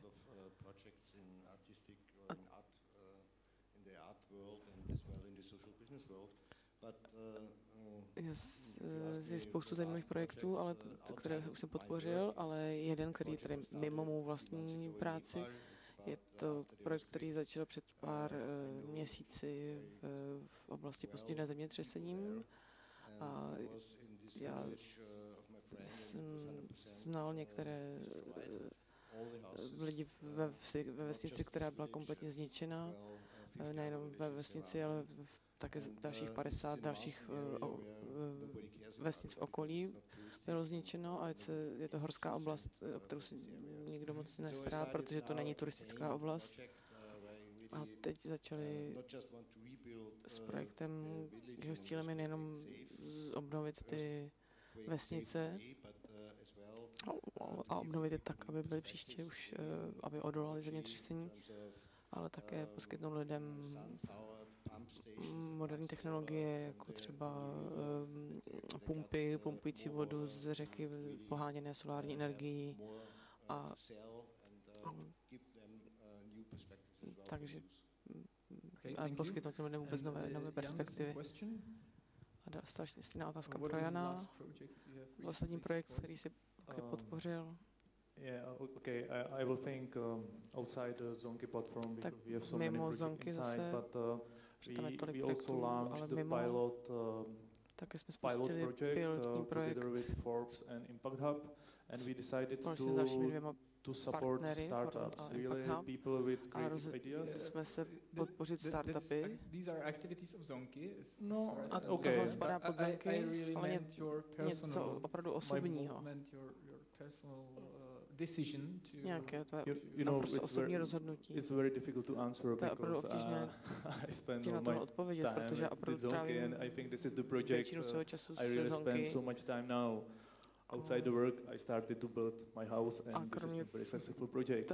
So I don't want to touch it. Osobní projekt mimo práci je to, že jsem začal stavět svůj outside the work now, I'm not participating in the project. I'm really involved in Zonky and really. Já se teď opravdu naplno věnuju Zonky. So Zonky is a tool how you. This is tvůj nástroj. Yeah, we take it as a tool how to really find new people, or people with very nice ideas, and we would like to support them in order to really make it happen. Podpořili a rádi bychom pomohli jim ty nápady zrealizovat. Exactly. Okay. Thank you for your answers. Děkuji za vaše odpovědi. And I would like to come back what Štěpán Já bych se rád vrátil k tomu, co už zmínil Štěpán. Když se chtěl vyhnout mé otázce, tak se vracím k tomu, o čem si chtěl říct a řekl si, že neexistuje v podstatě žádná tradiční způsob financování kulturních institucí a aktivit v České republice. Proč si to myslíš? Neříkám, že neexistuje žádný, jenom jsem přemýšlel během prezentací, protože jsem si sám žádnou nepřipravil, že mi připadá, že to tradiční financování kultury vidím, jako, nebo mám určitou představu, jak funguje v Americe, o tom jsem víc četl, o financování fundraisingu.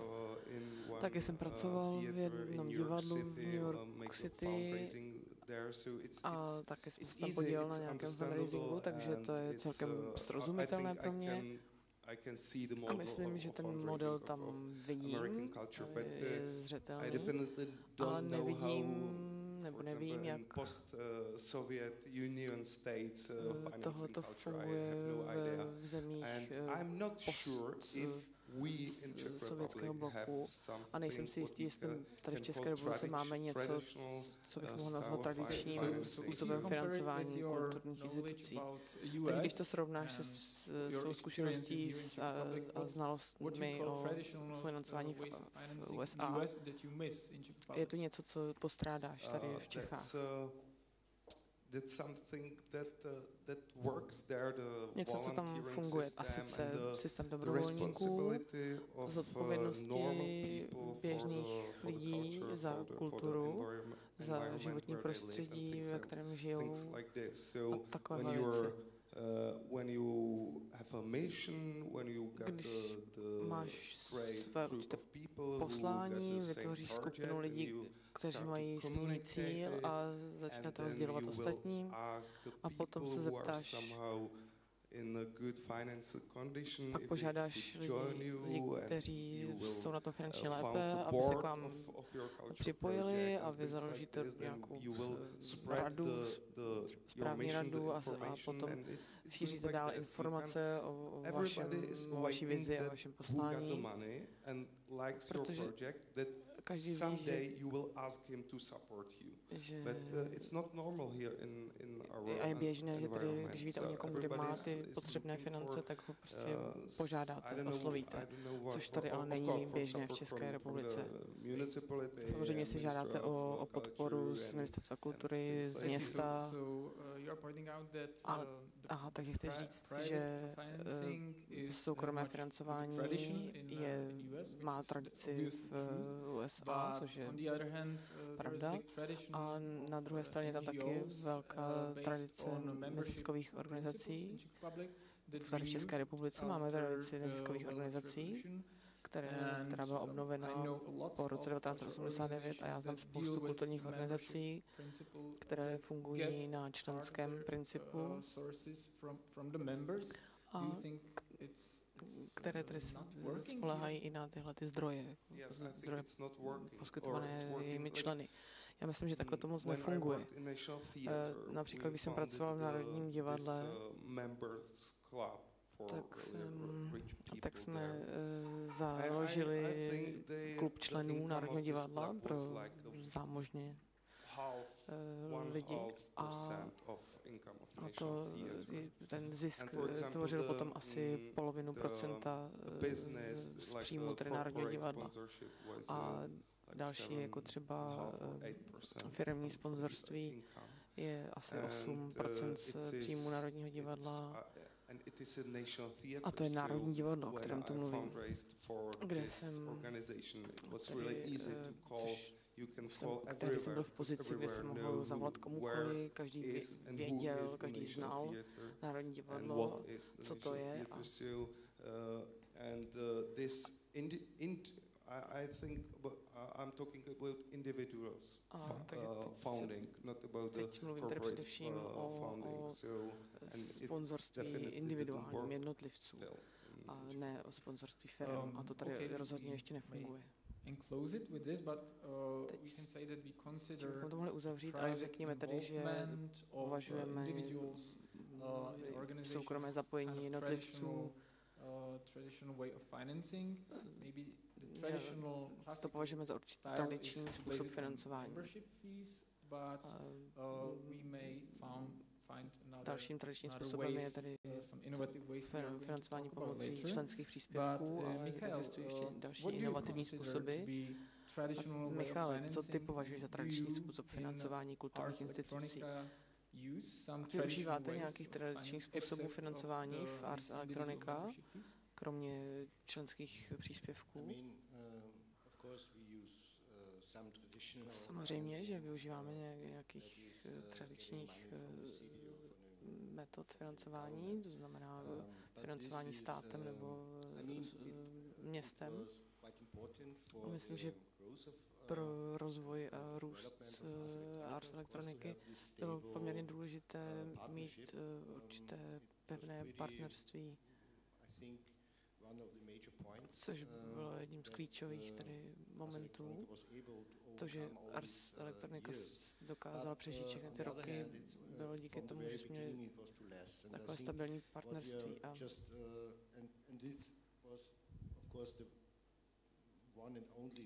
A to jediný způsob získávání peněz tradiční bylo také to, že jsme si tedy vytvořili náš vlastní biznis, abychom byli soběstační.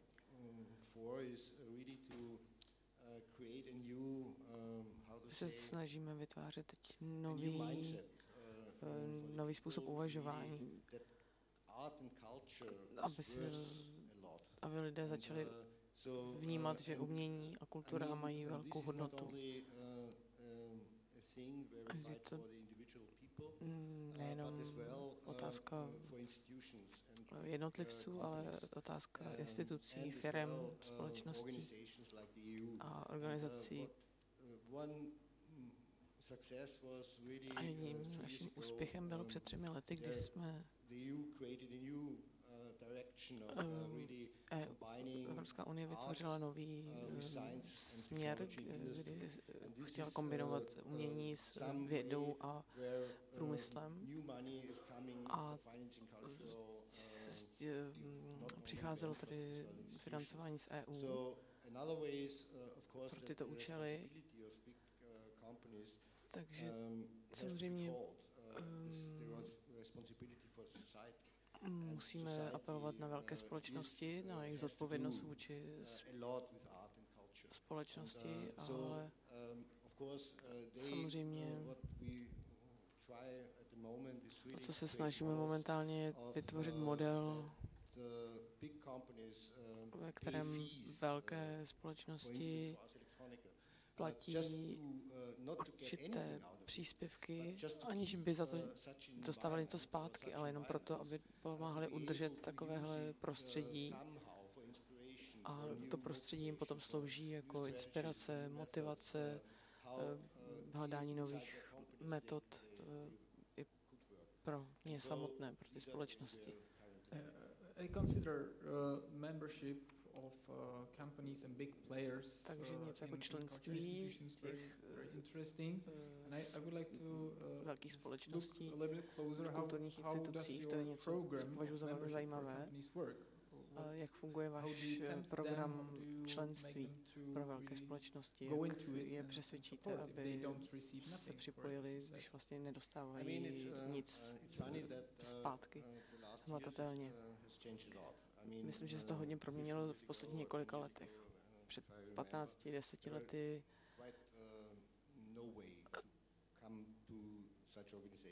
v podstatě neexistovalo způsob, jak oslovit takovéhle společnosti, ale teď je v podstatě na světě je to neustále, ta situace je neustále obtížnější pro tyhle ty velké společnosti. Například velká společnost, jejíž název jsem neslyšela, německá, s 200 000 zaměstnanci, si uvědomuje, že musí změnit strategii, protože se mění svět kvůli moderním technologiím, digitalizaci, novými způsoby komunikace a globalizaci vůbec. A oni neví, co teď. Neví, jak se změnit. Už to hodně zkusili, vyzkoušeli různé konzultantské společnosti a nejrůznější strategie, ale pořád neví, jak získat nebo jak vrátit lidem inovaci, motivaci, kreativitu. A tyhle ty společnosti teď vidí, že prostředí něco jako Ars Electronica, kde má určité svobodné prostředí pro přemýšlení a dělání věcí jinak a ukazovat, že ne všechno přináší hned velké zisky, ale je to prostě prostor pro svobodné uvažování. Je to místo, kam ty velké společnosti teď mohou přijít.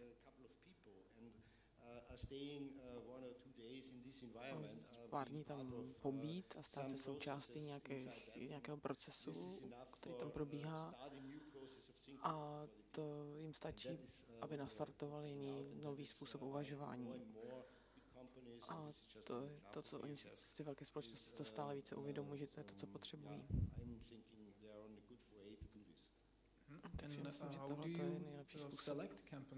A jak si vybíráte společnosti, které oslovujete, které žádáte o podporu, protože propojujete umění a vědu, výzkum, máte na to nějakou strategii, jak vybíráte společnosti, kdo je pro vás přijatelným partnerem a kdo ne? Samozřejmě jsou oblasti, se kterými nespolupracujeme.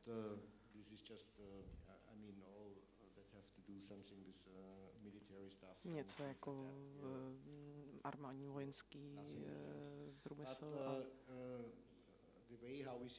ale způsob, jakým je vybíráme, no, to je velmi obtížné.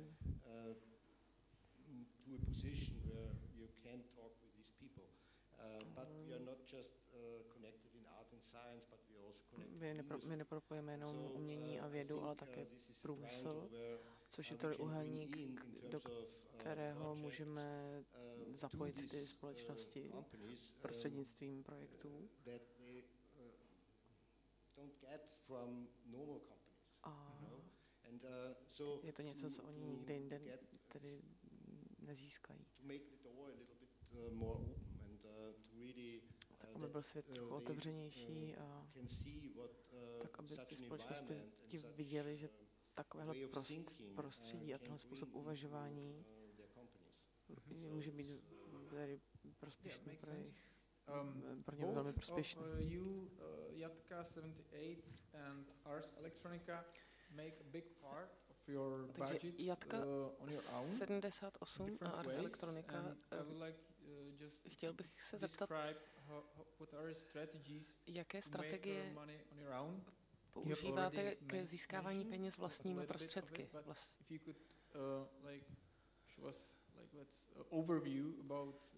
Můžete nám představit zevrubně různé aktivity, kterými vyděláváte peníze sami pro sebe? Jenom takový přehled. Musím říct jednu věc.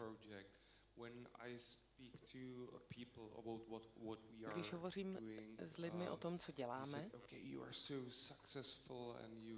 všichni říkají, vy jste tak úspěšní v získávání finančních zdrojů, ale ono to tak není. Nemáme téměř žádné peníze. Jenom vypadáme, že jsme bohatí. Máme skvělý mediální partnery, máme billboardy a různé světelné nápisy a reklamy v rádiu a tak dále. Ale to je všechno zadarmo, protože všichni mají rádi naši vizi. A jsou to naši mediální partneři. Ale co je důležité v naší finanční politice je to, že nepřemýšlíme nad tím, jak získat peníze, ale hlavně přemýšlíme nad tím, jestli ty peníze potřebujeme. Takže potřebujeme minimálně 10 milionů korun na to, abychom mohli provozovat tento prostor. Ale pak přemýšlíme nad tím, opravdu potřebujeme tolik peněz a na co je potřebujeme. Takže nejprve musíme rozdělit ten rozpočet na jednotlivé položky. Opravdu tohle potřebujeme, musíme to koupit, nebo můžeme najít nějaký jiný zdroj nebo partnera.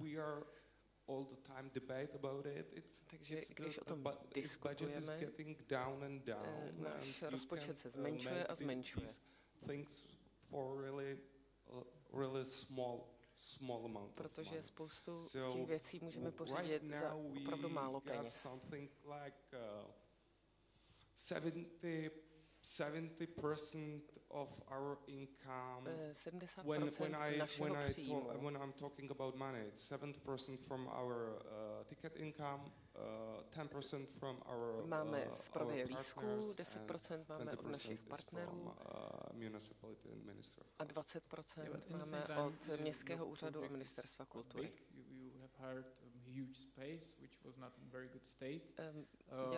Vzali jste si na krk velký projekt, velký prostor. Máte pocit, že to je investice do budoucna, protože jste tomu věnovali opravdu hodně práce a času. Takže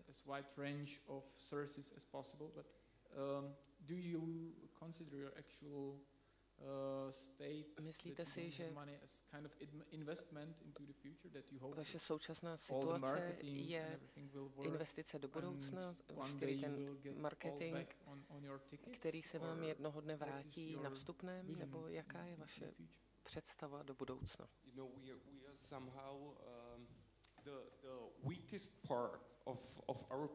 Nejslabším článkem našeho projektu je městský úřad, protože my vůbec nevíme, jestli ještě za rok v tomto prostoru budeme. Takže abych byl upřímný, moc dopředu neplánujeme. Možná je to jednodušší, protože nevíme, jestli tam bude divadelní představení, koncert nebo nějaký workshop za 4 měsíce a podobně. Nejsme schopni vytvářet nějaké dlouhodobé strategie, protože máme takovou dohodu s městským úřadem.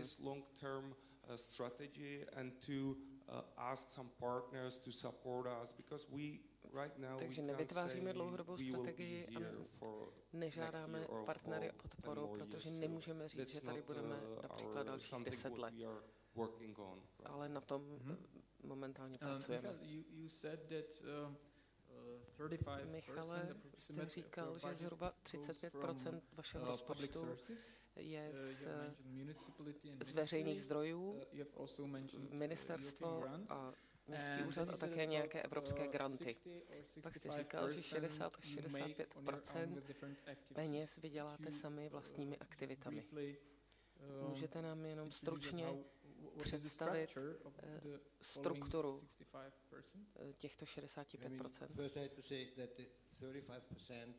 Nejprve musím říct, že 35% finanční podpory od státu jdou velmi striktně na umění a kulturu, na festival, na vzdělávací aktivity našeho centra, které jsou propojené se státními vzdělávacími institucemi. To znamená, že například laboratoř budoucnosti a další aktivity nemají žádnou finanční podporu. Také to znamená, že těchto 35% je tak akorát peněz na to, abychom mohli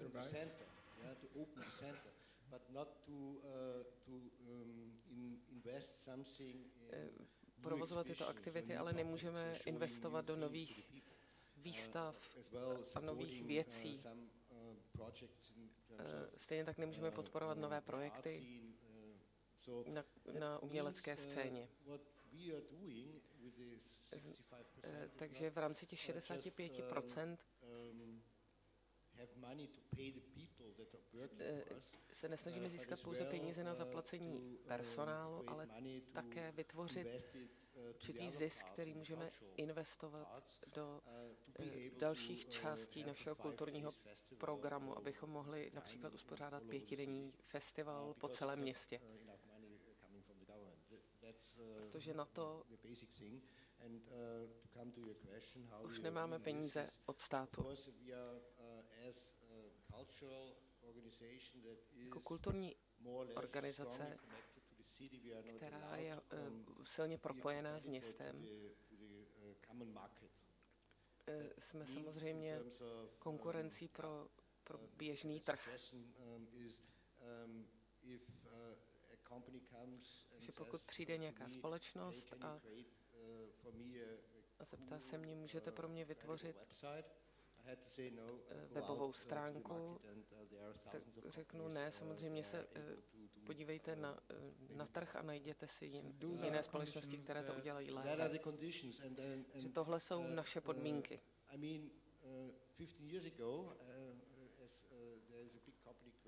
Před 50 lety velká společnost, která se jmenovala Quelle a která už dnes neexistuje,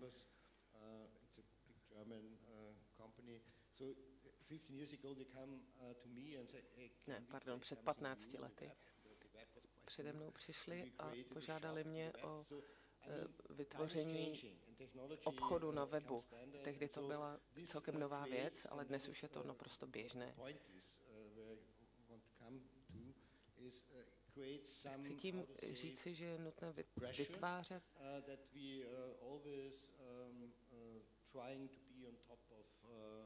určitý tlak sami na sebe, protože chceme být vždycky na vrcholu věcí. Ve fázi tvorby a používat technologie, o kterých třeba ví jen málo lidí. Chceme vytvářet nové věci,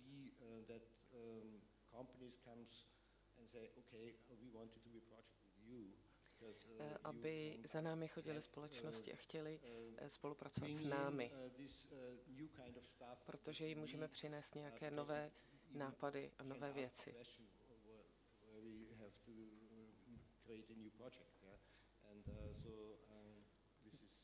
And do you think that opening of these conditions to the market myslíte si, že otevření těchto podmínek trhu vám umožní se lépe finančně podporovat? Nebo v Ars Electronice nikdo nepracuje za peníze nebo pro peníze. Je to samozřejmě kulturní instituce.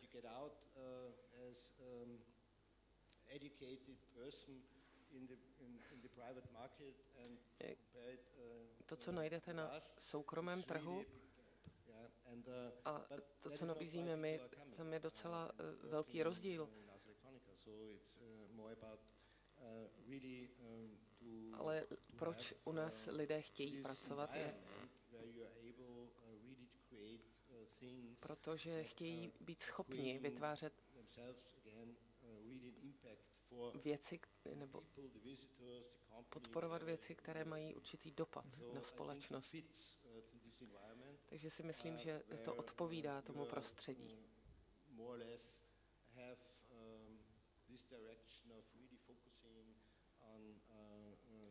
Chceme se opravdu zaměřovat na vytváření věcí, které jsou stále efektivnější a levnější. Been talking about, let's say, more or less traditional ways how to finance. Teď jsme se bavili o víceméně tradičních způsobech financování. Teď k dalším ještě způsobům veřejného financování, které jsou k dispozici pro kulturní projekty, ať jsou to tedy členské poplatky a další způsoby, které už využíváme. Jedním inovativním principem, postupem, který je běžný a využívají ho jak Jatka, tak Ars Electronica, je crowdsourcing. And in the grain of this principle, there is the term peer-to-peer. Peer-to-peer financing. Jedním z základů tohoto financování a principu je peer-to-peer financing, komunitní financování. A já bych what are the actual problems of cultural institutions and projects. And I would like to focus on these new approaches. And Jan, I would like to ask you, how do you understand this principle of peer-to-peer, which is like the basic term of all these new approaches? Okay, so peer-to-peer, this principle is coming from something we call share economy. And share economy is very big area because people are used to sharing almost everything. People are sharing flats, people are sharing cars, bikes, etc. We have so many companies that are working or they are running their business based on share economy principles, that really people share something with other people. I can mention very successful companies like Airbnb, where people are renting flats to other people, and really this is something that you connect people that they need something with the people that they own something. And this is what the sharing economy is about, and this is very sharing economy is getting bigger and bigger, and also in Czech Republic it's getting bigger and bigger. It's more popular abroad, but And the peer-to-peer itself, it's coming from shared economy, and it's really to share something. And when we build zonky, this is again bring people who need money with people who has money, and also the sharing economy is to that people don't like institutions, because usually when you go to any institution, you need to pay such a big amount for services, because all these institutions, they need to pay their infrastructure, branches, etc. But if you connect these people directly, you will save a lot of money. And this is something based on which peer-to-peer financing or lending works. And we made some calculation. For example, when we calculated how much money we will save if we will finance everything through zonky and not from the banks, and the money we calculated, it was incredible amount. So I see that the sharing economy is something that has really big potential, and once people will try to use it, and if they will try, I'm sure that they will use it forever. This is something which will save money to everybody, and based on that, also the peer-to-peer principles works. It's obviously as a principle very efficient, but why then all our relationships, no matter whether business or personal, are not already based on peer-to-peer if it's so efficient? If there are some block in people that doesn't allow to spread these technologies and principles more quickly. Yeah, I think it is. It is a block in the people, and people do not know that it exists. And I think we need to educate people that there is something like that in the market. Because, for example, when we are, I think everybody who are sitting here, we are living in some bubble, because we think that it's normal. We can share things, sharing economy is something that maybe is common for all of you, but people outside this bubble, they are really conservative, and they go to the traditional institution that all their fathers, grandmothers, and other people from the family use it forever, and for them, like, it's typical, and I think it's not right. I think people are really conservative, and they are afraid to try new things, and I think this is the biggest block. Clear, when you were creating your marketing strategies, you had to definitely think about how to overcome this problem, how to educate the people, maybe how to unblock, call it in this way, these obstacles, and get people involved and use your services. What are your strategies to break it? Not easy to answer, but yes, it's mainly we are thinking about education. We are organizing events, focusing on the sharing economy, and we would like to connect also zonky with sharing economy, and we are educating people what the sharing economy actually is, because they don't know, and for them it's something that they are not really comfortable, because if you connect people with other people, it means that you need to, it's based on trust. I don't think that in Czech Republic, you know, the environment, there is no trust between people. And I think it's a pity, because I think if people would trust or believe each other, I think the sharing economy would work more and more effectively. So now I think it's more about education, and this is the strategy what we are planning now. Okay, so when you organize the educational event, how does it look like? You land a Strahov stadium and you bring people in buses from Moravia and you educate them, or how does it? For example, we organized breakfast for all our customers, and we organized this breakfast based on the sharing economy. How do you deliver this information to the farmer outside Prague who cannot come to your breakfast? You would be surprised they can. Really? No, yes, it's difficult. But I can really say that Zonky is now really as a community, and people really share these principles. I can give you one example. There was one guy who borrowed money from other people, and he called us. He was very nervous, and he said, "Come on, I'm not able to pay this month money, and I'm very sorry because I borrowed this money from the people. Can you write email that next month I will pay everything?"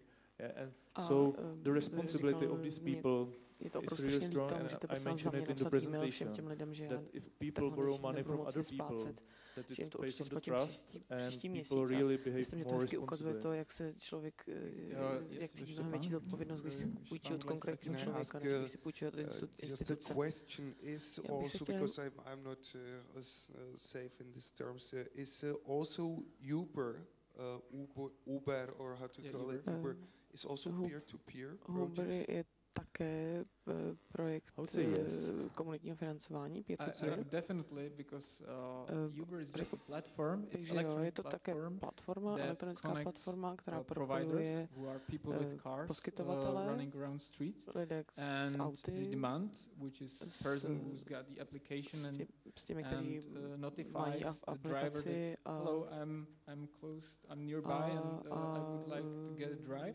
Potřebují and the platform works on a aplikaci, která může upozornit řidiči poblíž někdo potřebuje svést. Takže vlastně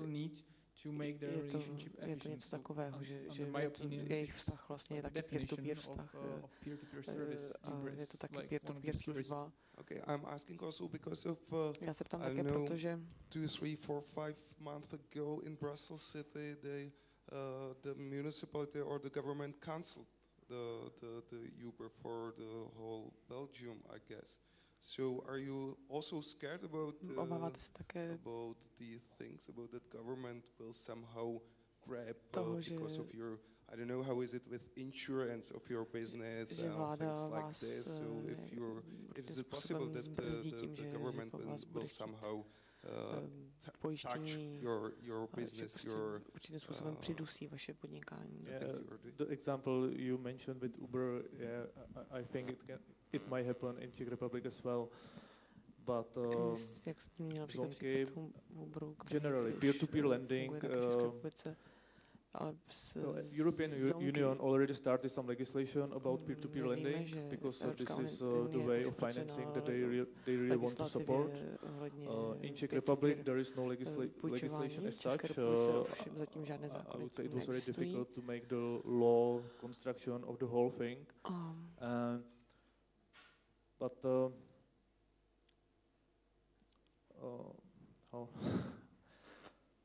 I don't think so, because all this money that people make in the platform, they also need to pay taxes from it. And we are not really going outside the system. We are really in the system, and we follow the rules. And if you mention Uber, they are not in the system. They are outside the system, and the main problem is that the Uber drivers do not pay taxes.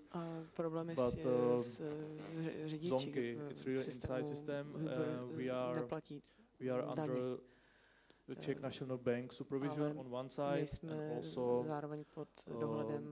we are behaving according to consumer lending law, so we are under strict control, and we cannot avoid any things that we would like really go outside the border to the system setup. So I don't think so. There are also planned legislation changes, about them, and these changes are mainly for these really bad lending companies, that they are really serving the poorest people. Ty se týkají tedy především ale těch společností, které poskytují půjčky nejchudším lidem. Poměrně komplikovaná should be about. I don't say that it is about it anymore. Nebo ta legislativa ohledně financování půjčování je poměrně složitá a jejím účelem by měl být především chránit ty, kteří si půjčují, zároveň investory, kteří these regulatory frameworks should protect all the parties and provide legal insurance that poskytovat určitou záruku lidem, investments or money are safe and nobody will treat them badly. How do you ensure that both investor and the person who lends the money are safe from like bad peníze, které procházejí vaší platformou, jsou bezpečí? You would be surprised, but there is no insurance as such. Yeah? Everything is based on the trust between people. But what is important to say that all this peer-to-peer lending is anonymous. These people do not know each other. That you are just you will write some nickname and you are anonymized. Anonymized, yes, really. Je to tady and so there is no risk that, for example, if one guy will stop paying, that 200 investors will knock on his door and ask for the money. It would be really bad reputation for our platform. So, for example, all these collection agenda, it's done by Zonky, and of course we will charge some small fee for it, but we really we want to keep it inside because we really don't want to punish somebody that for 1 month he has just problem with his payment, etc. Nechceme někomu způsobit problémy. Sounds that makes sense, but I would like to come back to how to get these principles peer-to-peer and crowdsourcing, crowdfunding among people. And both of you, Jatka and Ars Electronica, are quite successful in crowdfunding campaigns. What are your strategies to spread the information and spread the trust that people, when they put the money, or when they give the money to you, that you will use it in a proper way, for a proper purpose. Jak je přesvědčíte, že potom využijete nejlepším možným způsobem a správným účelem? A že persuade the people. S nimi nenaložíte špatně. Jak přesvědčujete lidi? Myslím, že ta strategie je poměrně jednoduchá. Musíte jenom správně formulovat svou vizi, tak aby všichni pochopili. To je všechno. And as I said, I'm looking for a project because I'm interested in it. And I see lots of projects when I don't understand why the people or the institution are looking for money. They can't formulate why they need it, what is their mission. Nedokázou svoji vizi dobře formulovat. Our main what we read really thinking really long. No, co my se opravdu snažíme je just long time just to say really už dlouhodobě easy and straight vyjadřovat se velmi who we are, what we want, jednoduše formulovat to, kdo jsme, co chceme, o co usilujeme. To se mi líbí, ale do určité míry máme také využíváme crowdfunding a crowdsourcing. Úplně na začátku jsme toho také využívali.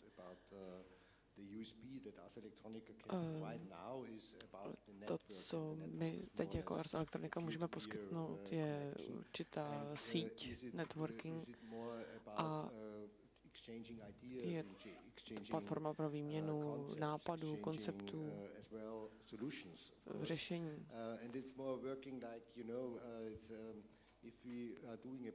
A pokud pracujeme na projektu, kde vím, že potřebuju nějaký speciální světelný design, potřebuji speciální konstrukci, a já znám někoho z Japonska, který tyhle věci dělá, tak ho mohu kontaktovat. Takže já myslím, že to všechno je o těchto sítích a propojování informací, takže si můžete vyměňovat věci a zkušenosti a získáváte přístup k určitým speciálním dovednostem a schopnostem. A to nemá nic společného s penězmi. Takže crowdsourcing nemusí být o penězích. Můžete nám tedy říct, co přesně, můžete ukázat nějaké příklady, kdy jste tedy něco získali od svých účastníků, jak se jinak podíleli, jak čím jiným přispěli, kromě peněz. Hezký příklad, myslím v roce 2004, jeden z nejlepších příkladů crowdsourcingu. Byl to, myslím, Američan, který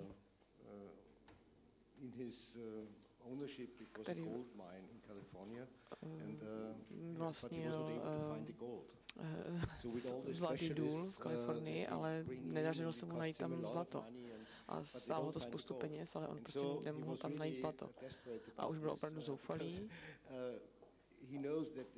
A věděl, že tam někde zlato je, ale tak dal dohromady všechny informace, které měl k dispozici o svém zlatém dolu. A bylo to velmi tajné. Bylo to poprvé, kdy tento princip on poprvé tady vlastně využil to principu, že odtajnil všechno tohleto maximálně utajené všechny ty informace a dali k dispozici tedy veřejnosti vlastně a s tím, ať mu někdo pomůže zjistit, kde to zlato je. A on někdo na to opravdu přišel a to zlato tam opravdu bylo.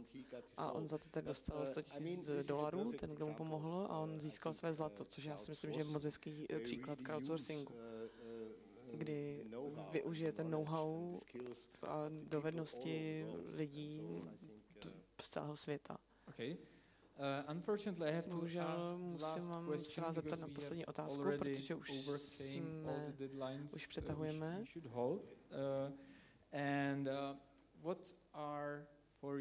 Jaké jsou pro vás nejslibnější strategie pro budoucnost?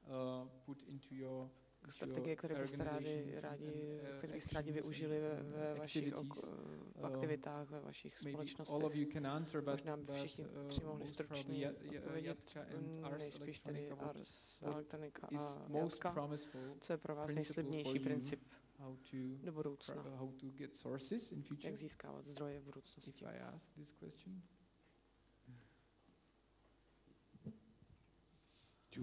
To be honest, úplně upřímně nevím teď právě. Můžeš možná využít zonky. I don't think that we could be a client of zonky when we don't have a future, as I said, when we don't have klienti pro zonky. Contract for space where we are working, when we are doing our myslím, že nejsi, project. Protože až v momentě, kdy pracujeme na našem projektu,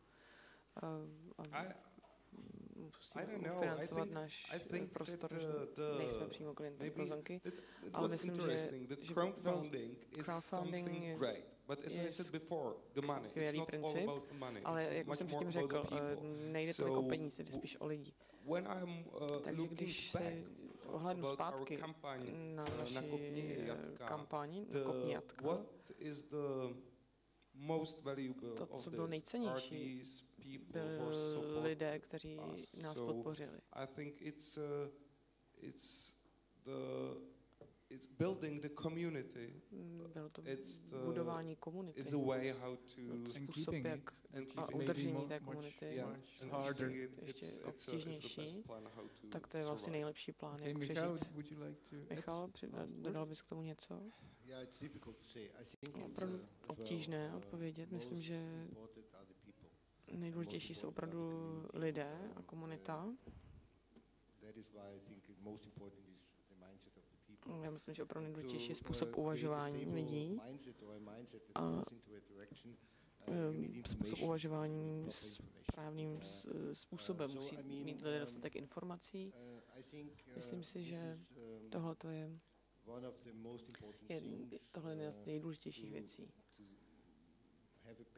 mít určitý základ, určitou základnu personální, základnu lidí po celém světě, kteří mají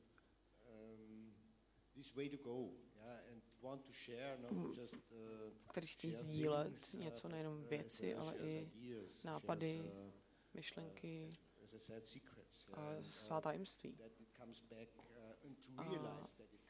A uvědomují si, že se jim to vrátí. Thank you and děkuji a Jane, poslední slovo. Okay, we as Zonky, we will continue in our mission to change the lending culture. Naším poslání změnit kulturu půjčování peněz. A já si dokážu představit, že všichni, kteří si dokážou představit spolupráci s námi, třeba pro Jatka, protože máme spoustu investorů, kteří mají zájem o kreativitu, podporují kreativitu, kulturu. A je to focus our activities. Něco, thank you very much. We are at the end of our panel. We would like to thank again to the European Commission representation. Takže znovu děkujeme zastoupení Evropské komise v České republice za spoluorganizaci této And I don't know, has already started the guided tour around DEPO, or do you wait for us? DEPO už možná začala, nebo se na nás ještě čeká? You are waiting, so that's great. And I'm looking forward to all of you at the guided tour, if you join it. And if not, then tomorrow or maybe today evening, there is a party. So yeah, of course, if not at the guided tour, then we will meet at the party or tomorrow in Docks. Thank you very much, and I hope you will have a nice evening. And thank to all of our panelists, Štěpán, Michal, and Jan. Thank you. Jan, děkuji.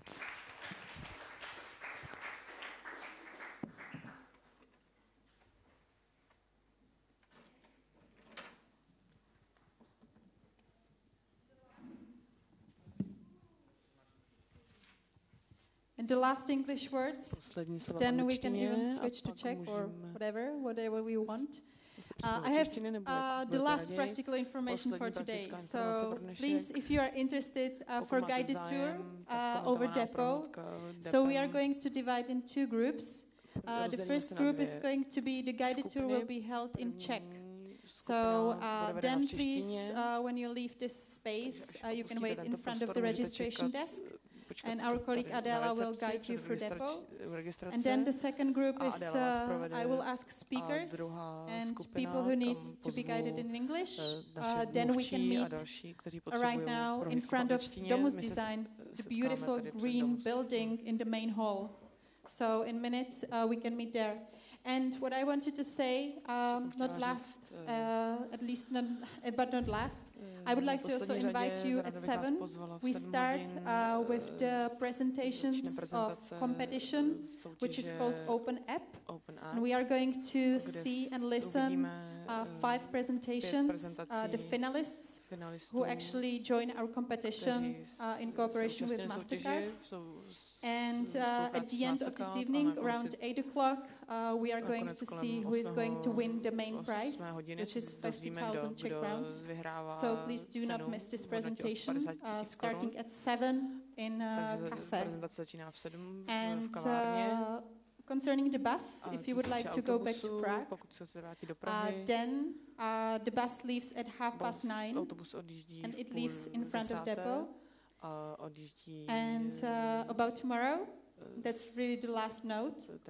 I would like to tell you that if you haven't registered yet and are you interested in joining the workshops tomorrow, which are going to be held in Prague, in Docks, then you still have a possibility. So just go to the registration desk and you can register. That's it. Okay, thank you very much for those who stay here until the end and enjoy the guided tour, enjoy the competition, and then there will be also a DJ. So, yes, that's it. Okay, goodbye. Shledanou.